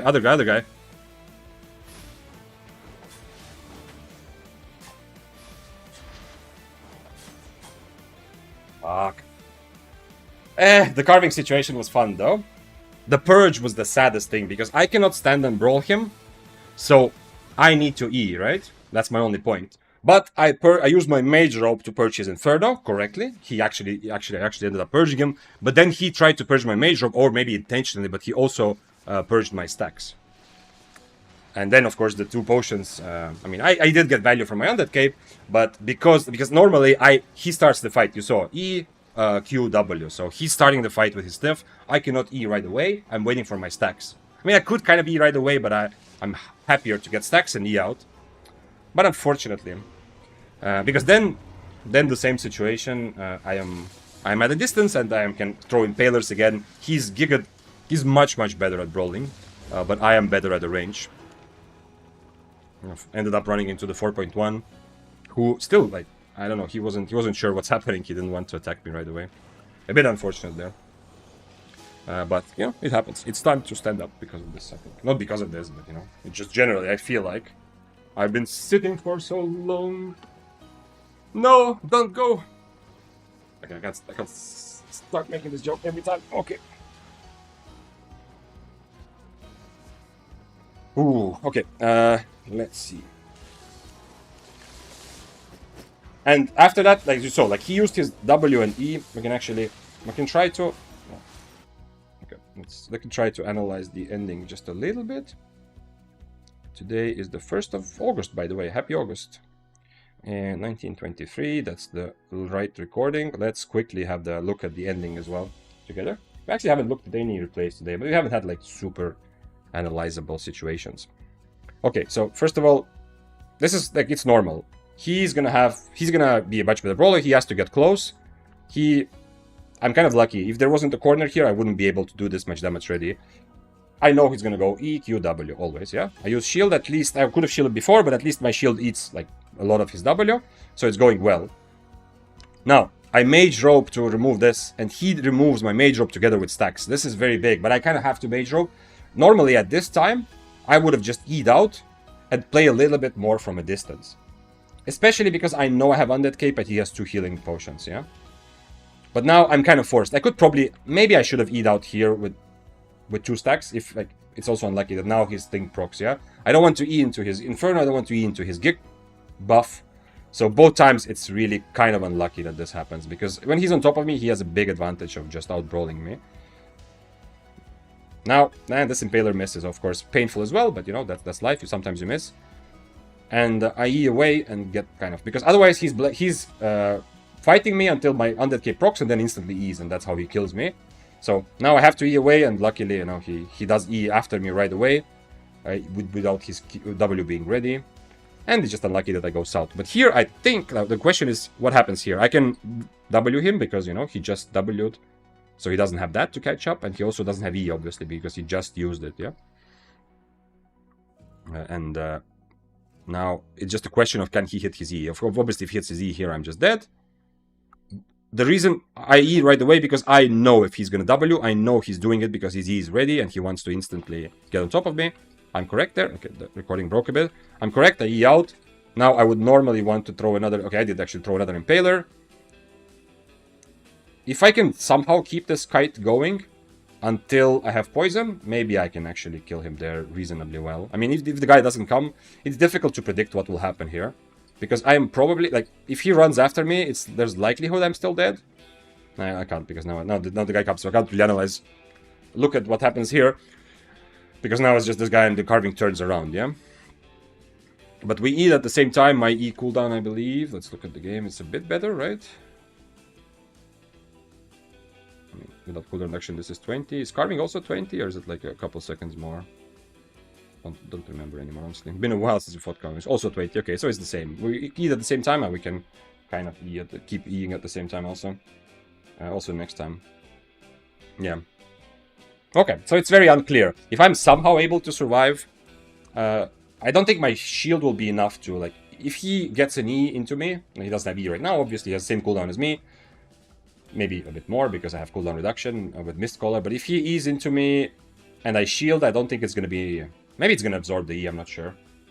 Carving still rules at brawling? Well, overall, no, but I'm playing a very non-brawly build, and carving, like any sword, is good when you have stacks, yeah? After he E's in, now if you brawl for a while, he gets stacks, then it becomes a very difficult, then he becomes much better at brawling. Every passing second, or like from 1 stack to 2 stack, you know, to 3 stacks, then he definitely is brawling better. But I also purged his stacks with my mage rope. The big thing was that he purged my mage rope together with stacks. That kind of messed up what I would... Otherwise, it's the fight I am winning in my head, because I just E out and I try to kite a little bit, and I make up for my loss of brawling, which might not very good. I'm gonna make up by using impalers and my Qs while he's trying to get close again, kind of. So the purge was good, and after that, unfortunately, his gig buff, I just realized then, losing the recording, his gig buff unfortunately procced just as I was considering that, okay, maybe now it's time for me to go for the E. But yeah, in the end, I'm still alive, as you can see. Like, my mobility is better. Sure, he has a purge, so at some point, I'm gonna probably have to face him, yeah? But my mobility is still better. So in that situation, if I don't run into 4.1, the fight is not over, yeah? That's what the Undead Cape gives me. Sometimes a chance to try to win the fight right there, or sometimes, like here, a chance to create a bit of space and kind of think of what to do next, essentially. Okay. At least the overcharge didn't go to waste. Okay, we're having actually decent fights also. We're having some decent fights also at tier 8. Is it time to try the regular spear build again? With this new knowledge. I think it is time, right? I think it's time to go for a regular spear build. And just play a very kite-heavy spear and see what happens. Curate Masterpiece Assassin Jacket I got from, I think I got it from a Frost Staff earlier. Do I have a tier 8 spear here? And the question is also the helmet. I'm gonna use the shield most of the time anyway, but I am going to... Yeah, let's do the torch one. Let's do torch spear for a while and see what happens. But very cooldown reduction heavy torch spear. And see, because I still have a bit of a feeling that maybe... what I'm really enjoying about spear, actually, maybe I can do it like with a regular spear build as well. What I'm enjoying about the cloth spear, the cooldown reduction spear, maybe we can do that with a regular spear build as well without too much worrying. That sucks. Yeah, good fight. Yeah, it was interesting fight. Yeah, the purge was the critical, the thing that made it so much more difficult for me. His purge. Otherwise, if he doesn't purge there, if he like keeps his purge for my boots, for example. Then I think I am winning that fight then. Spear. Can I somehow... Can I not buy Heron Spear? Is there a way for me to tell the game that I'm trying to buy a regular spear? 6-2. Okay, it's essentially the same cost. I'm gonna look a bit scary with this Masterpiece Assassin Jacket though, so my enemies are probably gonna be stronger now, but we'll see. And do I go Duskweaver? I'm gonna... I don't know if I have enough energy to go Duskweaver. We can try though. But okay, then I don't have cooldown reduction. No, okay. I want to continue Stalker Hood. So 5-3 Stalker Hood. Excellent. Is there no... Nah, there's no lower quality. I'm looking scarier than I would like to. And we're gonna buy any sort of foot armor, cloth... Sorry, not cloth shoes. Leather shoes, which are gonna be 5-3. Or 5-2 actually. Doesn't matter. Yeah. So now we have full cooldown reduction. I'm still gonna buy Snapper, just like before. I think it's better. And although now Yield Stew also seems like a decent option, honestly. But I do have good enough cooldown reduction. Let's see what the cooldown reduction is actually gonna be. Let's buy a bunch of these, Cabbage Soup and Geek Pot. Although no, actually no, now we don't need Geek Pots. Now I just buy healings. Healing Pots.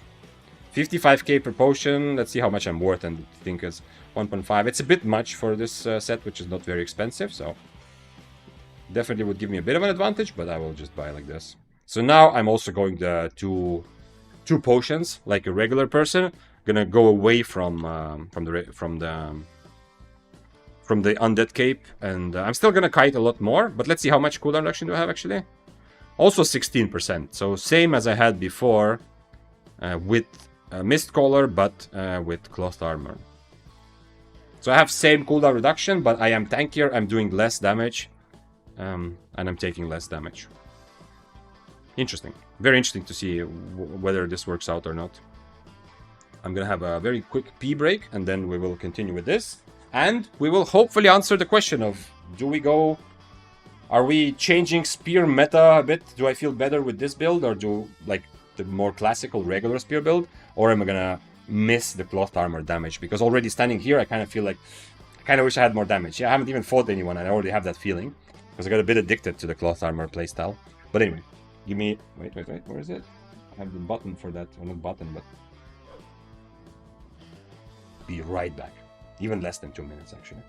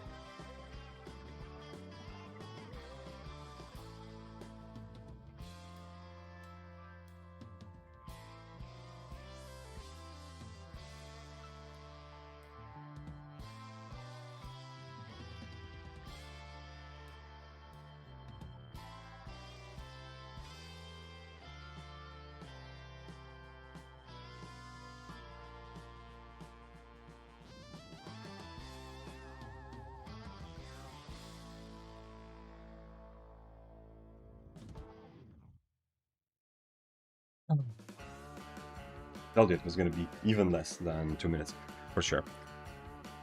It's definitely the computer that is heating up this room. I went to the other, I mean, obviously to go to the bathroom. I went through the other room and it's actually, like, the temperature is much better. I'm going to open the door a bit wider now. Okay, are we ready?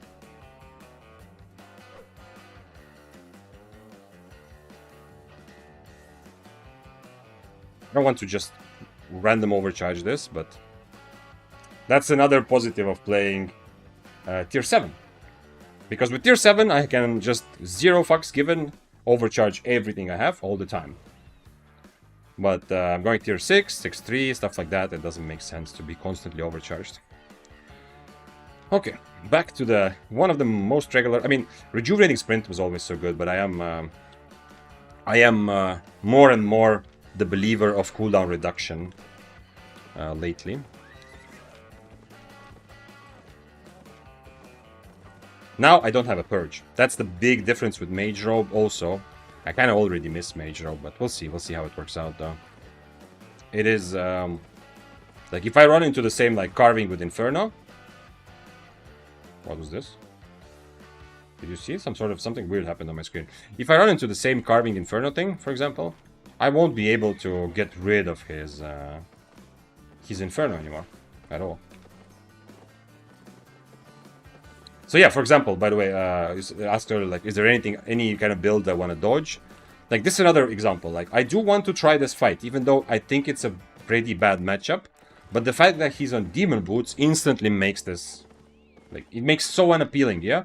Because I'm already putting myself in a very difficult situation where I'm getting out-brawled, and unless I get very good deflecting value, I'm also gonna get fucked from far, right? But then, if I somehow do outplay and get, like, get a decent advantage against him, he's just gonna Demon Boots away. Why not go with Mistcaller? Just to try the classical, like, the spear build, which has always felt the strongest, which is with Torch, you know, so I can brawl a bit stronger because I attack more, but I still have the same cooldown reduction overall, because the difference between Torch and Mistcaller that I lost, I'm making up by having this passive, because I had earlier Cloth Armor, so overall cooldowns are the same as they were before. But, I don't know, I have to try different things. I could also go Mistwalker with this. So yeah, this is the, if someone was asking, like, any builds I don't want to fight, there's no reason for me to fight this, unfortunately.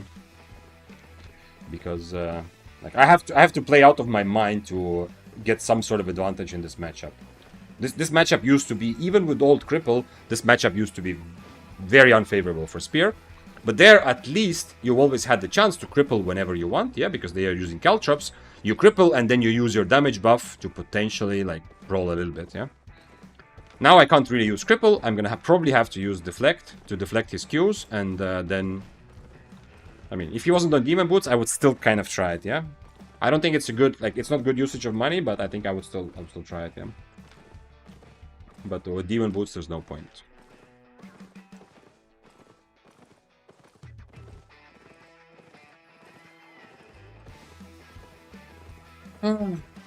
You can stop following me, I hope it's clear. I'm not... Nah. Why my guild chat open? Okay. Yeah, he lost his horse, so... I can go. Torch attack speed doesn't sound good since you're trying to kite. Yeah, but I'm no longer just trying to kite. I am trying to kite more, but because of Inferno and Leather Armor, I am gonna... Like, I'm gonna be better at brawling, so it's a bit less of an issue, yeah? It's not that much just kiting, yeah? But I'm gonna try to kite more than I'm used to kiting with Spear. But not more than I was with the Cloth Armor build. But yeah, you're right. You're also right, Anamawa. It might be that the Torch... That I feel like I don't need the attack speed. So I might actually go try Mistcaller again after this, we'll see. I really like how my average AP is 1399, right?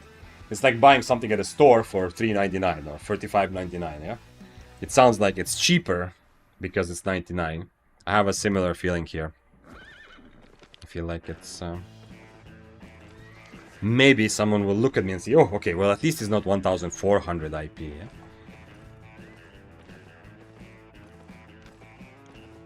Okay, let's see if someone's in the camp.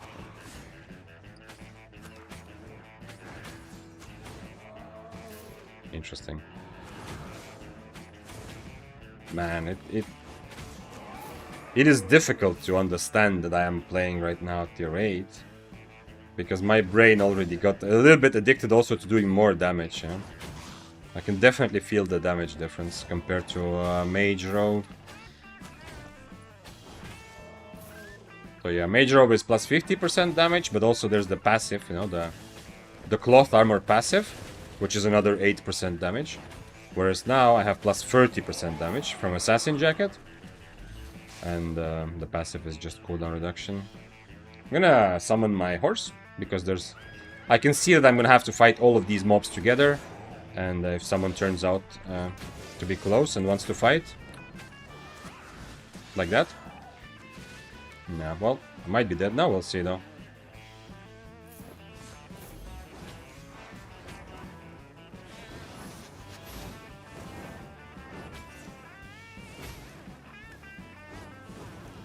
It will be a quick one. Even though he's missing, I don't think it really matters to him. Oh no! It was Tinta too! You see, that's why I had to be close to my horse, but it's not worth clearing camps. I risked being put in this situation for the sake of what? For the sake of getting 20k from the chest after risking this for a long time? Yeah. And also no undead cape here, right? So he didn't even have to E. It's because he's 7-3, yeah. Okay, so that was a quick experiment, and we can go back to playing. We can go back to playing. No, not much we can do there. But it's a very good lesson to all of us, yeah? Clearing camps is just giving your money away. It's kind of like I do this to have something to do in the background, yeah? But running around looking for abbeys is like 10 times better. Unfortunately, this is one of the reasons why they should probably give more loot also to camps. Because unlike depths, you know, you're actually risking your items, yeah? If I die like this, you can see, yeah? I lose my stuff, yeah? Obviously. But I'm just... I'm kind of being a bit facetious and making the point that it's kind of silly that you don't get the... you don't actually get the benefit or the kind of the big rewards for dismounting and putting your items and yourself at risk to clear a camp. You don't get actually the rewards worthy of that, yeah? Compared to something else. Still playing the same Flamewalker build. I guess he thinks it's still strong, but I don't know. Like, this fight doesn't tell us anything because of the... Because I'm not ready for a fight, and it's like IP difference doesn't... Anyway. Unfortunately, Undead Cape here would have given me a chance, you know, to survive like I did against that 8.3 Flamewalker recently on yesterday or whenever that happened. Okay, so we can quickly discuss... No, let's... You know what? Fuck it. I do want to discover, I would want to compare, like, the previous spear build, but I'm honestly not that excited to play it. The light armor one was much more, was much more exciting and interesting.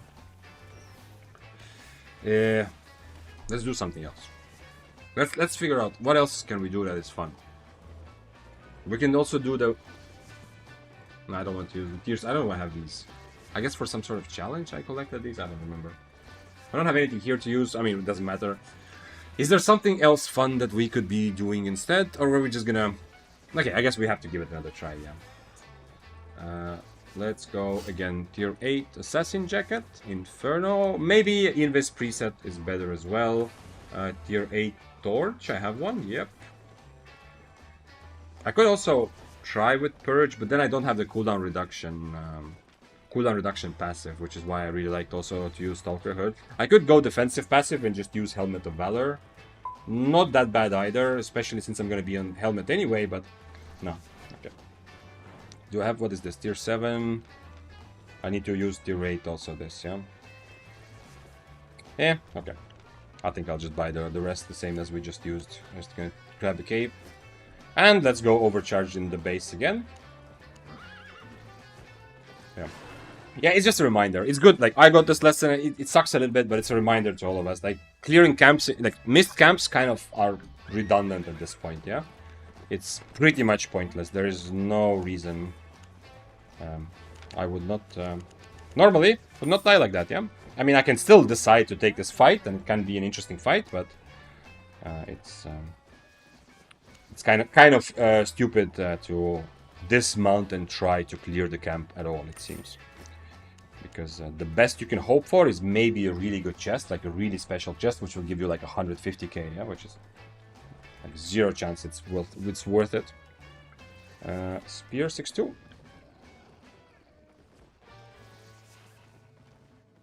Also, let's go to some more high-paced music for this. Okay, like this.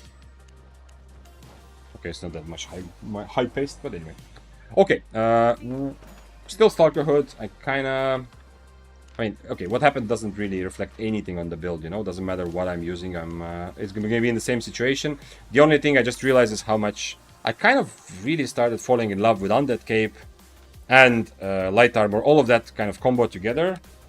I already missed it. Like here also, I want to have extra mobility, not just to take fights, but also get away from situations. And the Undead Cape to play around, because not a lot of people expect the Undead Cape anymore, because it's not that popular. Cabbage soup and Gig Pot, and then we're ready to go. Oh, Direboar Piglet. Okay. But it's very unhappy. I need to kill Tinto. I need to one time get him into an actual fight again. By the way, if you don't know what the fuck, why this guy, that's like one of the biggest heartbreaking moments. And if you try to imagine what I looked like tilted, that was the like really on stream the only actually tilting moment. This guy we had like I was playing 7-3 I think, without Awaken though. We were having a fight, we were fighting, and then another guy came on the screen and he said, let's kill the rat first. And I went for the rat, and then this guy, I don't want to say piece of shit because, you know, this is a happy stream, but it is absolutely like the most low-life thing ever to do. So he baited me into believing that we're gonna kill the rat first and then continue our fight, but then instead use that, you know, to get a free kill on me. Which is, we had a lot of discussions about him, but the reason is I don't want to open the discussion again, but essentially, like, it's all fair game, you know? You can do anything in Albion, you can play whichever you want, you can scam people, but it's also fair game to remember the name and keep shit-talking this person, yeah? Obviously not like in real life way, but, you know, in the game way. But yeah, but here, he just killed me in camp. If you weren't here like 5 minutes ago, he just attacked me while I was clearing a camp, and it was like hopeless anyway, because I have no boots and he has 300 IP more. So yeah, anyway, it's you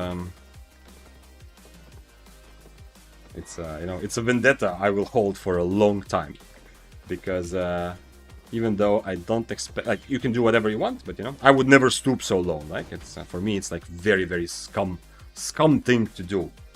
And it doesn't mean that you have to team up. Obviously, I don't even like teaming up on anyone in general. But the fact that he specifically started writing to get me to attack the rat.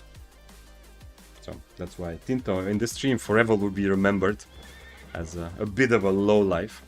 And that's why, when it happens, like, I mean, in this case, obviously, it doesn't matter who it is and what, you know, I die anyway, I'm in a camp, you know, without boots. But it's like, there's a special kind of tension, yeah? Hello, Victor, what's up, Osiris? Osiris said earlier, I got into playing a bunch of corrupted dungeons with Daybreaker, found a lot of success. Nice, Daybreaker is viable, but all of my losses were against Bow of Badon, even when I pick Harpoon. Any advice on how to deal with it? Not that much. It's much more difficult in Corrupted to play against bows than it is in open world, because you have a lot less room to dodge. Yeah, but it's much easier for Badon to hit their Qs and E as well, because of the tight corridors. So there isn't that much, unfortunately. I mean, you can try to figure out. I don't know what your helmet is. You can swap it to shield at least, unless you're using Duskweaver. Like, most helmets won't help you too much to catch the Badon. So you can try that. You can, of course, see, like, if it's such a big problem, maybe, like, Guardian Helmet is not terrible to swap to. I don't know what you're using otherwise, but you might lose other matchups then.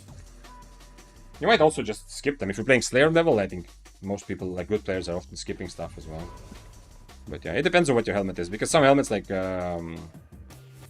especially Guardian Helmet, but yeah, that's Carl also mentioned Soldier Helmet. Soldier Helmet can also be decent, yeah. So defensive helmets can be good. Or change your helmet to, at least to this to the energy shield.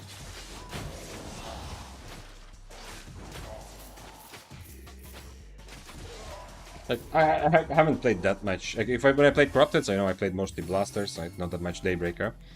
But in Mist, I feel like Daybreak against Badon is a decent fight, because if you can actually get yourself on top of them, it's kind of, it's not bad, yeah? But they do have the extra ability to, you know, to use their E for zoning, which will make it more difficult for you, of course. If they just cast their E and then they use that like as an extra mobility tool, yeah? Because you cannot tank the whole E anyway. Soldier Helmet is a good budget idea. Yeah, Soldier Helmet will help you against many things, but... if I were to go play Daybreaker, I think I would start with Guardian Helmets, the helmet. I don't know. You still have the other shield as well. Like, for example, you can... yeah, maybe that's even better because Guardian and Guardian Helmet also gives you a shield, right? So if you have Soldier Helmet, the two spell options you have, which is like the Soldier Helmet special, the block, and the mana shield, those are distinct enough so that in some situations you will change to this spell.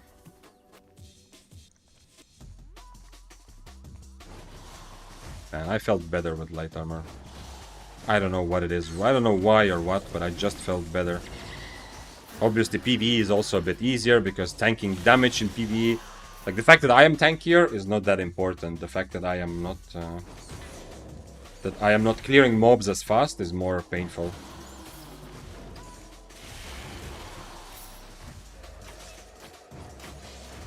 I don't know. I kind of want to just play Major Op now. Maybe, yo, I'm not a spear main anymore. Maybe I'm just a Major Op main now. Whatever I play, I just Major Op it up. Happened to me recently also. Made a short video about it on YouTube. What happened to you, Mufanza? That somebody tricked you by writing stuff in chat into believing them? But is the Mists or not? Because I think in the open world, it's kind of, well, it's still a bit scummy and it still feels kind of shit, but it's a bit more expected, right? Because people straight up try to invite you into a party in order to get your items, right? So I feel like in open world, even me with a lot less experience, in open world I kind of expected that everyone just wants to scam me as much as possible, whereas in the Mist, I legit was under the impression. But I mean, this has taught me life, yeah? But I was under the impression, before I met motherfucker Tinto, I was under the impression that, you know, a lot of people come there to get the 1v1 fight, the kind of fight that we were having before he said that. Which, in the open world, I feel like I wouldn't have that expectation. But, you know, a lot of people, some people who were in chat also said that, like, my expectation also for Mist was a bit off, yeah? Like, you need to expect that everyone wants to betray you there also.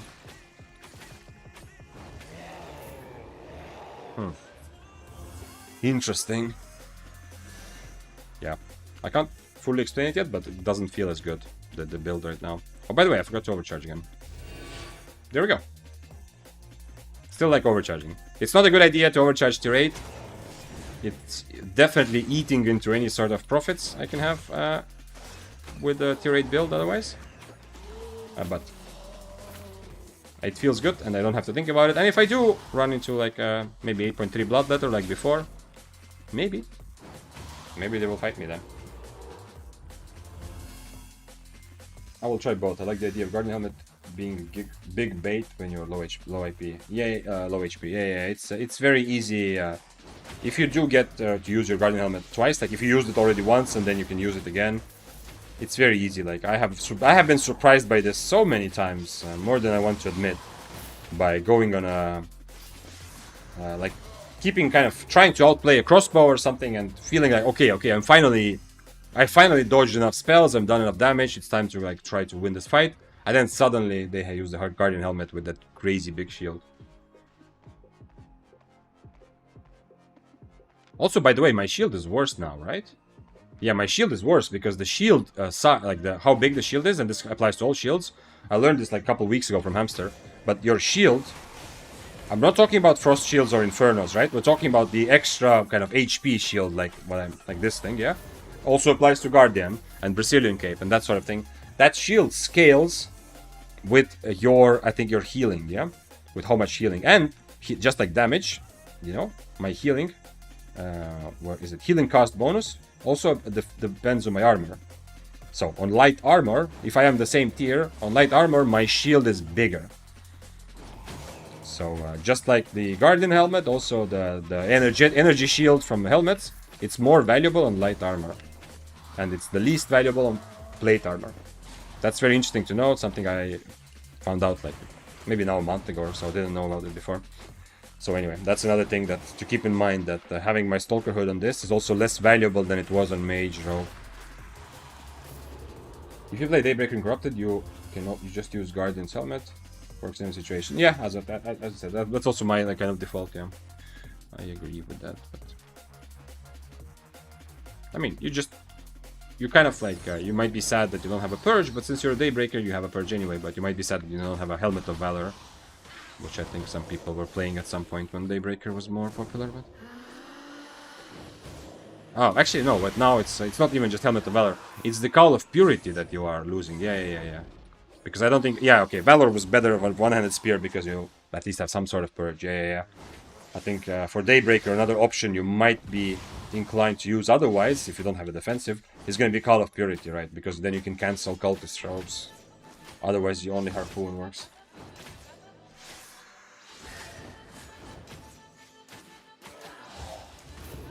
Did not know that? Yeah, Dante, it's something I also played a lot without knowing. And you can see also here, like I earlier had like a 900 whatever, 950 damage shield. I was playing tier 7 overcharged on cloth armor, yeah. So I have a smaller shield now, even though I am one tier higher than I've been the whole day.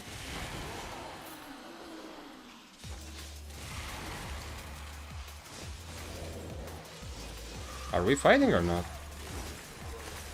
Oh, he's not fighting. Oh, he missed.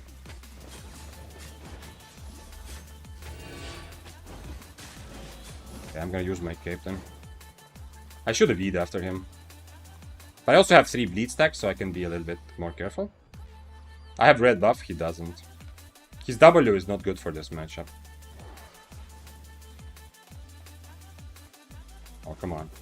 No way. You actually made me get rid of my buff just to run away? I mean, okay, never mind, he's fighting. I wish I had Inferno. Inferno would be so much better for this.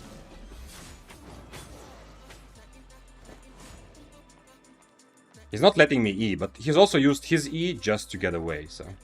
It's not the worst.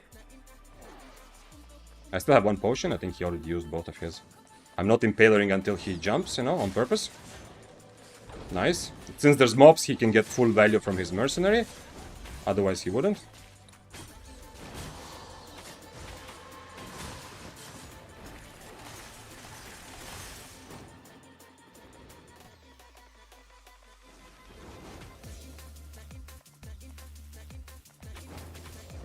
Yeah, it is GG, but I mean... I'm not sure if it was not... I don't know if it was not GG before either, to be honest, but... But yeah, that last miss. I still have 2nd potion, so that's why I say it's probably GG anyway. Yes. Interesting, yeah, if he did it on purpose, very well done. He went next to mobs and then mercenaried. Because I don't have a purge for his mercenary, yeah, but I would like to have Inferno for this fight. But I do have Invis, right? My Assassin Jacket on Invis means that at least I have... Like, if you're gonna mercenary in the middle of a field, I'm gonna dodge it with my Invis, right?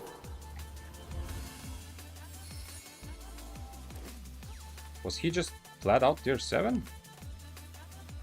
No, he wasn't. Okay, he's tier 7 overcharged. Yeah, he has everything tier 7. Yeah, he's tier 7 overcharged. Okay, so he's one tier lower as well. How much do I have for cape? 2 minutes, and the chest is... Ah, that's not good. I need to be careful. If I get into a good fight, then I need to be careful. Did he hit his E once? No, actually he didn't. Yeah, right. The first time he missed when he tried.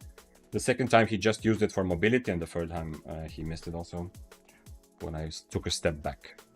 This is a matchup that used to be very good for one-handed spear because you can E through their E, you know, to cancel it. But I think they, if I remember correctly, I'm pretty sure they made this uninterruptible.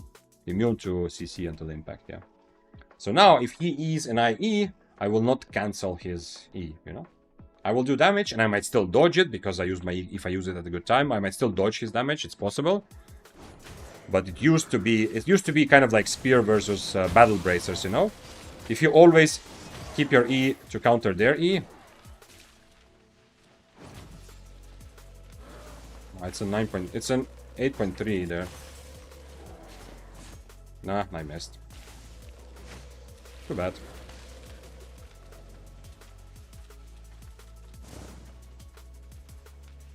Too bad that he's full HP. He was respecting me enough to not go fully after me, though. I have cape soon, but... Oh, he's also on... Okay, his spells are not very good for this fight. Unfortunately, my invis is also not very good for this fight.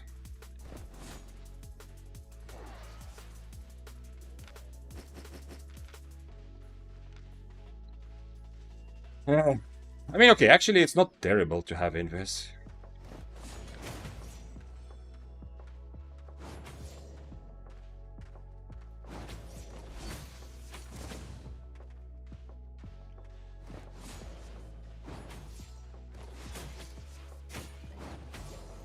I'm probably dead, because this has too much damage.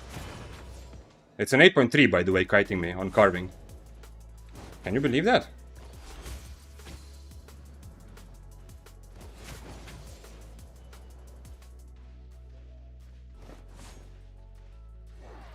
Okay then. It's an 8.3 kiting me. Okay, now I have two. Now I have a red buff and 2 healing potions. So now I feel a bit better about this.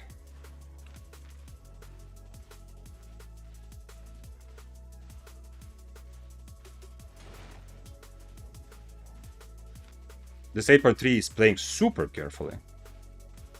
I'm walking into him. I have to walk into him. I'm asking him, please, mister, can you E into my face? He changed to Inferno now.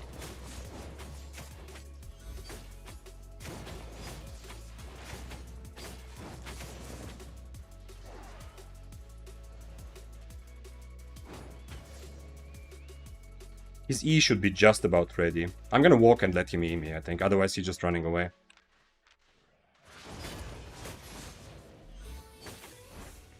Okay, this is to counter his Inferno a little bit.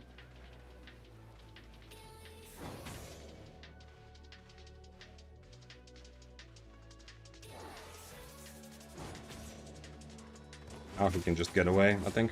I gave him boots advantage, but I think it's fine, actually. I still have 2 potions.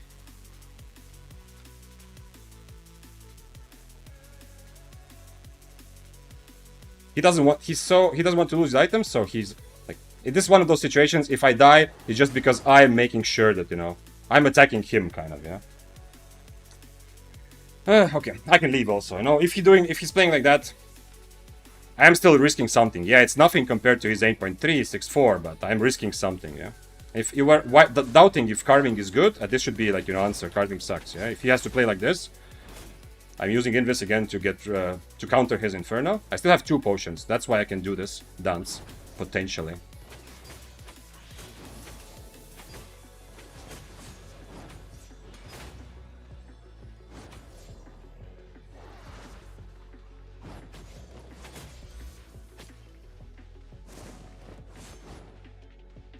He went north, I think. He went north. Fuck. Okay. I think I catch him, though. I have another potion in case he turns into me. So I should be okay, but we'll see. Slow him, slow him, slow him.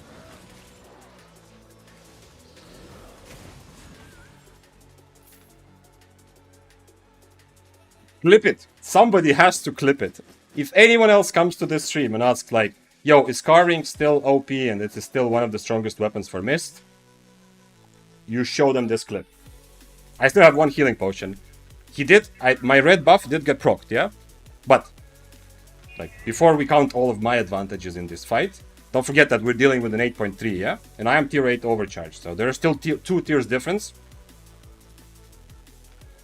So, and you can, this is, wait, I need to not be overloaded here.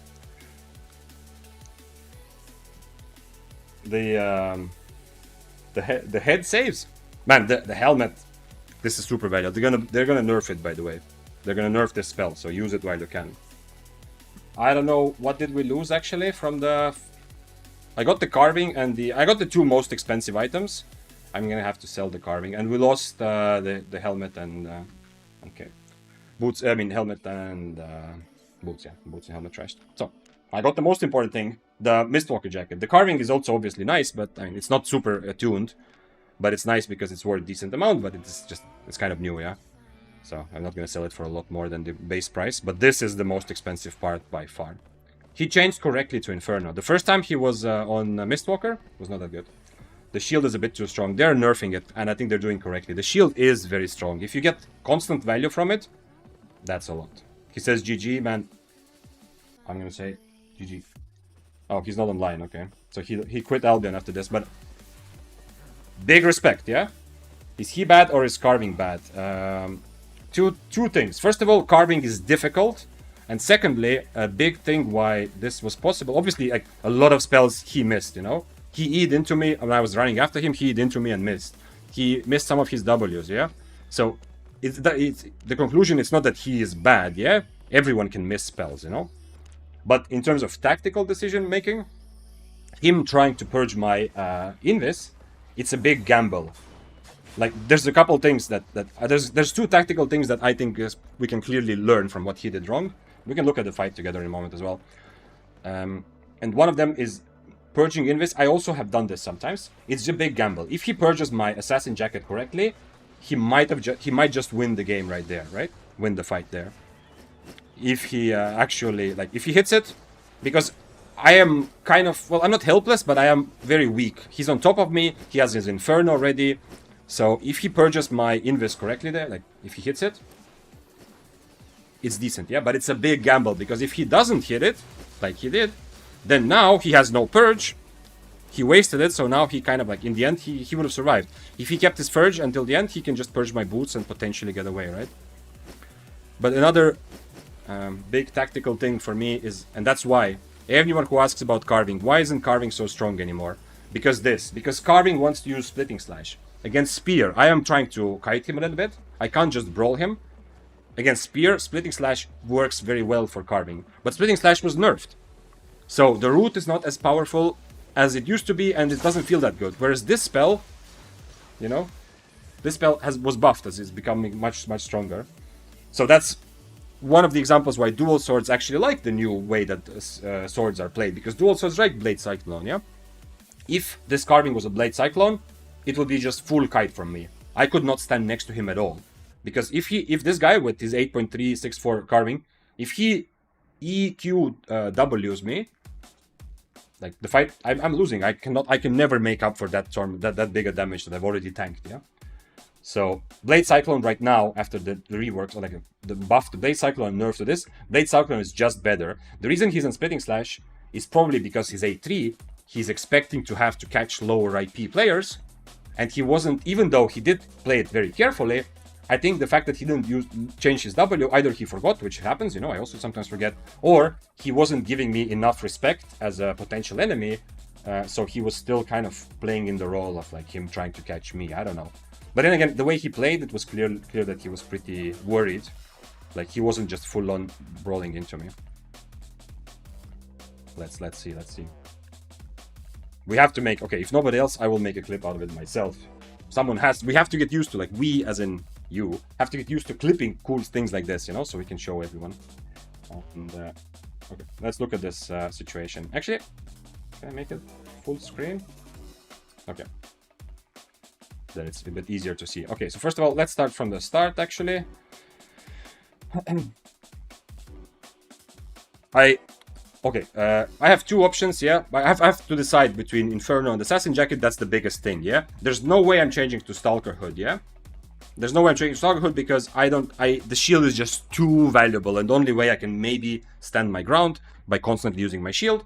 Unfortunately, Cripple, I would change to Cripple if I want to be safe and run away, but I don't think I can brawl him with Cripple because he will anyway get 3 stacks, and I'm just gonna lack the damage. Plus, if I'm on Cripple, there is nothing in this fight that clearly tells him he needs to get close. Yeah? If I'm on Impaler, and I hit an Impaler from far, in his mind, and correctly so, he feels like, okay, he's a higher IP, he's a better brawler, he needs to get close to me, right? So, the Invis, the reason I keep myself on Invis, if I use Inferno, he's gonna instantly remove it, you know, with his Purge. Rather, I would, as you saw, in Invis, I would rather try to counter his Inferno with my Invis, so I don't have to fight him while he's Infernoed, and he might not be able to purge it. Thanks for following, by the way.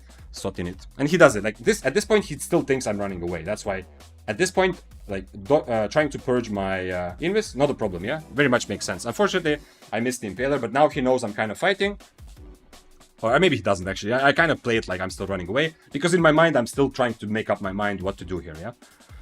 That's also why he uses E. We both hit our Ws. Let's see. Let's see the W result. He hit it for less than 300 damage, and I hit mine for 400 whatever. 60, yeah? This is also, the splitting slash does not feel very powerful, yeah? Him keeping me in place was not worth it. I got 3 stacks. Kind of, like, I don't want to stand under him because he's 8-3 and he's a carving, so since he allowed me to get 3 stacks, there's no mobs here, right? This was just purely him running into me. Kind of correctly, yeah? He wants to start the brawl. I use my shield to tank a little bit of the damage and E out. Now, I am full kiting. At this point, I have nothing to do, unfortunately. I need to accept the brawl. You saw it. Because everything is on cooldown. And at this point, I'm already kind of thinking I'm probably going to die. Yeah, it's a difficult one. This is surprising to me. Because I expect him... I don't have a purge, right? He's still on cooldown. But I expect him here. He has 3 stacks. Just stay on top of me. And keep his E for when he needs to catch me later, right? Like, it's actually kind of contradictory. Because in this point, it seems... It's kind of... seems like he is giving me a lot of respect here, yeah? Why slash so far? I mean, his slash is gonna hit that far anyway, right? He's slashing me just for damage. It doesn't matter what, like where he clicks. This E is surprising to me. Like, I'm already kind of a bit not clear of what's happening. He might be worried that I have more stacks. I have red buff. I have 2 potions. So at this point, that's why maybe he's like in between. Oh, he meant his E? Yeah, Zombie. Okay, absolutely. Good point. If he does decide that this is a risky fight for him already. And just keep in mind, yeah, it's easy for me to say, I killed an 8.3, right? With the tier 8 set. It's easy for me to, like, feel good about it. But keep in mind that I did have my red buff. I had 2 potions versus his Undead Cape, which is also very useful. I've been playing Undead Cape for 2 days. But it can be tricky. Yeah? It's not as strong as Smugglers. And I have 13 stacks versus 5, which is, like, essentially kind of elevates me almost 1 tier. Yeah, even actually does elevate me 1 tier at least. Okay, but you're right, actually. Good point, Zombig. Yeah, he could E for damage if he's worried about me, but he could E much closer. Mistwalker Jacket is not good against one-handed spear because it's almost impossible. You cannot react like against Daybreaker. At least if you're not standing next to your enemy, you can react to their E. Here, he cannot. Yeah, I mean, he cannot react to my E, so he Mistwalkers randomly, just hoping that maybe I miss a spell. I'm still expecting him to come into me, but he doesn't. I unfortunately missed the Impaler. And I'm still kind of expecting this fight to go like he has a big advantage. If he gets on top of me when I'm not ready for it, I am dying, yeah? In retrospect, I was a bit too careful myself. It's not just him, but you can see, like, now that we know how this story ends, I was a bit too careful here by using my boots to run away. No full need. But now, I do kind of understand it, so I become more aggressive. We both go to full HP. Doesn't really matter. We're like, it was kind of even the way the fight was going. Yeah, so I feel like he changed to Inferno. That's a very good decision. Good job by him. Missed E, by the way, to get close. But now he's brawling. There's no reason for him to do anything other than brawl. I E away. Okay, kind of lucky that he messed up that purge. I actually forgot about that. Yeah, kind of lucky that he didn't have the. What happened to his root? Actually, wait. Let's see. He E'd into me. He didn't miss it. I'm shielding. Everything makes sense. Okay, why is this root here? He has a lot of respect for me, right? Like, I mean, respect for my build and for me being dangerous. I don't mean respect for me as a person, yeah? He really is worried about me, because this root makes no sense otherwise, right? If he had this root after I E out, I just realized it's like it gives me kind of a free way to run away. If he had his root here, still ready, he has a good chance to root me here and then, you know, ruin my idea to run away. Okay, the more I think about it in retrospect, the more I understand that he wasn't being too careful. He was actually being reasonably careful, right? Especially seeing how it ended. Okay, he hits an E here. Nice Inferno. I don't invest right away because I already clicked shield. Honestly, I could even wait for the shield to get, like, to proc, yeah? Like, normally against his invest, I always want to... against his Inferno, I always want to invest. That's why I still have invest, yeah? To potentially do that. But in here, I already used my shield. I should have just waited for him to actually proc my shield and then go invest. But anyway. Random W for no reason again. Like, why? He doesn't need the extra 600 damage from his W, I feel like. And I go after him to kind of keep him interested, but, you know, I don't follow fully here, unfortunately. And he disengages. I mean, I still have red buff here and 2 potions, so I think using boots is okay. But the fact that I use boots means that if he wants, he is free to go away. And now he's doing the typical carving thing that he's kiting me with splitting slash and everything. Nothing too surprising here. If he wanted to get away, he would boots here, but he's not bootsing because now he procced my buff, and we are still kind of even, yeah? He's just smashing buttons. Well, he might have like a muscle memory of playing a carving a certain way and not adapting, you know? Same thing as I kind of have with Spear for a while, had like playing, like I have been playing Spear more like I'm used to playing it before, but it wasn't as effective anymore. I'm now trying to kind of reprogram my brain a little bit, yeah? To kite more. So he might be in a bit of the same situation. But actually what happens, I think, okay, this E, I get full value from my shield, the E kind of random, I invis again, and now this is the big gamble. Imagine if he purges correctly here. Okay, now I already have a bits of separation, yeah? But if I'm on top of him and he purges, what am I gonna do? He still has like 6 or 7 seconds of Inferno. I'm gonna get very heavily out-brawled, right? Since I have 2 potions, it's not the end of the line for me. Yeah, I can still maybe survive long enough to do something. But I feel like this purge, I know this feeling. I sometimes do it. It's kind of a gamble. If he hits it, he has a big advantage. But now that he misses it, now he has not, like, he's one big tool in his toolkit is just wasted. He can no longer purge my boots. He cannot purge my stacks if he needs it, because some good players have been purging my stacks. It doesn't happen very often, but very good players will occasionally purge spear stacks just to remove the E damage. And now I know that I have to, like, okay, this first heal potion, I have another. Now it's just a question. This is kind of random as well. So now he does realize, I guess, yeah. I guess he realized that it's too bad. He still has 2 stacks, but he doesn't want to just brawl into me because he knows I still have another potion. I have the shield, which is better than his wasted purge. Yeah, okay. So yeah, at this point, I don't know. I don't know if there's anything else. Anything else? I think I hit the Impaler. I'm not sure.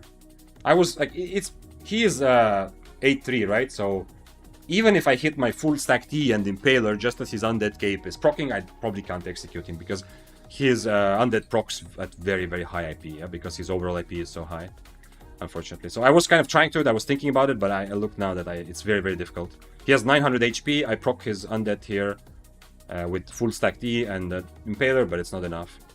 I don't know if I hit Impaler, I think I did. And since I don't hit the Q below, I assume he went straight north, but you can see I'm still kind of doubtful. He has 300 HP left, so I think I hit Impaler, yeah. Otherwise he would have a bit more. Okay, and the rest is history. Very, very good example of... now, he could have definitely played better and done other things than me too, you know, there are a lot of mistakes in every fight, always it happens. But I think it's a good answer also if someone is wondering, like, how good is carving right now?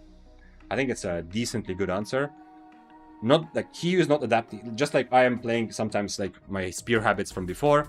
Hasn't fully adapted, but the big part is just that the carving playstyle with splitting slash, being like switching. It's kind of like spear, yeah? Carving was similar to spear, but just better often. Switching between rolling and kiting kind of on the fly. That playstyle has been severely hindered by nerfing splitting slash and instead buffing Bait Cyclone, which now makes more sense to play. What a good fight. Yeah, it was such an enjoyable fight. I'm so happy I took it because at the beginning, before I realized that he has Undead Cape and I have red buff, I mean, when I put those things together in my brain was, yeah, of course I need to take this fight, yeah? But before that, I had a moment of doubt, yeah, when I saw him. Like I felt like I'm maybe not strong enough. I'm so happy that, you know, that the fight still ended up happening. Would you recommend spear in a group of 3 with a healer? No, ZX, no. One-handed spear? No, I would not. Where is my game sounds? There we go. But I would recommend considering Daybreaker or Heron Spear. Just be a bit careful because, I mean, you need damage, right? Daybreaker and Heron Spear both have, they have enough damage, but they don't have that much damage. They have a lot of utility. Because you don't really want to play them on cloth armor. I mean, you can, but it's just be a bit wary. Like Daybreaker and Heron Spear, I feel like if you have healer plus Daybreaker or healer plus Heron Spear, I would like the third member of the team to be very full on, like high DPS, yeah?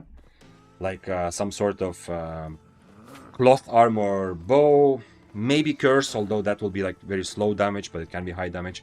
Like Arclight Blasters, definitely. Like something with a lot of damage output. Maybe a Sword of Fire Staff could work. To make up for the fact that the Heron Spear and Daybreaker is not just a DPS, but it's also utility. I haven't played in a few months. Does the Spear had bug changes? Sotinit, try to explain your question so I understand a bit better what you mean. The Spear has had the biggest change the Spear has had in a while is the cripple change, but I'm not sure what you mean by bug changes. The cripple change ended up being pretty much just a nerf, to be honest. So Spear doesn't feel as good as before, but it's not bad. And if you're playing solo PvP, a big part of how good a weapon is, especially for a weapon like Spear, which is fully flexible and adapting to the enemy's playstyle. For a weapon like that, a big part of how good the weapon is depends on what kind of enemies you are running into. And so, like, Spear becomes stronger when the rest of the meta feels kind of good, yeah? For Spear to counter. Like, if it's full of double-bladed and Bloodletter, Spear becomes stronger, because Spear loves those kinds of fights. Daybreaker, Spear, both very nice for that. If the meta becomes... it used to be that Spear was really good because there was a lot of swords, but now, first of all, there aren't that many swords, but secondly, Spear is not that good against sword anymore. But if the meta becomes very, like, Curse Staff heavy, a lot of Fire Staff, Curse Staffs who just run Demon Boots and just brawl you and then use Demon Boots to catch up, then Spear becomes worse because, you know, the matchups aren't good. Did you bully 8.3? Yes! Big Bad Owl. We absolutely bullied in 8.3. Finally. It's been a while. Unfortunately, not like fully awakened, it's pretty fresh. It has very good perks, yeah, the first two he chose. But nothing, not like crazy much money he put into his weapon, by no means. Sorry man, I was asking if Spear had some big changes. Oh, I don't know, I didn't, since there's a lot of bugs in every game, I didn't translate bug into big. In the past months, I mostly missed player. Okay, are you aware of the cripple change? If not, go look it up. I don't want to go through all the details because I do it a lot, but the cripple change ended up just being a cripple nerf, and it is hurting Spears in solo PvP a lot. Now, we are adapting, you know, and Daybreaker is still one of the best weapons, I feel, for solo PvP, like it's among the meta tier. One-handed Spear is still very much viable. By the way, it's time to eat food, actually. I hope I don't die to the 10-second cooldown. Also, double overcharge. But yeah, cripple nerf is the biggest thing by far. The change to Spear. The big change to Spear. Other than that, has there been any actually significant things done? Not really. Ooh. Ooh. Hello, sir. What is that interesting build? Can I has it? Oh, yes, please.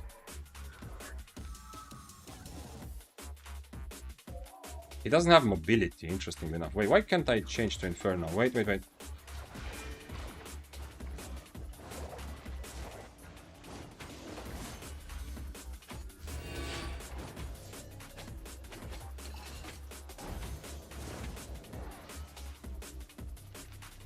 He has just... Okay, he's gonna have another poison, maybe. If I end this fight kind of soon, I'm gonna have a better time. Who is this? Nah, damn, Bloodletter 6-3. 100% gonna kill both of us.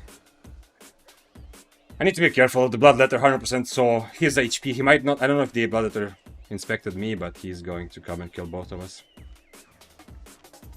Bloodletter doesn't have a good build for actual fighting.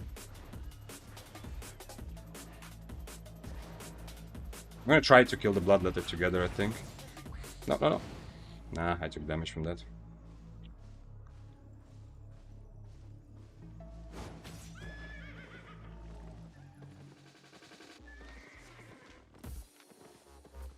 Yeah, it's like the day I played Great Hammer. Yeah, the Bloodletter's only meaning in life is just to ruin fun for everyone else. I'm not saying this as a bad thing about him, but you know, his build doesn't do anything else. It was the same feeling I had when I played Great Hammer.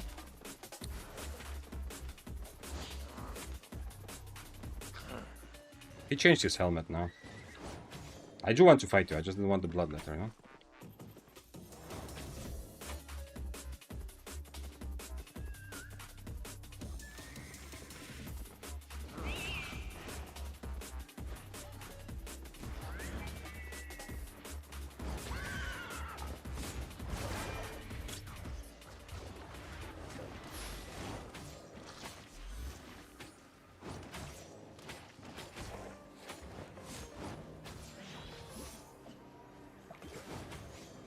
Next D, I think I kill him, right? I mean, it depends on his, yeah, this thing.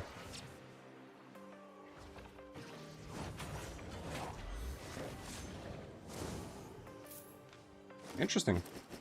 I mean, respect for trying.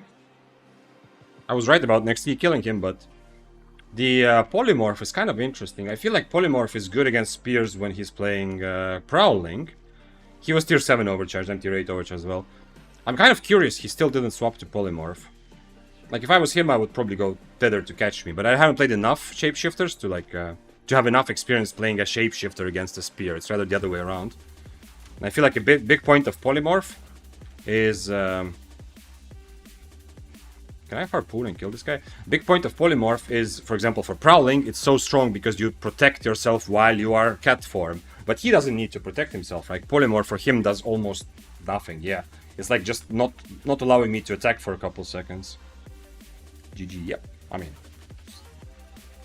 we are back on the spear train. So yeah, I need to kite against him a bit, like, more. If he's stronger IP, I need to kite a bit more, but other than that, yeah, I don't know. If he was Tether, also Tether gives you a bit of a shield, right? So he also has more HP, actually. His boots is insane, you wield. Oh yeah, I actually forgot also at the beginning. Like, these are nice if he dodges an Impaler, yeah, but it also means that, especially when he's playing... Yeah, this must be a PvE player, you know? All of this together doesn't make sense. Also tier 8 bag. Like, using this in 1v1, this is good for small scale, you know? When you are committed to the fight, whatever happens, it's good for dodging and repositioning, but... Oh, yeah. So, anyway, Victor 706. Another Victor in our midst. Thank you for following. And hello. Oh no, someone took my Abbey. I hope it wasn't the Bloodletter, because I don't even know what he's gonna do in that Abbey. The Bloodletter with Assassin Jacket, I don't think he's gonna do a lot of anything. Prowling is very weak currently. It's okay. It's not nowhere near like the high point it was before, but it's not terrible.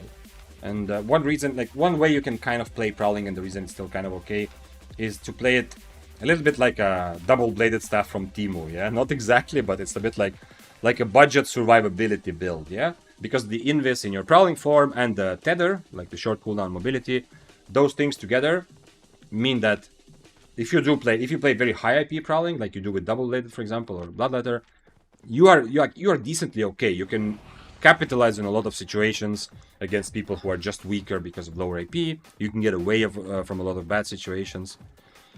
Tier 7 Masterpiece. Yo, this is... Oh, it's only 600k. Why do I have 1.5 mil all of a sudden? These things don't think that crazy. It's literally in the worst stage it has ever been currently on Yo.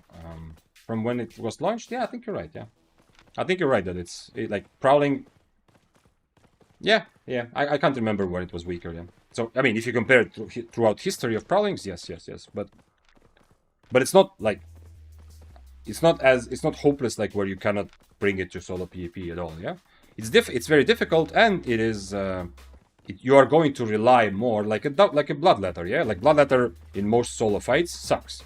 Like 1v1 fights. It kind of sucks, yeah? You have to fight someone 2 tiers lower than you, yeah? But overall, if you're choosing a weapon for Mist, Bloodletter would still make the list of viable weapons, yeah? I would I encourage you to apply the same logic kind of to Prowling, yeah? It's not that good for 1v1 fights, it sucks, unless you have a good IP advantage, but it is okay at abusing the overall kind of setup of the game, where you can run around and look for kills that are on people who don't want to fight back, or if you get into trouble, you can use the Invis, what's it called, the Tether plus Invis, you know, to survive. I love Prowling. What makes it so bad? No, don't think that it is so bad. It's partly, yeah, like Hugo just got wrecked said, yeah. Part of the reason why it feels bad is because it used to be super strong, yeah, and comparing to what it was like, it now feels much weaker. But it's not super bad. It's kind of difficult, yeah. You have to be very careful. Like, it's very easy to lose a fight if you just take some damage in your Prowling form, and you're not like, I don't know. It's you have to be very precise with how you play, from what I feel. People will have iframes. People will be able, like if you're on tether, people will just out brawl you. Yeah, like a spear will just brawl you. If you're on tether, the spear will just brawl you and usually win the fight. If you're on polymorph, you now don't have the kind of mobility that most meta weapons have. Yeah, all the Daybreakers, Fists of Avalon, Bloodletters, Death Givers, Flamewalkers, all of those have more built-in mobility. If you're not on tether, you don't have that sort of mobility, so you are kind of handicapped a little bit. If you're using your Panther form to catch up, you're gonna take damage. There's a lot of like things that you have to be you have to play it very precisely. I feel like you can't make a lot of mistakes if you're talking about equal IP fights. What is a good potion for PvP overall? Healing potion. I don't like general questions, but that's an easy one, Lucio. A good potion for PvP, healing potion. Fire, who is one of the best prowling players, literally don't even recommend people using. Yeah, but don't. I understand. You know, take his word with a little bit. Like, yeah, that is a good argument. Yeah, someone who has played a lot says that he doesn't like it, but don't take it as like God sent truth. You know that Fire said that he doesn't recommend playing it. This means that it is so bad.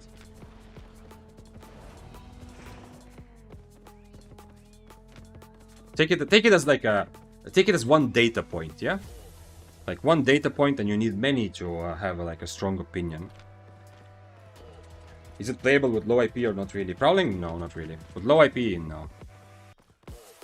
If you're only going for equal tier fights, I think you can only play Prowling if you really enjoy it and you really like it. But it's not like a very strong.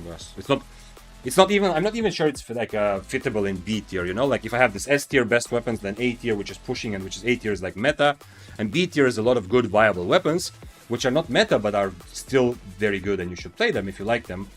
B tier including things like quarterstaff, like one-handed spear. Yeah, it's not a meta weapon, but it is very viable. I don't think Prowling deserves to be put there, but it's like right below us. Yeah, right below that in my opinion. You would choose healing potion over Giga. Lucio, the question is so general that the answer is not going to be very useful to you. Yes, I would choose healing over Gigpot because healing is always a reliable value, no matter at which point you use it. Based on your question, I can tell that you're kind of new to the game. So for you especially, healing potion, no matter at which point you use it, gonna give you good value, just extra HP. Now, as you play more, for some builds and for some situation, Gigpot can be more valuable because if the whole fight happens during 6 seconds or 5 seconds, or if the enemy has like a lot of burst, or if they have forced movement that you want to counter, then Gigpot can be better in certain situations, yeah? We're talking about 1v1 fights here, yeah? If you're playing with a group, then if you have a healer, never use Gigpot. If you have a healer, use Respot or a potion for damage to help your team do damage. But if you're playing solo, you see also I have healing potions and I have Gigpots. If I face a Curse Staff, I might change to Gigpot because a big damage burst that they do is predictable. I know at what time to use my Gigpot for maximum value. If I fight someone on who has a Fire Staff on a Firewall, I might also use Gigpot. Although I'm likely just not going to fight them, but I might also use Gigpot. Isn't it same with you if you say it's not that right? No, it's because how it was like, it's way over nerfed. Yeah, comparing that. Isn't it same with you if you say it's not? Yeah, it is same with me, absolutely. You just got it, absolutely. 100%. When I say that, you know, take Fire's opinion as just one opinion and don't like believe it, 100%. Also what I say, yeah. Whenever I say something about it, I hope that I can bring a lot of like a lot of my experience and what I see in game, I can bring it to you and help you, you know, think about these things, get better, whatever you want to do in Albion. 100%, yeah, that's the goal. But I think it's pretty obvious and clear that if I say a weapon is good or bad, that's also not like scripture, you know, from given from a deity saying that this is the fact, yeah. And in fact, you will find, if you hang around the stream more, you will find that some of my opinions about weapons and where they are right now slowly change. Now, it's not because one person said it, but whether I get new experiences, because, you know, there's a lot of patches, a lot of new technology, so I get some new experience, new matchups, or someone brings out a good point and, yeah, you know, we discuss it. So, of course, yeah. I'm not talking, I wasn't trying to say that specifically Fire, like, don't trust that guy, you know, he talks shit about weapons.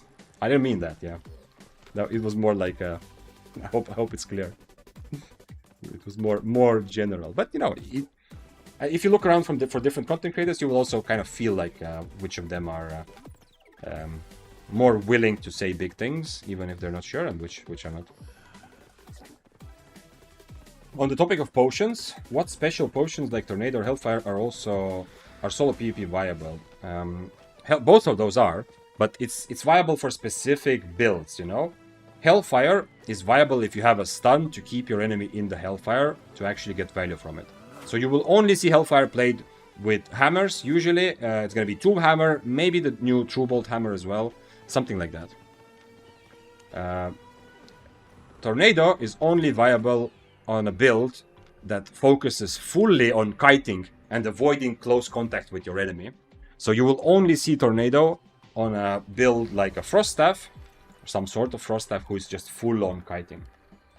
They are both viable, but I suggest not thinking about them too much until you have that much experience in the game where it's natural to you to think that, oh, this build could actually benefit from a Hellfire, yeah? Like, because all of those examples, even if you are running a Tomb Hammer, even if you are running a Frost Staff with full kite setup, the basic healing potion is still going to be viable, or poison potion. Those are still going to be viable, yeah? So even if you're running one of those builds that you could potentially really benefit from a special potion, as you say, it's still... it doesn't mean that the healing potion is bad.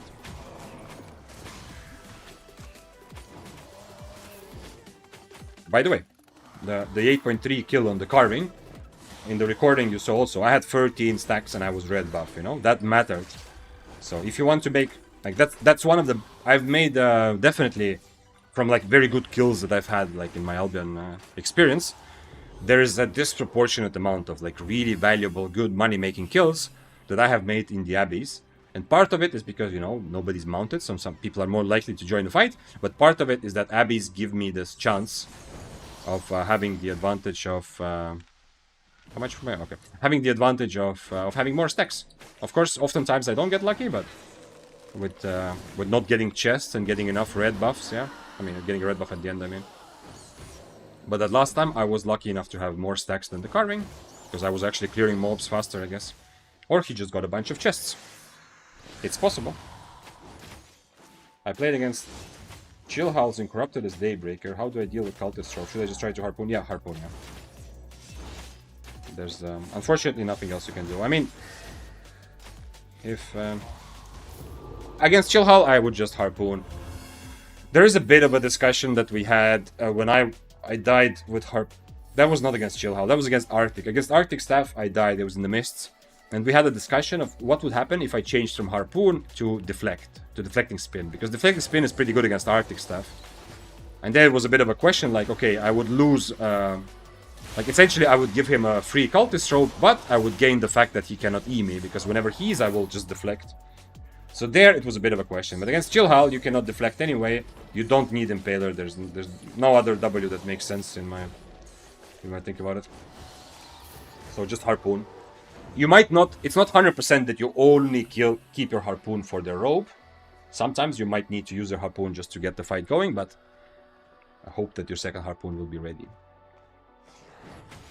But generally, you try to Harpoon the Cultist, of course. Like, a good Chill Hull player will Chill Hull you, and then Cultist as you are frozen. But on Daybreaker, you have also your E, which potentially can counter Chill Hull, although it's a bit buggy, that interaction. I don't trust it. Correct. How much kill fame did you receive? Let's see. 4.2 million. Oh, you actually said it already. Yeah. Started playing Badon, Brawl focused build recent. I would be very curious, Big Pharma, to hear more about that experience.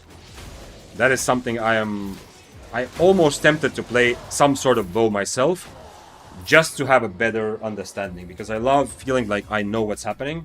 And at the end of the day, just what we've just been talking about, yeah, I'm just one guy, yeah, I can just have my own experience. I can't know everything about all weapons and matchups and meta developments, but I do my best to keep track of what's happening. And the whole idea of bow meta changing because of the new Q and giving bows more options, it's something that I have not seen enough people test yet, or kind of I have not seen it through the eyes of other people, so I'm very curious to hear how that works. And so far, on my radar, it's only a good kind of base viable option for the regular bow. But if you make it work on another bow, I would be very, very curious.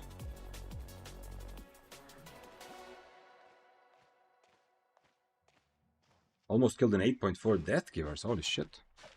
Speaking of Death Givers, are you fighting me with your stacks or no? Oh, he's not fighting. Ah, I wish I had the poison potion now. Okay, well, my boots before him, so I think I catch him anyway. But we'll see. It depends. If he finds something to Shadow Edge, then I don't catch him.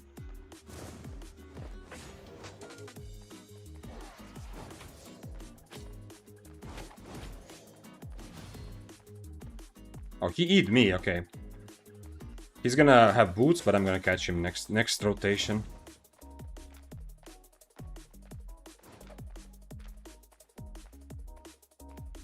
I think so, at least. I'd almost impaler there. I was so close to impaling him. I think he's gonna E me again when I get close now.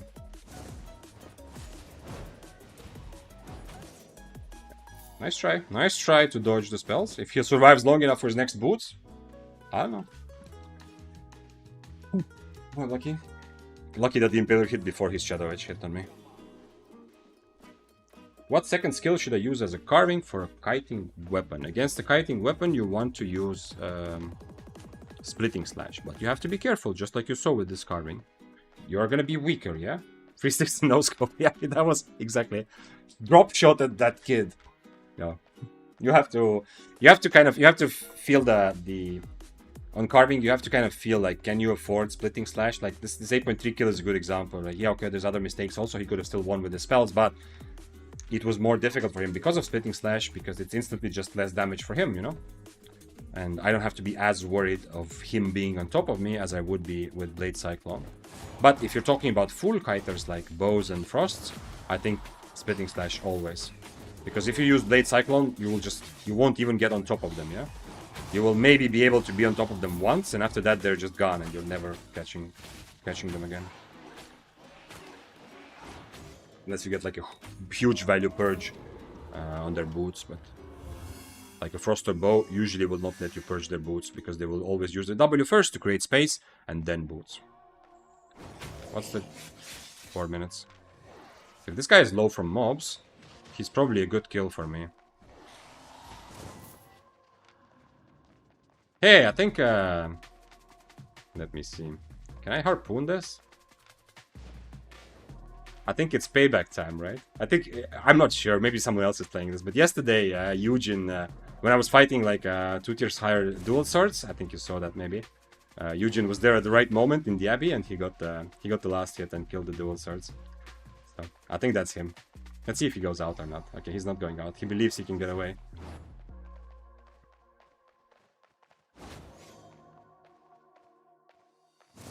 Maybe it's not him now, but I think Eugen was playing the exact same build yesterday. When he ratted my... I don't want to say he ratted my kill, because it was very unclear that I would have any sort of advantage. Because the dual swords fight was very difficult, yeah. I was definitely weaker, and even though I dodged one of his E's on the dual swords, I still was in a good place to just die there. Wait, is there a red buff available here? Yeah, it is, okay.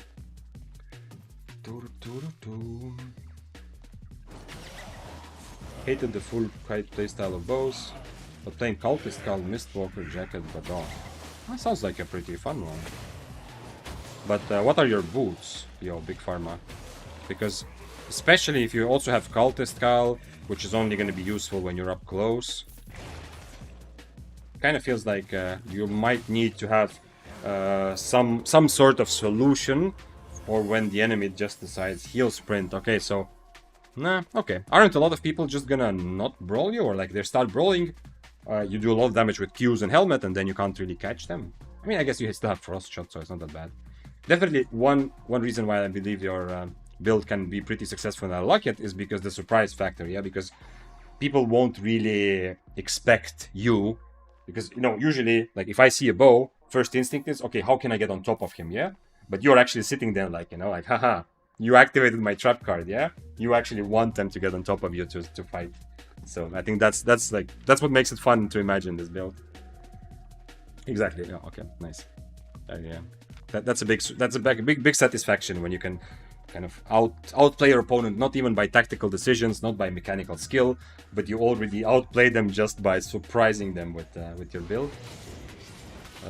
There's a decent amount of satisfaction there. Oh shit, I did not mean to do that after I got already hooked. Need to be a bit careful here. I am next to the exit, so I can leave if it comes to that, but I'd rather not leave.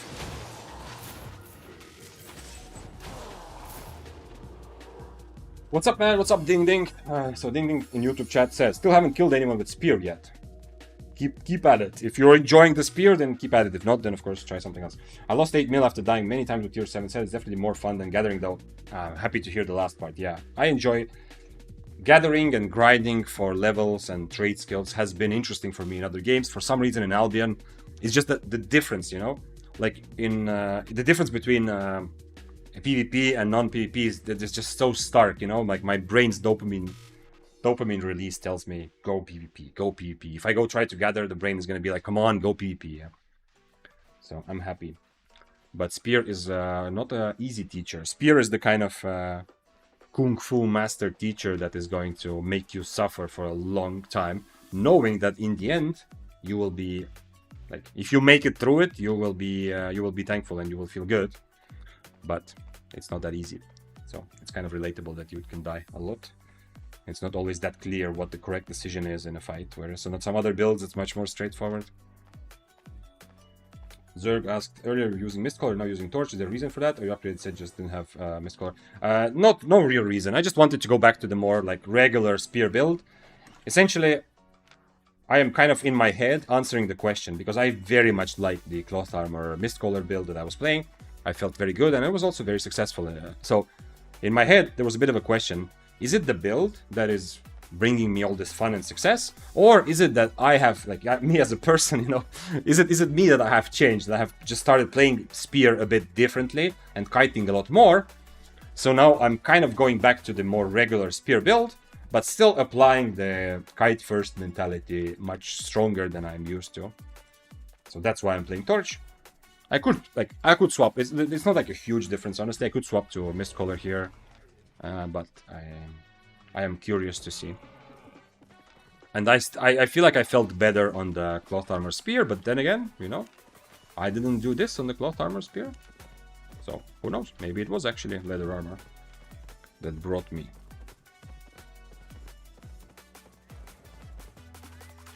Need to figure out what to do with the 6-4 carving now, though. I'm already collecting a decent amount of awakened weapons that I don't know what to do with, because I don't want to go through discords and sell them and stuff like that. So, and some of the carvings and stuff I can play myself, but 6-4 carving is very unlikely to be on my own menu. Although, who knows? Never say never. Carving is still fun, it's just not very strong, but it's not as strong. It's kind of like what we had discussion about Prowling, yeah? Like, Prowling is not in a terrible place, in my opinion, but it feels terrible because it used to be so much stronger, yeah? Carving is a little bit of a same boat. It's not terrible, it's viable, but it's not... it doesn't feel that good because it used to be much more than viable. It's time to take off the overcharge and see what the cost is. I need one more food. Do I have more of this food? No, I don't. How much for my overcharge? 3 minutes. Okay. Prediction time. Start new prediction. How many items trash? I'm gonna put 5 as well, so if someone wants to put 5, but you know 5 is, of course, the least likely option. Which means you can make the most amount of points if you're right. Okay, 2-minute submission period. Let's go. Gun by your points if you're on Twitch. If you're on YouTube, then you can play along at home without actually clicking it. But I'm gonna make sure I change back so we can hear the sound of items breaking when the timer reaches 0. And meanwhile, let me see what else I missed in chat. I'm ready to go after this. Yep, okay. I'm ready with everything. Would you sell them for bulk, the 4.4 weapons? Doesn't seem like very attractive. Like, the bulk price is not going to be good, Carl. It's going to be the same as just me removing the attunement and selling it as a base price, probably, right? I've never heard of anyone buying, like, bulk awakened weapons, but... The thing is, like, they're all different, right? Some of them are, like, barely awakened. Some of them might be awakened, but with good traits. Some are like average. So it's kind of difficult to lump them all together. I could consider it though. I mean, not completely against it, but I feel. Thoughts on dual swords? What's up? Oh, we have. Are you in 2 different chats? Yeah, Taro slash Suisei, or it's 2 different people who just ask thoughts on dual swords in 2 different chats. Be more specific. What do you want to hear? Dual swords is one of the best weapons for solo PPing with very low IP.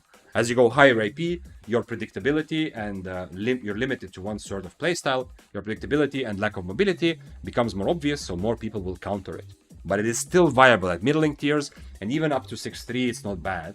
It's just more difficult because, you know, people will play around you, they will not take the fight if they don't have anything against you, and you don't have the mobility to really punish people if you start winning the fight.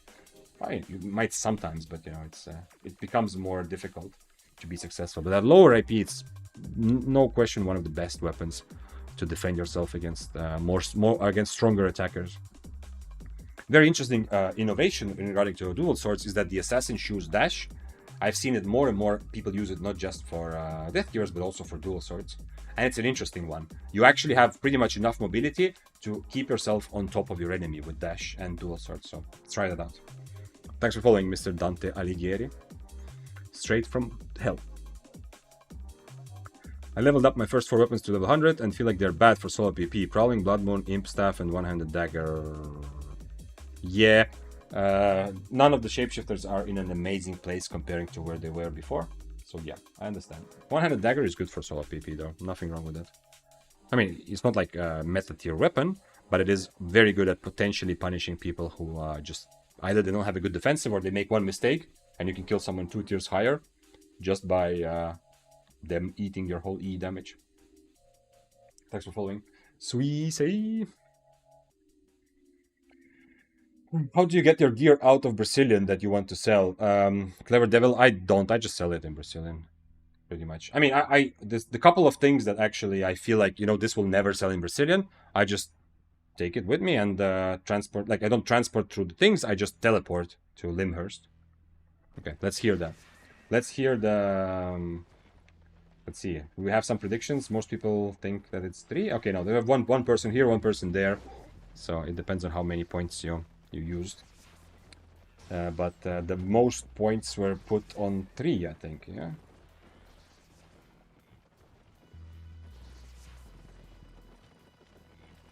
If 2 items trash, you have 18 times return ratio. Damn, the prediction really works when there are fewer options.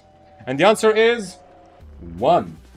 The only thing not chosen by anyone. I guess I get your points. Because once again, so far, every single time, 1 thing has trashed. Gimme your channel points. So I don't have to play weird stuff. Because if you didn't know, you can use channel points to make me play weird stuff. Do I have another tier 8? Let's go see if I have a tier 8 assassin jacket.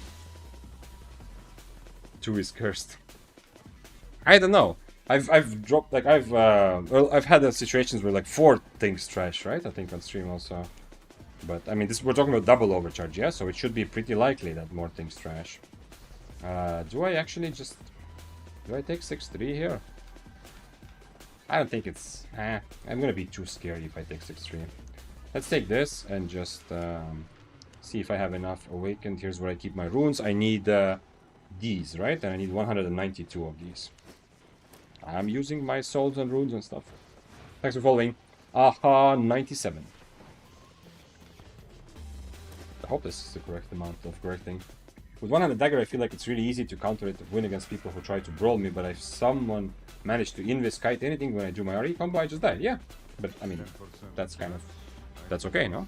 Is that a bad thing? That if you get outplayed, you die, and if you win, like if you outplay their defensives, then they die. I think Pew Pew, like Professor Pew Pew, one of the content creator streamers, I think he has a lot of experience. He played for a while. He played only One-Handed Dagger, like tier 7 and mists. And I think one of the things that he learned is that you often on One-Handed Dagger, like your plan from the beginning, it has to involve your second rotation. At least the way I understood his lesson, you know, once again, this is hearsay, right? This is me talking about what I heard from him, not directly from him, yeah? But my understanding is that it's very useful when you go into a fight to think about your 2 rotations. You're not trying to just think, okay, I'm gonna just E and see what happens, or okay, he has this defensive, so how can I get around it? Yeah, but you very much already you're already predicting when you're starting the fight that the first time you get on top of them and you E, they're gonna use their defensives. By the way, I'm going down to sit for a while. They're gonna use their defensives. You already have a plan. You have a good purge for their defensives. Sometimes you just shadow edge a mob. Sometimes you start fighting your enemy with one-handed dagger. They use their defensives, and you just shadow edge your mob. And now you try to kite around with your Qs to be close enough. And then the second rotation is when you get the actual kill. Yeah, that's the most useful thing I can probably say about one-handed dagger from my experience. And of course, there will be also builds that are almost impossible, because if they have like a Mistwalker jacket, which you cannot purge, maybe they have good enough mobility to always dodge your second, like to get away from your second E.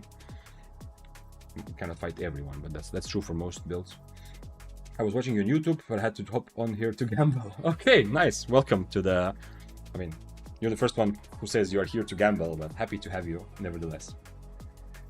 I mean, I feel very easy to avoid the RE combo. It's probably also skill issuing by me, but yeah, I need to go bait stuff and everything, which is hard for my level of PP right now. Yeah, one thing that... There's one guy killed me like a month ago or so. One-handed dagger killed me. I was like, I don't know how that happened, like, because looking at it, it seemed like it was okay. Like, yeah, sure, I made like one mistake, but it felt like he was able to just fully hit me even without his E. I didn't fully understand that fight, even after looking at it. But one thing I did notice from that fight and from before is how many good one-hand dagger players also use their hunter jacket.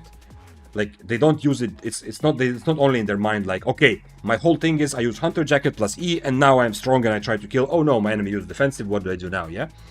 But to separate in your mind the hunter jacket and E, sure, you can use them together. But sometimes they use one-hand dagger will use a hunter jacket to try to bait out your enemy's defensive. Yeah, because it even looks like a little bit similar. Yeah. So if one-hand dagger attacks me and use hunter jacket, if I now use my invis, when my invis is over, they still have their E, yeah? Another thing that sometimes... Okay, by the way, important part, then we can continue. Nice. Look at this. Double the nice. Okay, let's eat food and go. I love overcharging. Don't do this at home. Tier 7, sure, but tier 8, don't just randomly overcharge like I'm doing this. This is for more fun, not so much for actually making silver. So the second thing that also with the hunter jacket and E, what I've seen is that they use only their E and not hunter jacket. The enemy kites away, does whatever, and then when E is over, most enemies, like me also, the E is over. If against me also, I mean, like if I'm playing against one-hand dagger, their E is over, my brain says, okay, now it's a free fight, yeah? Until their next E, I am just doing everything to stay on top of them and fight them. But then, even though I have a bit of an advantage, now the enemy uses hunter jacket, and now it's not that clear. You know what? I'm not super duper winning the brawl. It's kind of even, yeah? So by the time the next E comes around, they are not dead, but they are like, they have same HP as me. But this is something like you have to play a lot more, and I don't play one-handed dagger, so I'm relaying to you what I have learned through the eyes of others, or from my own experiences as being the enemy of one-handed dagger, yeah? That's some advanced stuff. Yep. But one-handed dagger is a weapon that is, you cannot, it's not like dual swords. Yeah, you will have some fights when you win, where you win just by, just by the fact that your enemy doesn't react to your E at all. So you get like a free win against a more expensive build. Yeah, sure, it's possible. But it's not like dual swords where it's conceptually very simple. You just click all your items and weapon abilities pretty much whenever they're ready. One-handed dagger does require a lot more like tactical approach than some other weapons. Maybe not as much as like Deathgivers or Spear, but it's comparable. I think one-handed dagger and Spear are somewhat comparable to how much tactical decision making you have to make. What game this? I want to try it. Looks cool. This game is called Albion Online, my friend. And for those of you thinking like, is he talking to himself again? Don't forget, if in case you didn't know, this stream is available on Twitch and on YouTube. However, because of Twitch multi-streaming rules and the way I understand them, the chat that you see on screen happening, like above me, is only Twitch chat, yeah? I think I can't put the YouTube chat there. But occasionally, when I'm talking to myself, I mean, I read out every comment or every message that I answer, I read out, so you're all part of it. But occasionally, I answer messages from YouTube chat, so that's why we have Smakalaka in YouTube chat asking, what game is this? I want to try it, and the answer is Albion Online, my friend. It is officially an MMORPG, but it is also very much just a competitive game with very similar mechanics to MOBAs, like you can also see. Similar mechanics to League or Dota, but you're not playing like a 5v5 game, but you are playing, it's like an MMORPG with League mechanics, essentially. That would be a good way to put it. But a big important part of this is that it's full loot. So it becomes much more competitive and hardcore than almost any other MMORPG out there. Skyrie says, don't try to fool us, that's your imaginary friends asking. Yeah, guys, come on, I'm streaming, stop it. Yep. I used to say this every day, right, all the time when I started streaming, also on YouTube. But then I just realized I haven't talked about it for a while, so there probably are people here who might be thinking like, okay, is that guy okay? The guy on screen? What is he talking about? And Smakalaka says, nice, I will try it. I tried it at the beginning, but never realized I could... Okay, yeah. Of course, try it, it's fun. Okay, I hear a dagger hitting something. Let's see what dagger it is and where he is. He's somewhere south of me, right? It felt like a bloodletter or one-handed dagger, actually. Let's see if I'm right. No, it was death givers, okay. Okay, so I was right, it was a dagger. I don't know if there's a difference between sounds of like different daggers. Probably isn't, so I probably was ambitious to guess which dagger it is, but...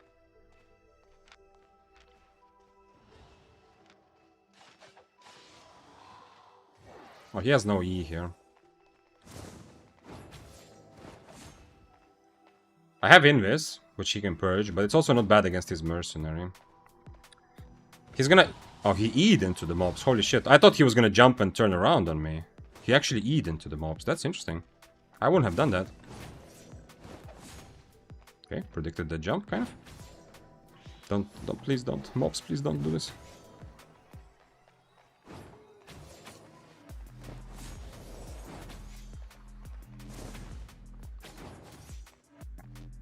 I walked in front of him to try for him to hit a Q on me, but...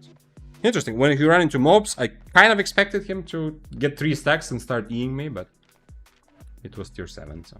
He did feel a bit disadvantaged against me.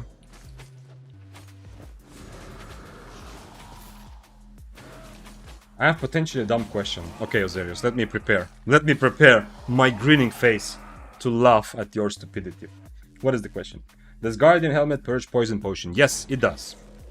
Probably not worth, but probably not, but worth checking. No, it is. It removes damage over time, including Poison Potion, yeah. Which means that if you're fighting against Guardian Helmet and you throw your poison too early, you're fucked. Wait, what? Exactly. I'm sold on Guardian Helmet, yeah. I mean, you probably can't time your Guardian Helmet only around the enemy's Poison Potion, but sometimes it will be useful, yeah. I make that's one mistake I make a lot. Being the Poison Potion user, I make that mistake. I don't know how many times I've made that mistake. More than I want to admit. Of forgetting, like, not to throwing my Poison Potion at the start, essentially. Like, the other way around. The mistake I'm making is throwing my Poison Potion at the start, and then the enemy just Guardian Helms it away.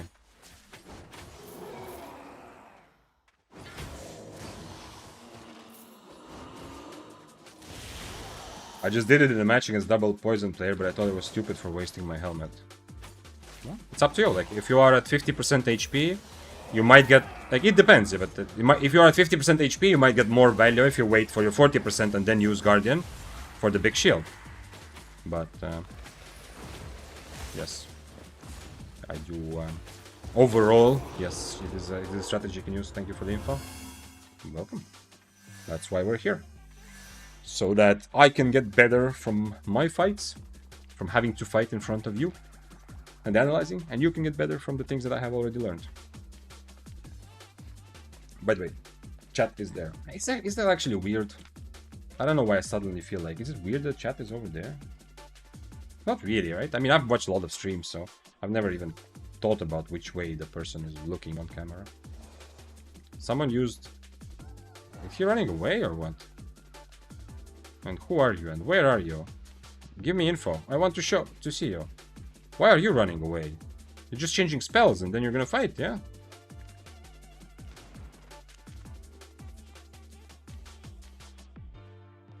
He's on red buff? No, he's on yellow. I'm on blue. Is he not fighting this?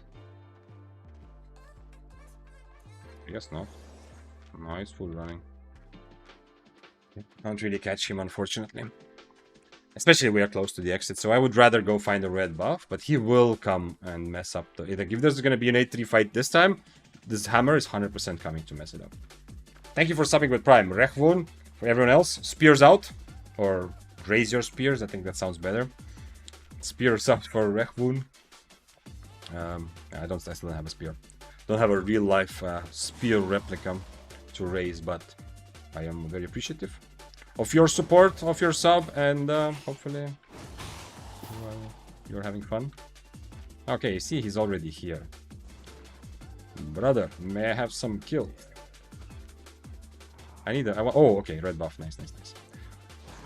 I need to be a bit careful because he will definitely try to take advantage of this, right? But also, you know, I don't get very low. I'm on leather armor, so... I'm not too worried. I get red buff, then I can manage the situation. In the end, can normal spear build with jacket outbrawl with hammer? Yes, Rico. From my experience, yes. But hammers will play around their E-spell stun, so they're not gonna stand and brawl you usually. They're gonna play around their stun and use their W to dash through you to not to slow you. But in my experience, yes. Against hammers, I used to also sometimes play cripple or harpoon. And it was still okay. But hammers are not very good matchups for spear. It's okay, it's viable both ways. But you can, like, it's pretty easy. It kind of sounds weird because because spear has good mobility. But for hammer to kite spear, I feel like it's not that difficult. I don't know, maybe just my experience, but in my experience, like, it's especially when great hammer was popular, it was very annoying. But yeah, there's oh nice, sparkly with some new emotes out there as well. Welcoming Rechvun to the spear club. What is the best plate armor for PvE? I'm trying to level it up the unusual way, but the more I look at it, the more everything looks PvP specific. Well, plate armor you can use on a tank in PvE in a group, but as a solo, I don't know if any plate armor really helps you in PvE. I mean, I guess the royal whatever thing. Wait, no, royal is not. Yeah, I was thinking of leather. Yeah. Is there anything here that helps you at all? It doesn't, yeah. I mean, okay, guardian armor, you take a bit less damage. Soldier armor, you deal a bit more damage, but it's like marginal small things. What weapon line is the worst matchup for spears? Currently, I feel like crossbows. Ding ding. Arc light blasters and light crossbow both seem like very, very bad. Like curse staffs and fire staffs are kind of difficult, but I wouldn't say they're that bad. They're at least seem like decently okay, playable. And, you know, most of the builds that you see from a fire staff or curse staff, you can at least abuse your mobility, kind of, to get an advantage and potentially win the fight. But I feel like crossbows are probably the worst, yeah, if you want to take the whole weapon line. It's so better tier 7 than tier 8. The OC tactic, if not a lot of tier 7. Oh, if not a lot is happening, yeah, it hurts more. Yeah, you're right. I'm paying much more because I'm tier 8.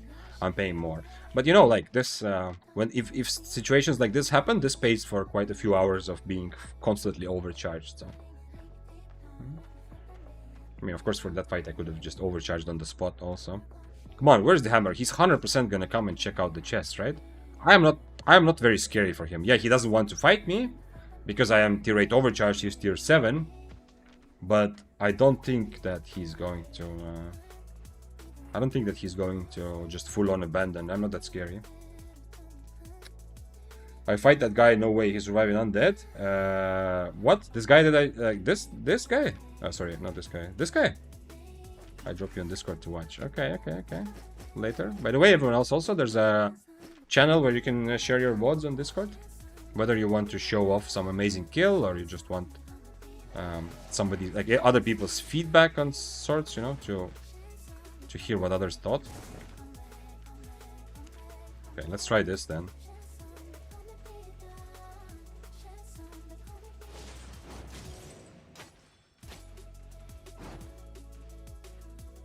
What?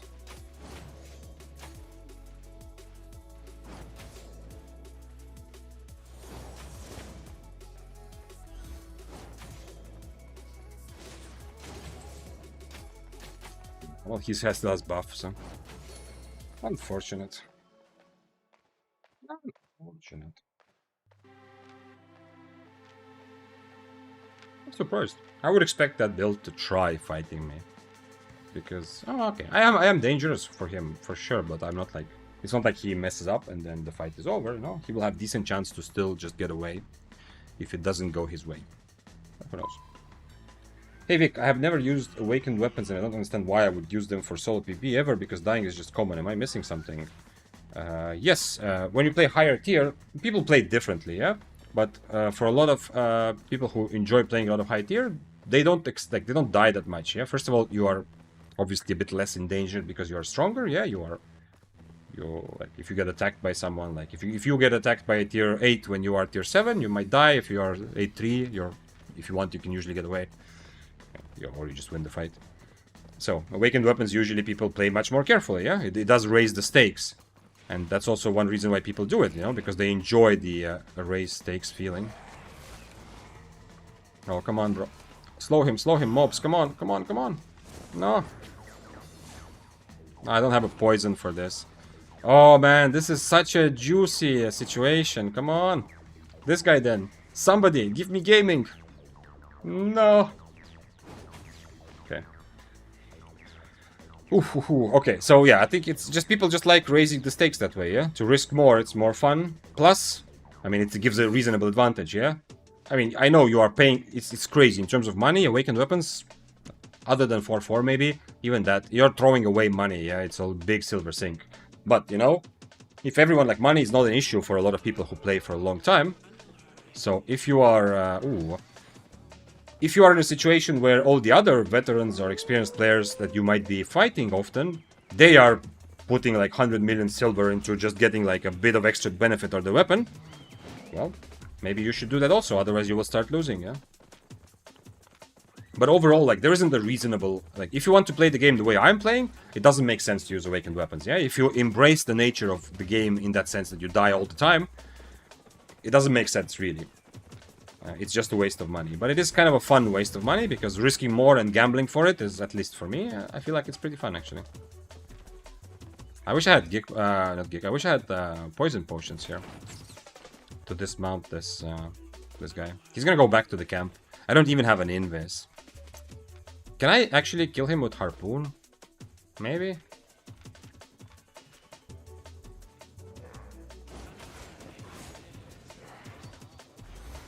He's gonna run away with his boots, unfortunately.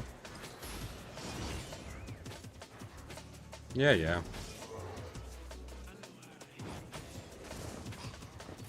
Okay, he actually didn't run away with his boots. 300k, even though everything trashed. He had something... Oh, he had some sort of Trinity Spear, and this helmet is valuable. What is this? Why is this thing called... This guy is worth 4 million. He's running around like this. And he was dismounted in a camp, man. If I had this potion... Too bad. But yeah, it's not just fun to play for higher stakes, which is what a lot of experienced players enjoy and why they like also putting money into awakened weapons. It's not... It is definitely very fun to play for just higher stakes, yeah? Once you get a bit desensitized to, like, risking tier 70 or 8, you want to risk a bit more. But... also, the awakening process itself can be pretty fun, because it's a bit of gambling, yeah? You never know if you're gonna get a good perk, or if you're gonna get, like, a crit, so that you level up your weapon faster. Like, it is a bit addictive to gamble, yeah? So, you can't really gamble in Albion, yeah? Gambling is not allowed, luckily, but you have some sort of a bit of gambling with artifacts and a bit with awakened weapons. Okay. I don't think we're gonna catch this Battle Axe, especially now he's now he's on full alert, yeah? Because I've made it pretty clear that what I want to do, yeah? I'm pretty clear that I have want to try to dismount and kill him, so now he's gonna be on full alert and either switch mists or just be very, very careful. Benny's asked, what do you think about Frost for PvP? One-handed Frost, or are you just asking about Frosts in general? I mean, the question is, like, the answer is not that much different. For solo PvP, Frosts have a lot of potential, yeah. They are definitely good. They're not S tier like meta level, but they are pretty good, yeah. And you wanna probably play one-handed Frost or Chill Hull for solo PvP, or Arctic Stab, but Arctic Stab is kind of expensive if you are just starting out. Don't do it. If you're asking about group PvP, yes, Frost also has a room for there's a room for Frost in group PvP, but it's a bit more niche.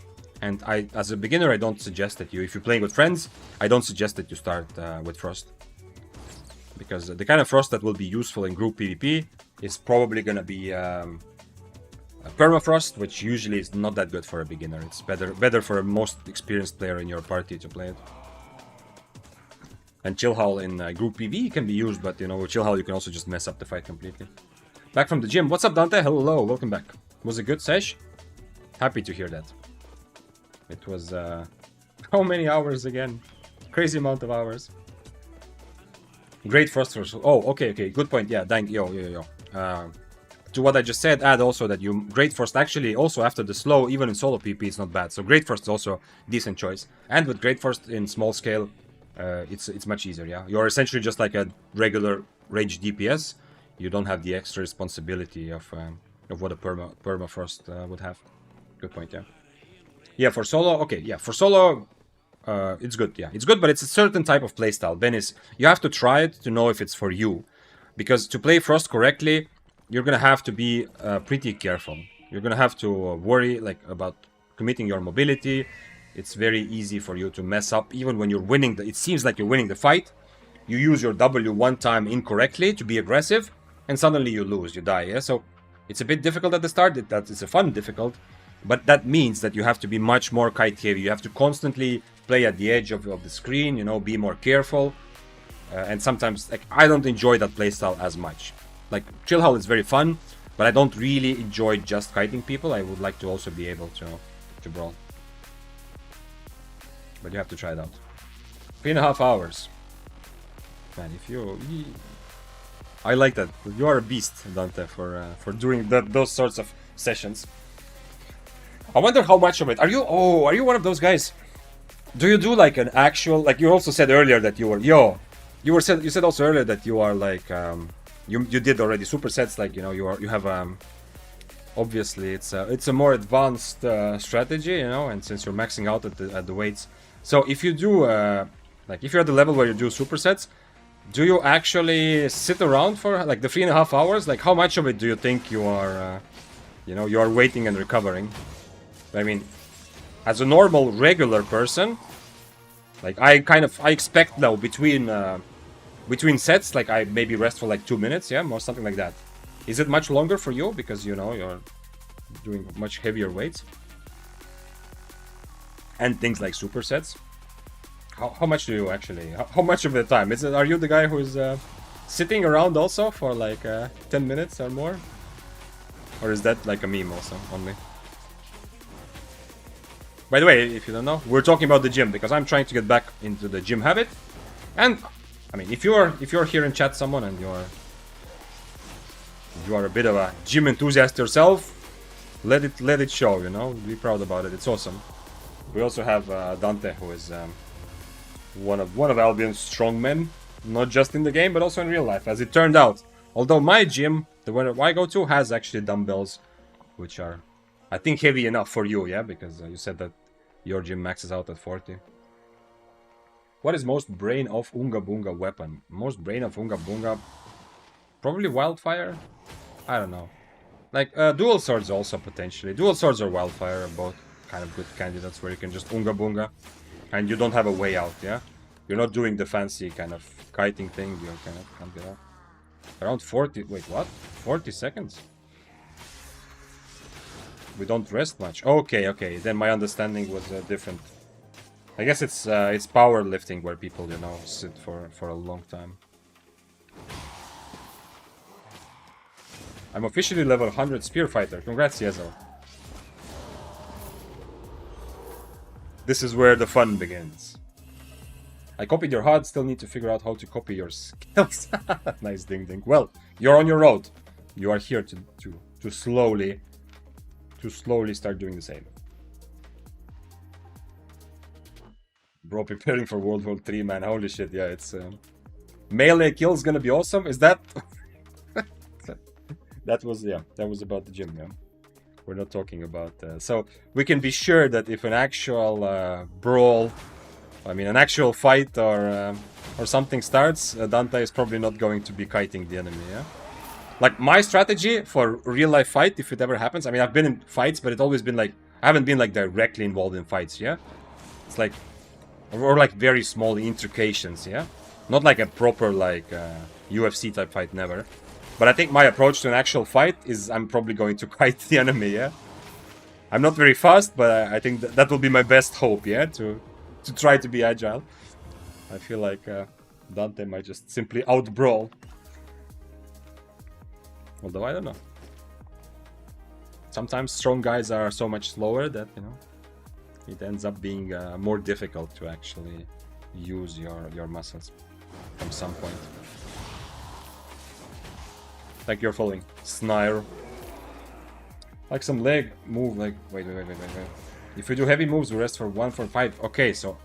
I thought I was resting just a little bit, because I usually... Okay, maybe not after the first couple of sets, but usually like I time more or less 2 minutes between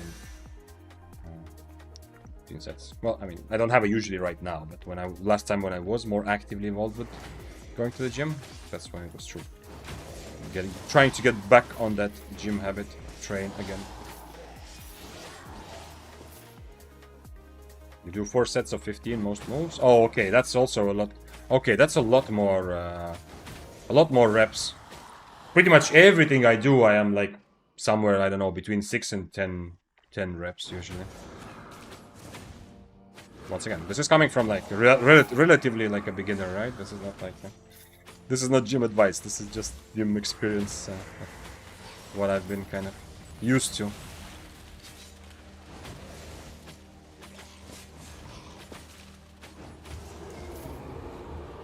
Let's see if this Abbey brings us another 8.3 stacks. Very important. I don't think I'm gonna get to 13 stacks this time.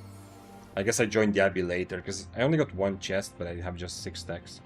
Also, after cloth armor, you know, clearing PvE definitely just feels slower without cloth armor. Interesting music. Not sure about this music. I mean, you have to start somewhere. Yeah, of course. Yeah. That is the best, and that's the only kind of attitude you can start with, yeah. Having any sort of grandiose expectations, you will never start anything. With kind of anything in life, yeah, the same there, 100%, yeah. But the thing is, I also, like, it's not just about the start, but also, like, when I was working out for, like, as I said, 8 months was my top, so actually, like, working out stably, I was just increasing weights to keep myself, like, 6 to 10, you know, rep range, usually, for everything. So it wasn't just, it's not only just about starting out, it's also that, I don't know, I enjoy the feeling of moving a bit less, and trying to get to the point where I just can't anymore, yeah, like it's close to failure, but as much as I can. It's normal to start with low reps, low rates. Oh, okay, yeah, maybe yeah, that's the thing. I don't know how advanced it gets, and at some point maybe you don't even have the option, because for you to take like to choose some sort of weights where you can only do 6 reps, it's gonna be way too heavy and might be actually, you know, already a bit dangerous. I don't know. What's up with red buffs in Abbey? I heard you say they are important before PP, but why not other buffs? Also, why 13 stacks?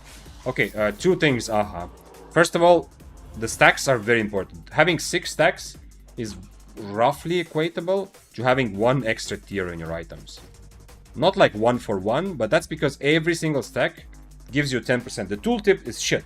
It says defense against players 2%, damage 2%, defense almost 2%.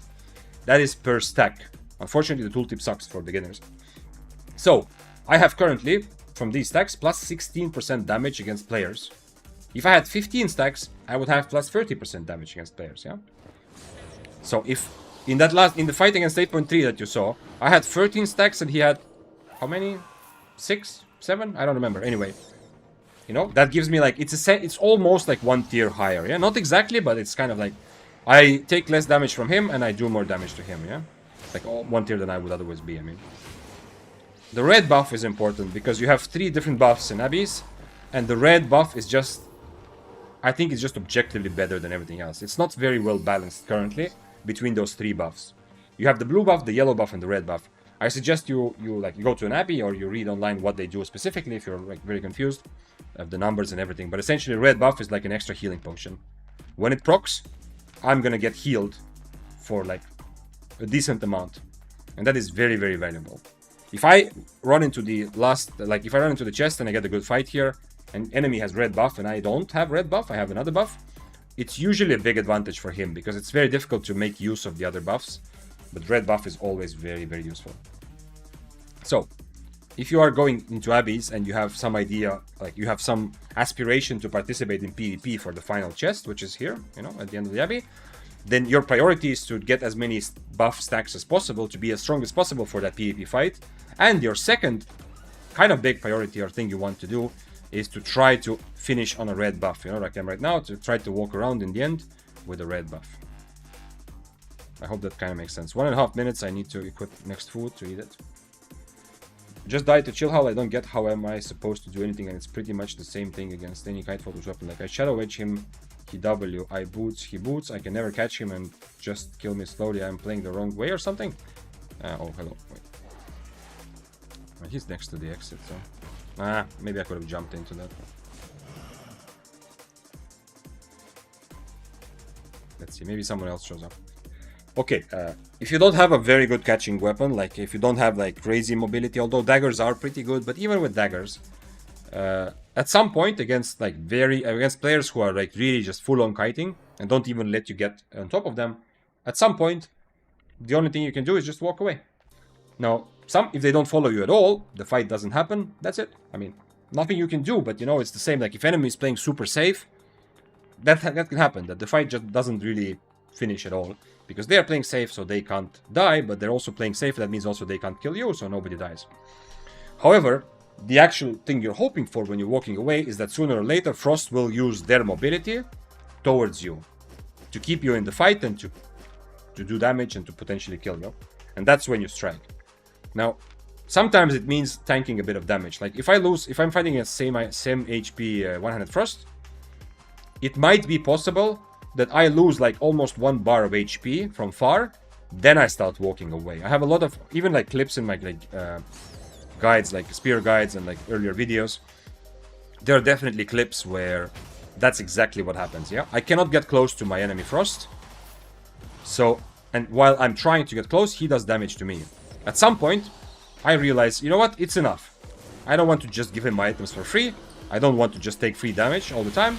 So I start walking away. Now, if I've taken already some damage, the enemy Frost might decide, you know what?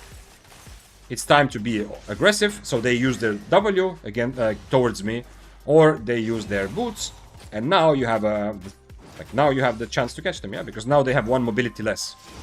So after they use the W, now you shadow edge them. Now they can't W away. If they use Invis, you use Stalker Hood if you have it, or Purge, you know, stuff like that. But at the end of the day, like very kite-heavy weapons with a lot of mobility, they are pretty safe. So you can't force. Like that's the thing you have to learn kind of in Albion anyway. It's almost impossible. It's very, very difficult to force someone to die to you. Just dismounting and forcing them to die. Only a couple builds can do that, and you have to have a big IP disadvantage. It's very difficult. Advantage. I mean, it's very difficult. Most fights, if the enemy doesn't want to die, they won't die. The best thing you can do is defend yourself correctly, you know, use your spells, your defensives, not die yourself. And as you get more experience, one of the biggest skills that I have so much respect for people who are really good at, because I feel that I've struggled so long for it. But, you know, sometimes it works out, like that 8.3 double-bladed kill is like a perfect example of a bait, you know. I cannot kill that 8.3 double-bladed, maybe you don't know, it's a clip also on in Twitch that you can see. I cannot kill him if he doesn't get baited to think that he's winning the fight, you know. So sometimes like those genius baits also happen for me, but I still feel like it's a struggle and sometimes it's difficult. But at the end of the day, it's one of the most valuable skills you can try to learn to actually bait your enemy. And against someone who has more mobility like Frost and stuff like that, sometimes that's your only option. You either the fight doesn't happen or you successfully bait them into thinking that they are winning so that they use mobility towards you. But you have to be really good to be good at baiting, because you have to really, really feel the limits of your weapon and your enemy's weapon, yeah? You have to really know how much damage can you still sustain while you can still fight. What kind of spells can you miss or waste and still be like it's a viable situation. It's difficult. As I said, like after thousands of hours, I still feel like baiting is one of the more difficult things. Especially if it's a matchup I haven't played for 100 times, yeah? But the double-bladed fight was like this very nice example of that. Like, I am intentionally not using my potion until the last moment, you know, I am keeping my Inferno, and essentially the kill there doesn't happen unless he thinks that he's... Oh, oops. Unless he thinks that he is probably winning that, yeah?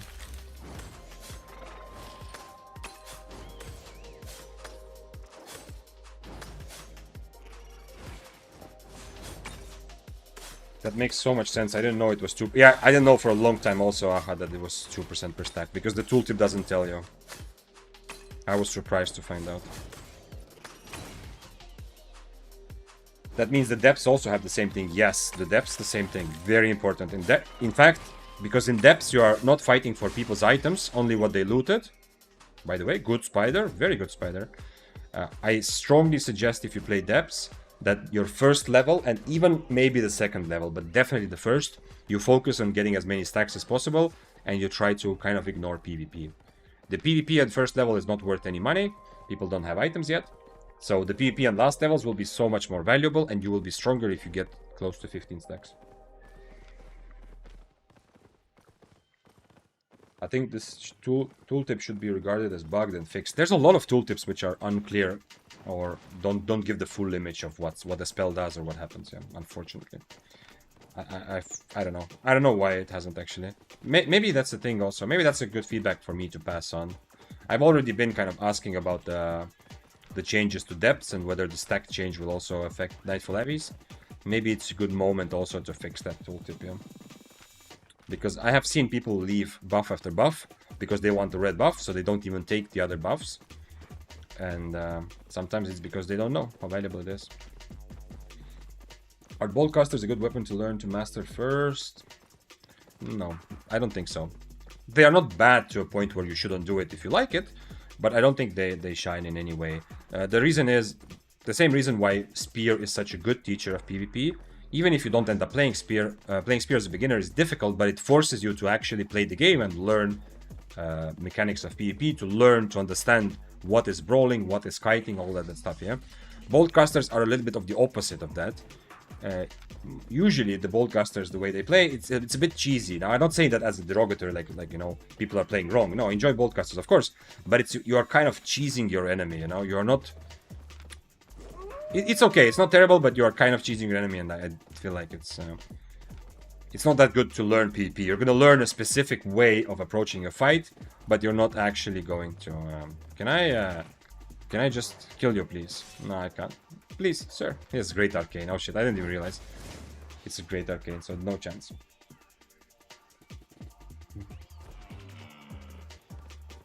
I'm kind of new too, but I feel like it's super good for PvP and super easy. I don't know for PvE though.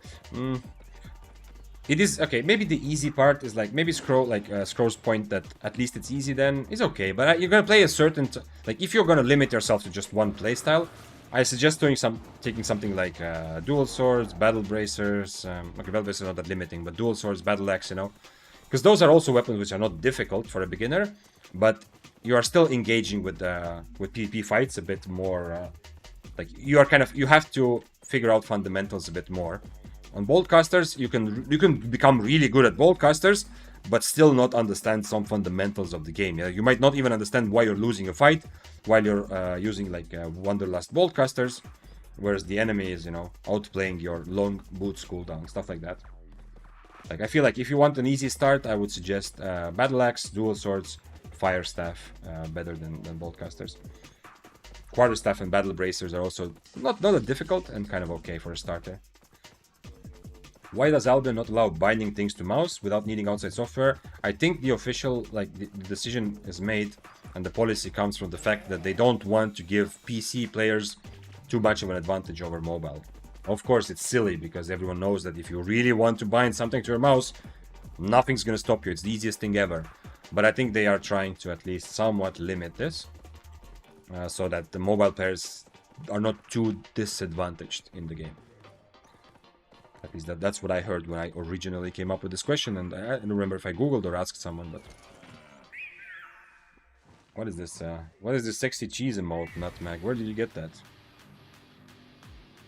Stinky cheese. That's the name? That's the name of it? That's the name of the emote?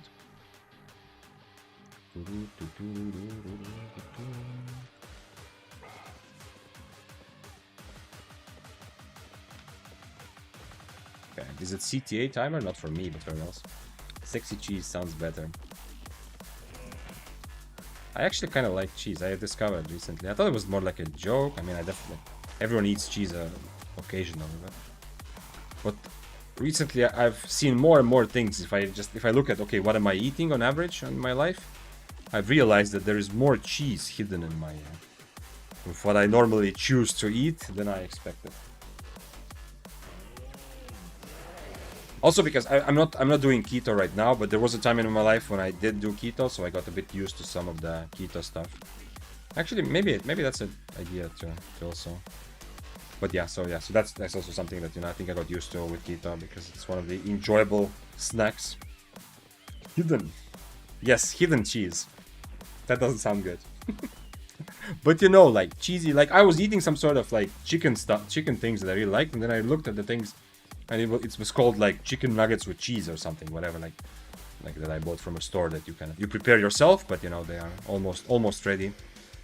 So I discovered more and more cheese elsewhere. Yeah, it's very normal. Like it's stupid, but you know the spread, like the melted cheese is also cheese. Yeah, it's stupid to realize this, but I just understood that, like, if I make a sandwich that I like, there's probably going to be 2 layers of cheese, yeah? Like a melted cheese and a regular cheese, so...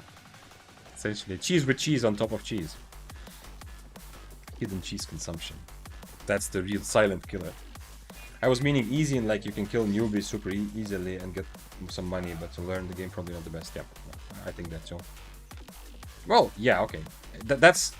We now got distracted by the concept of cheese, but that's kind of like what everything. If you refer to something as like a cheese build or a cheese strategy, it's going to be more or less what Scrow just said. You know, that you can kill beginners or like inexperienced players pretty easily. Yeah, like cheesy builds will do that. Also, the death givers, the one-shot death givers, is a little bit cheesy. Yeah, not exactly, but it's a little bit cheesy where you oftentimes will kill people who are they're not expecting the damage and they don't know what you're gonna do.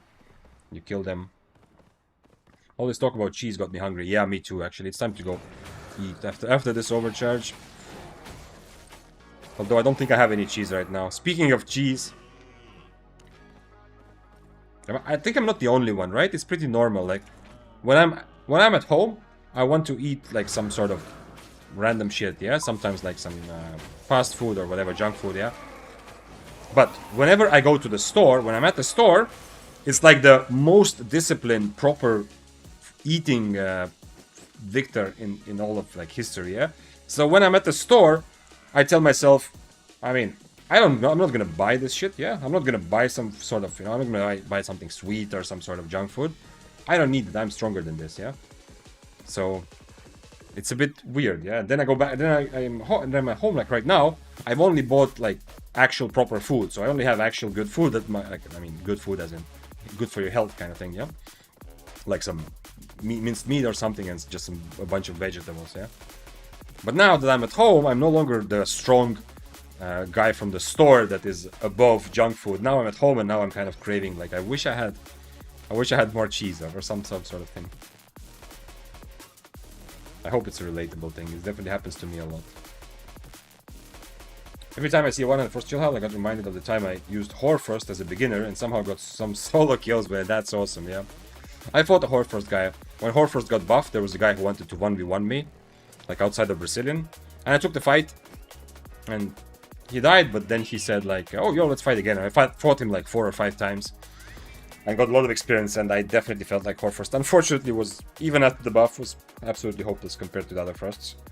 But it can be pretty fun with the snowball.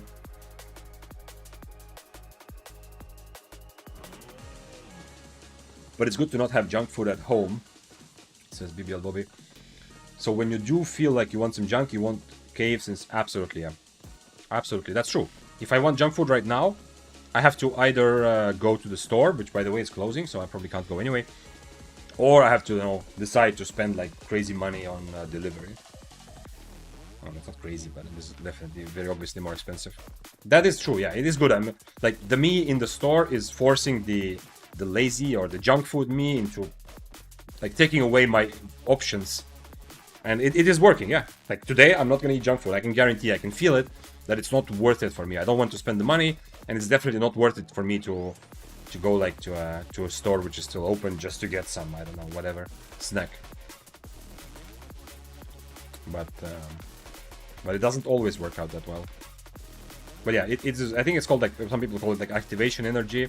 It's the same as packing your gym bag the day before if you want to go to the gym in the morning, so that in the morning the activation energy, like how much effort it will take for you to actually do the thing you want to do, that is lower. It's a bit the same. Like I still have access to junk food, yeah, but the amount of effort it takes me to get it right now, I made it like kind of purposefully higher or more difficult. Come on, how much time do I have? 16 minutes still. Okay, I can even get into an abbey if I find right now. Right now it looks like it's a CTA timer, so not a lot of people are having fun in Mists anymore. From Albion players, they will be back later for the night shift. But right now, a lot of people are doing group content that are actually actively playing right now on Friday. And also on other days, but I can... Also today, I had like someone in chat also said that they're... Can I remember? I can't remember. I'm sorry. I'm sorry if it was you and I couldn't remember, but I remember from earlier the discussion that ZVZ on Fridays usually brings more people as well.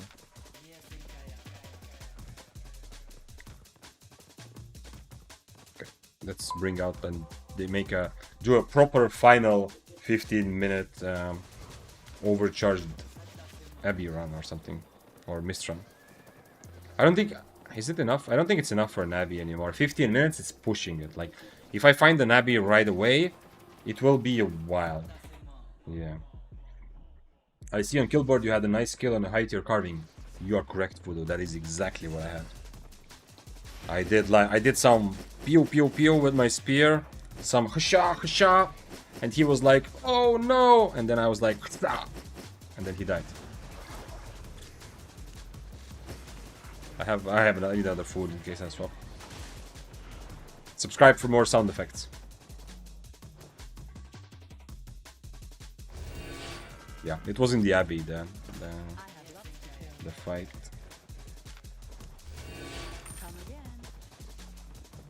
Real anime battle. Yeah. It was also not like it wasn't like a fight that was over right away, which is fun because it gave me more to analyze later, and also in the moment, it was a bit more fun because, you know, we both kind of tried to adapt to each other and understand what's happening. This is the fight in the Abbey.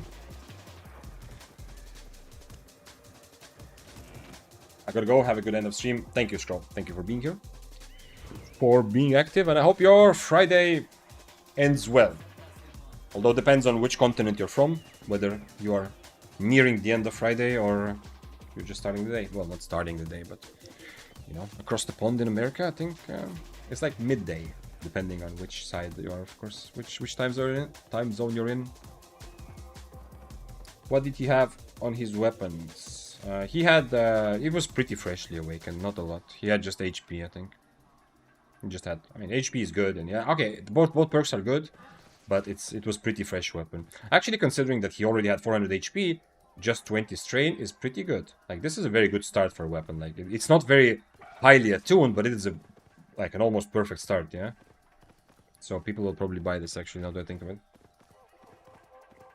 Talking about sound effects, you should add some. I don't know why it didn't work last time I tried. Yes, but you're right. You can play a sound by spending channel points. Yeah. We had that at the beginning, but then I think Hamster or somebody used it, and it didn't work. Like, I heard the sound, but on stream it didn't play, so I removed it not to scam other people into wasting the channel points. But yeah, absolutely. Like, even just overcharging as a sound effect would be good, and some like general meme ones. Ever since I started streaming, you were still losing silver. Did you forget to apply your own tips? Abdel Kafi. keep in mind two things. First of all, 100%, yeah, I am not playing the same way I was playing when I wasn't streaming, yeah, because I think having fun together on screen is more important than making silver. 1 point, yeah? So if you want to be max profitable, you wouldn't, like, last couple of days I'm just full overcharging everything I'm playing. If you want to play max profitable, play tier 7 and be a bit safer, you know? Don't go attack 8.3s. Second point, however, I'm actually not that much, like, I am losing a little bit, but not much, actually. You can, like, I am too lazy. I have to sell so much stuff in my bank, like, full of loot tabs. And if I sell all of it, I will be close to where I started, a bit lower, like, probably like 100 mil less, but it's whatever. Also, if you want to make, like, if your focus is silver, not only play tier 7 and be a bit safer, don't attack 8-3s, but also you probably want to play the same build, the same content more consistently, yeah? Like, I'm changing builds. Like, probably the 2 days where I lost the most by far, like, if I lost about 100 or 150 mil total during 2 months of streaming, probably like 100 mil of it, or something close to it, 100 of 150 or something like that, or 80 out of 100, I don't know. It was from the 2 days I played Corrupted Dungeons, actually. Because I was just throwing my stuff away in Slayer level Corrupteds against, like, people who are much better at it, who consistently play that content.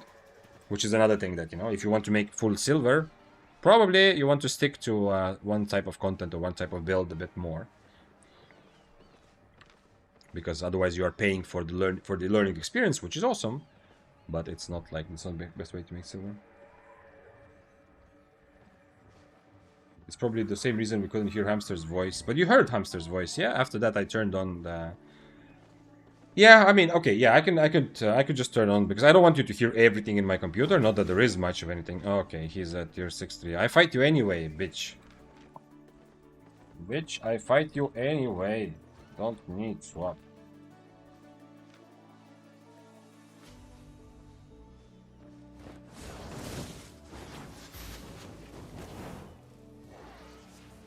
Interesting purge.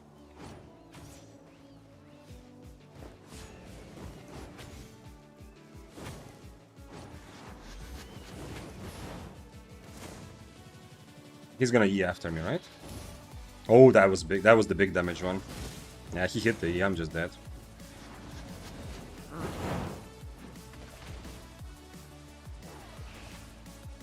Okay, at least he walked into the wall. He walked into the wall. How aggressive. I know, right? It's not my style. No, it's just like, come on, like, just take a fight. You don't have to do this whole baiting thing. Yeah, he hits all E's, and he hit the big Q also. That is very, very painful. Wait, it wasn't the same guy, was it? No, it is. He just swapped back. He still has cape, so unfortunately, now the little hope I did have, it's kind of gone. But I kind of want to try it still, but I can't imagine in my head how it's gonna happen.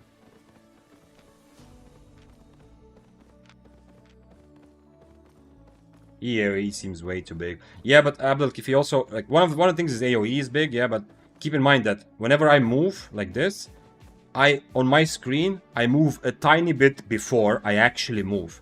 Because, you know, it takes time for the server to recognize what's happening, yeah? So, when I'm running away, because of my ping, it's not that bad. On US server, it was much more obvious. But essentially, if I'm running, I'm actually a little bit behind me.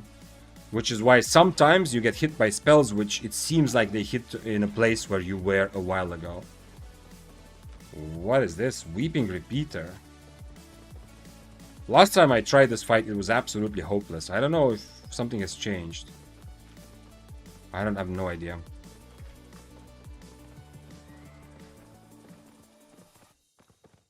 I hope he feels sad, because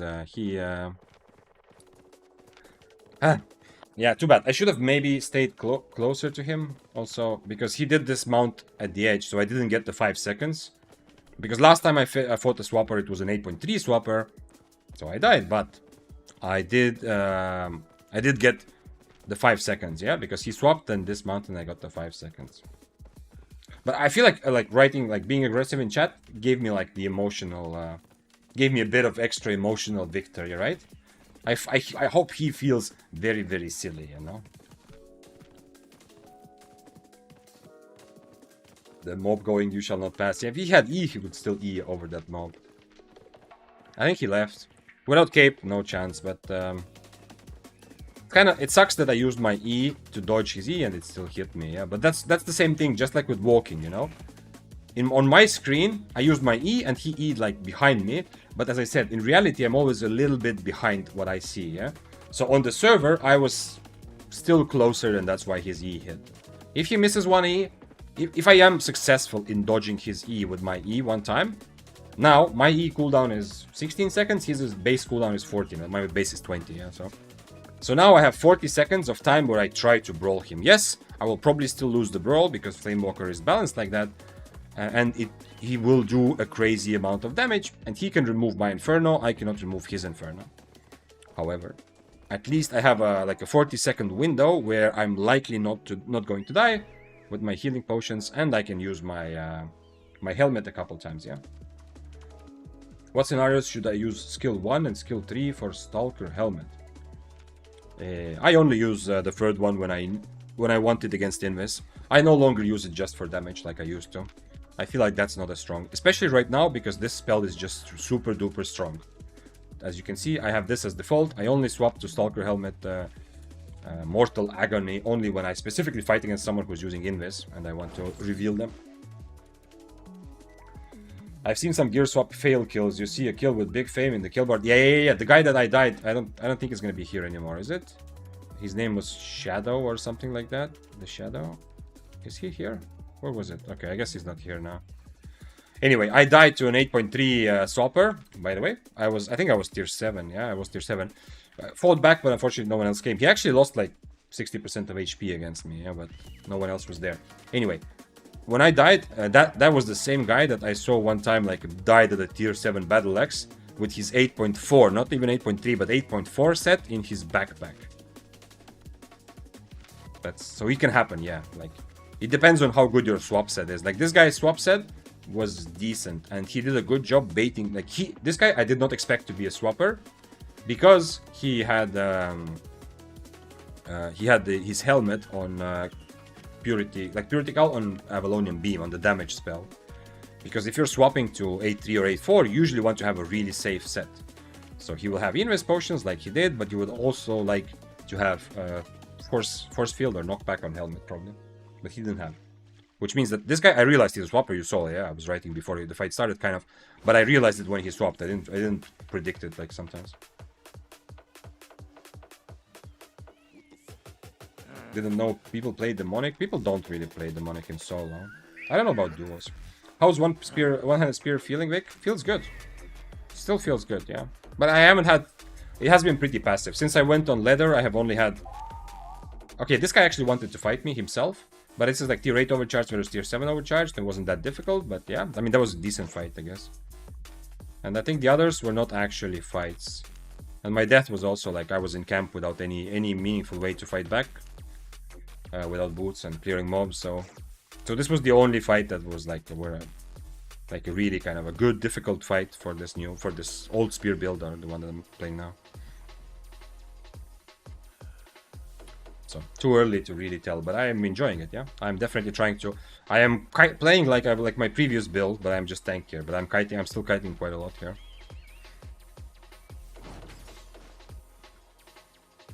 Basic question. What percentage of my total build cost should be food, potion, and cape? Food and potions, I would say about 20%, unless you go very high IP, yeah? Don't apply this if you go 6.3 and higher, yeah? If you have an 8.4 set, don't buy 20% of it for food. But for middle tier and low tier, I would go about 20% on food. So definitely, if you're already like playing like tier 7, don't buy, even if you're playing 4.1, like don't always buy the cheapest food and potions. Like it actually does make a difference.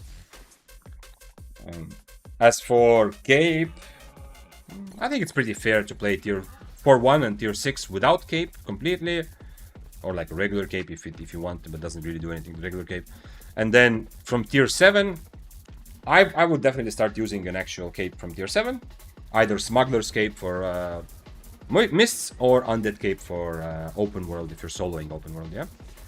But it can depend. Like you can play tier 7 without cape if you have an otherwise pretty cheap build. Then you know, If your whole build costs like 200k, although you're not gonna get a tier 7 build for 200k.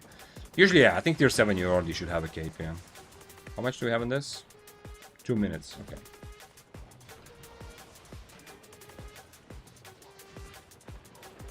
Prediction is starting in Twitch chat. We have the last overcharge prediction. Remember, this is double overcharge. So the question is, how many items do you think will trash? You can use your channel points to earn more channel points, and then if you get a lot of them, then you can make me play whatever at a stream, during a stream, like for half an hour, not forever, yeah? Or you can use it to ask for wisdom or whatever. Why did you switch to leather? I just felt like, essentially the question in my head, the question in my head is, I'm really loving the way that I've been playing Spear for a couple days. With Mist Color, Cloth Armor, very kitey.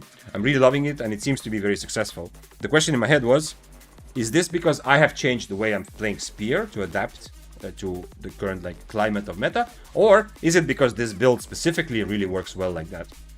To answer that question, I went back to play, and I'm going to play a bit more, not today, but next time as well. I'm going to play more to essentially to go back to the regular build that I used to play more, to see whether it is me that has changed or the build that is making it.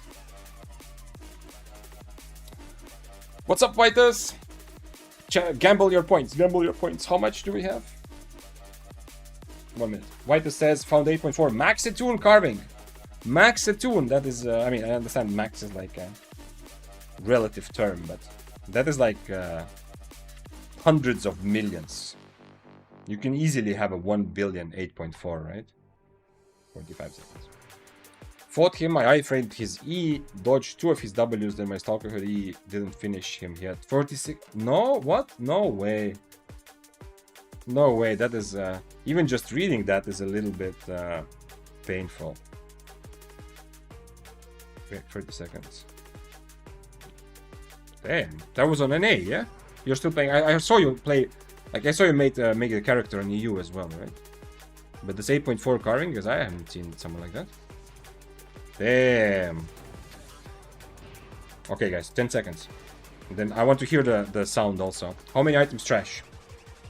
Prediction for you to be able to lose your channel points to someone else. It's happening. It's happening. No, it's painful. Again, 1. If I was a gambling man, I would put points on 1, because it seems like 1 is very much the winning outcome. I think on average it should be between 1 and 2. I'm not sure though.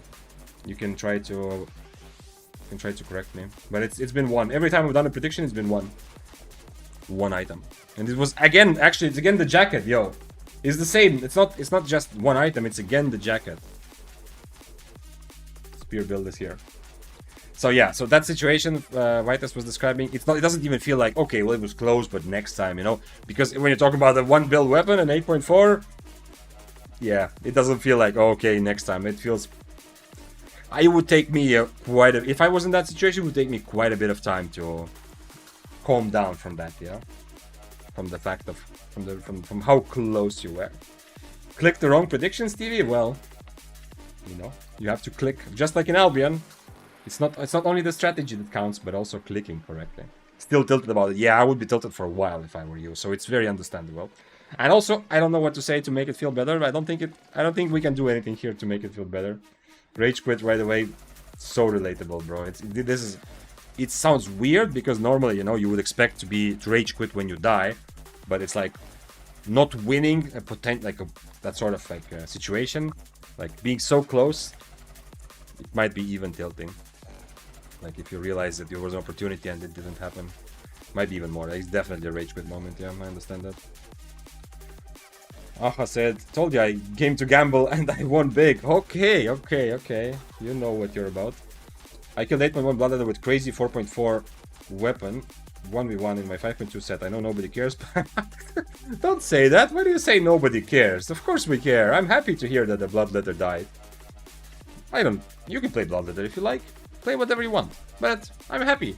When hyper mobile weapons and builds that try to be safe and that try to kind of avoid participating in the full loot aspect of Albion and just get free kills while trying to be as safe as possible, those sorts of builds, at the end of the day, I'm happy that everyone is enjoying life the way they want to, but at the end of the day, I'm very happy when those builds die. So hearing that you overcame an IP difference to kill a Bloodletter is a nice thing.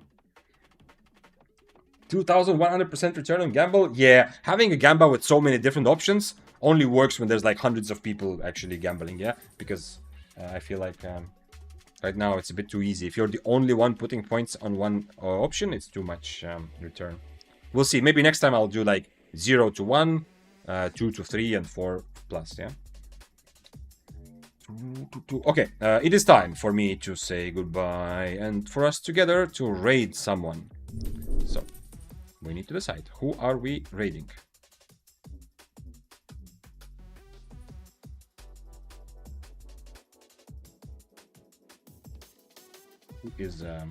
Who is streaming right now that we could be that we could take this party to share some spear mentality and enjoyment? Bye, Semrek. Yes, indeed. Bye from me as well. T-Bunch, maybe. No, I don't like that idea because last time I raided him, turns out he's actually streaming gambling, and okay, I don't have like a moral thing with that. You know, I used to play poker a lot, but I don't want to contribute and participate in just straight up streaming like real life gambling on Twitch. Yeah? So we're not gonna do that for now. Maybe at some point in the future. We raided Eugene yesterday, so 2 times in a row is also not ideal. What is Lupak doing? Oh, they won Crucible. Okay, that's interesting. Nazori is streaming as well. Someone give me a good idea, and then we will we'll see. Good night. Thank you for being here. Playing the game. I have the English language set. Yeah, that's why I might not be picking up everyone. Yeah, Eugen, we raided him yesterday. That's a very happy raid. Yeah, but I don't think 2 days in a row. I think let's go Lupak or Nazori. I don't know what Lupak is doing. I think they're just celebrating the Crucible. I don't exactly know if they're gonna actually play the game. Let's see what Nazori is doing. I really don't know what his plan is, but he's one of the the OG veterans from what I've understood of the game, like the OG. So at least he will be, I think, up to answer all kinds of interesting questions. I think so. Thanks for following, Ruination. I'm still here.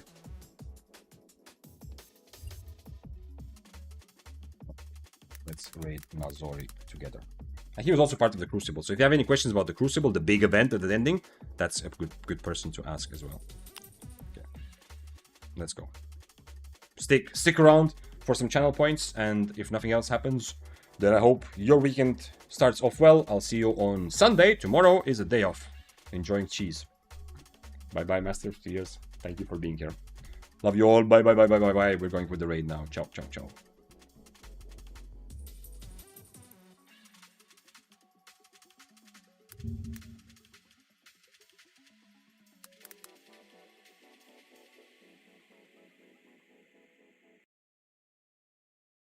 With a couple people.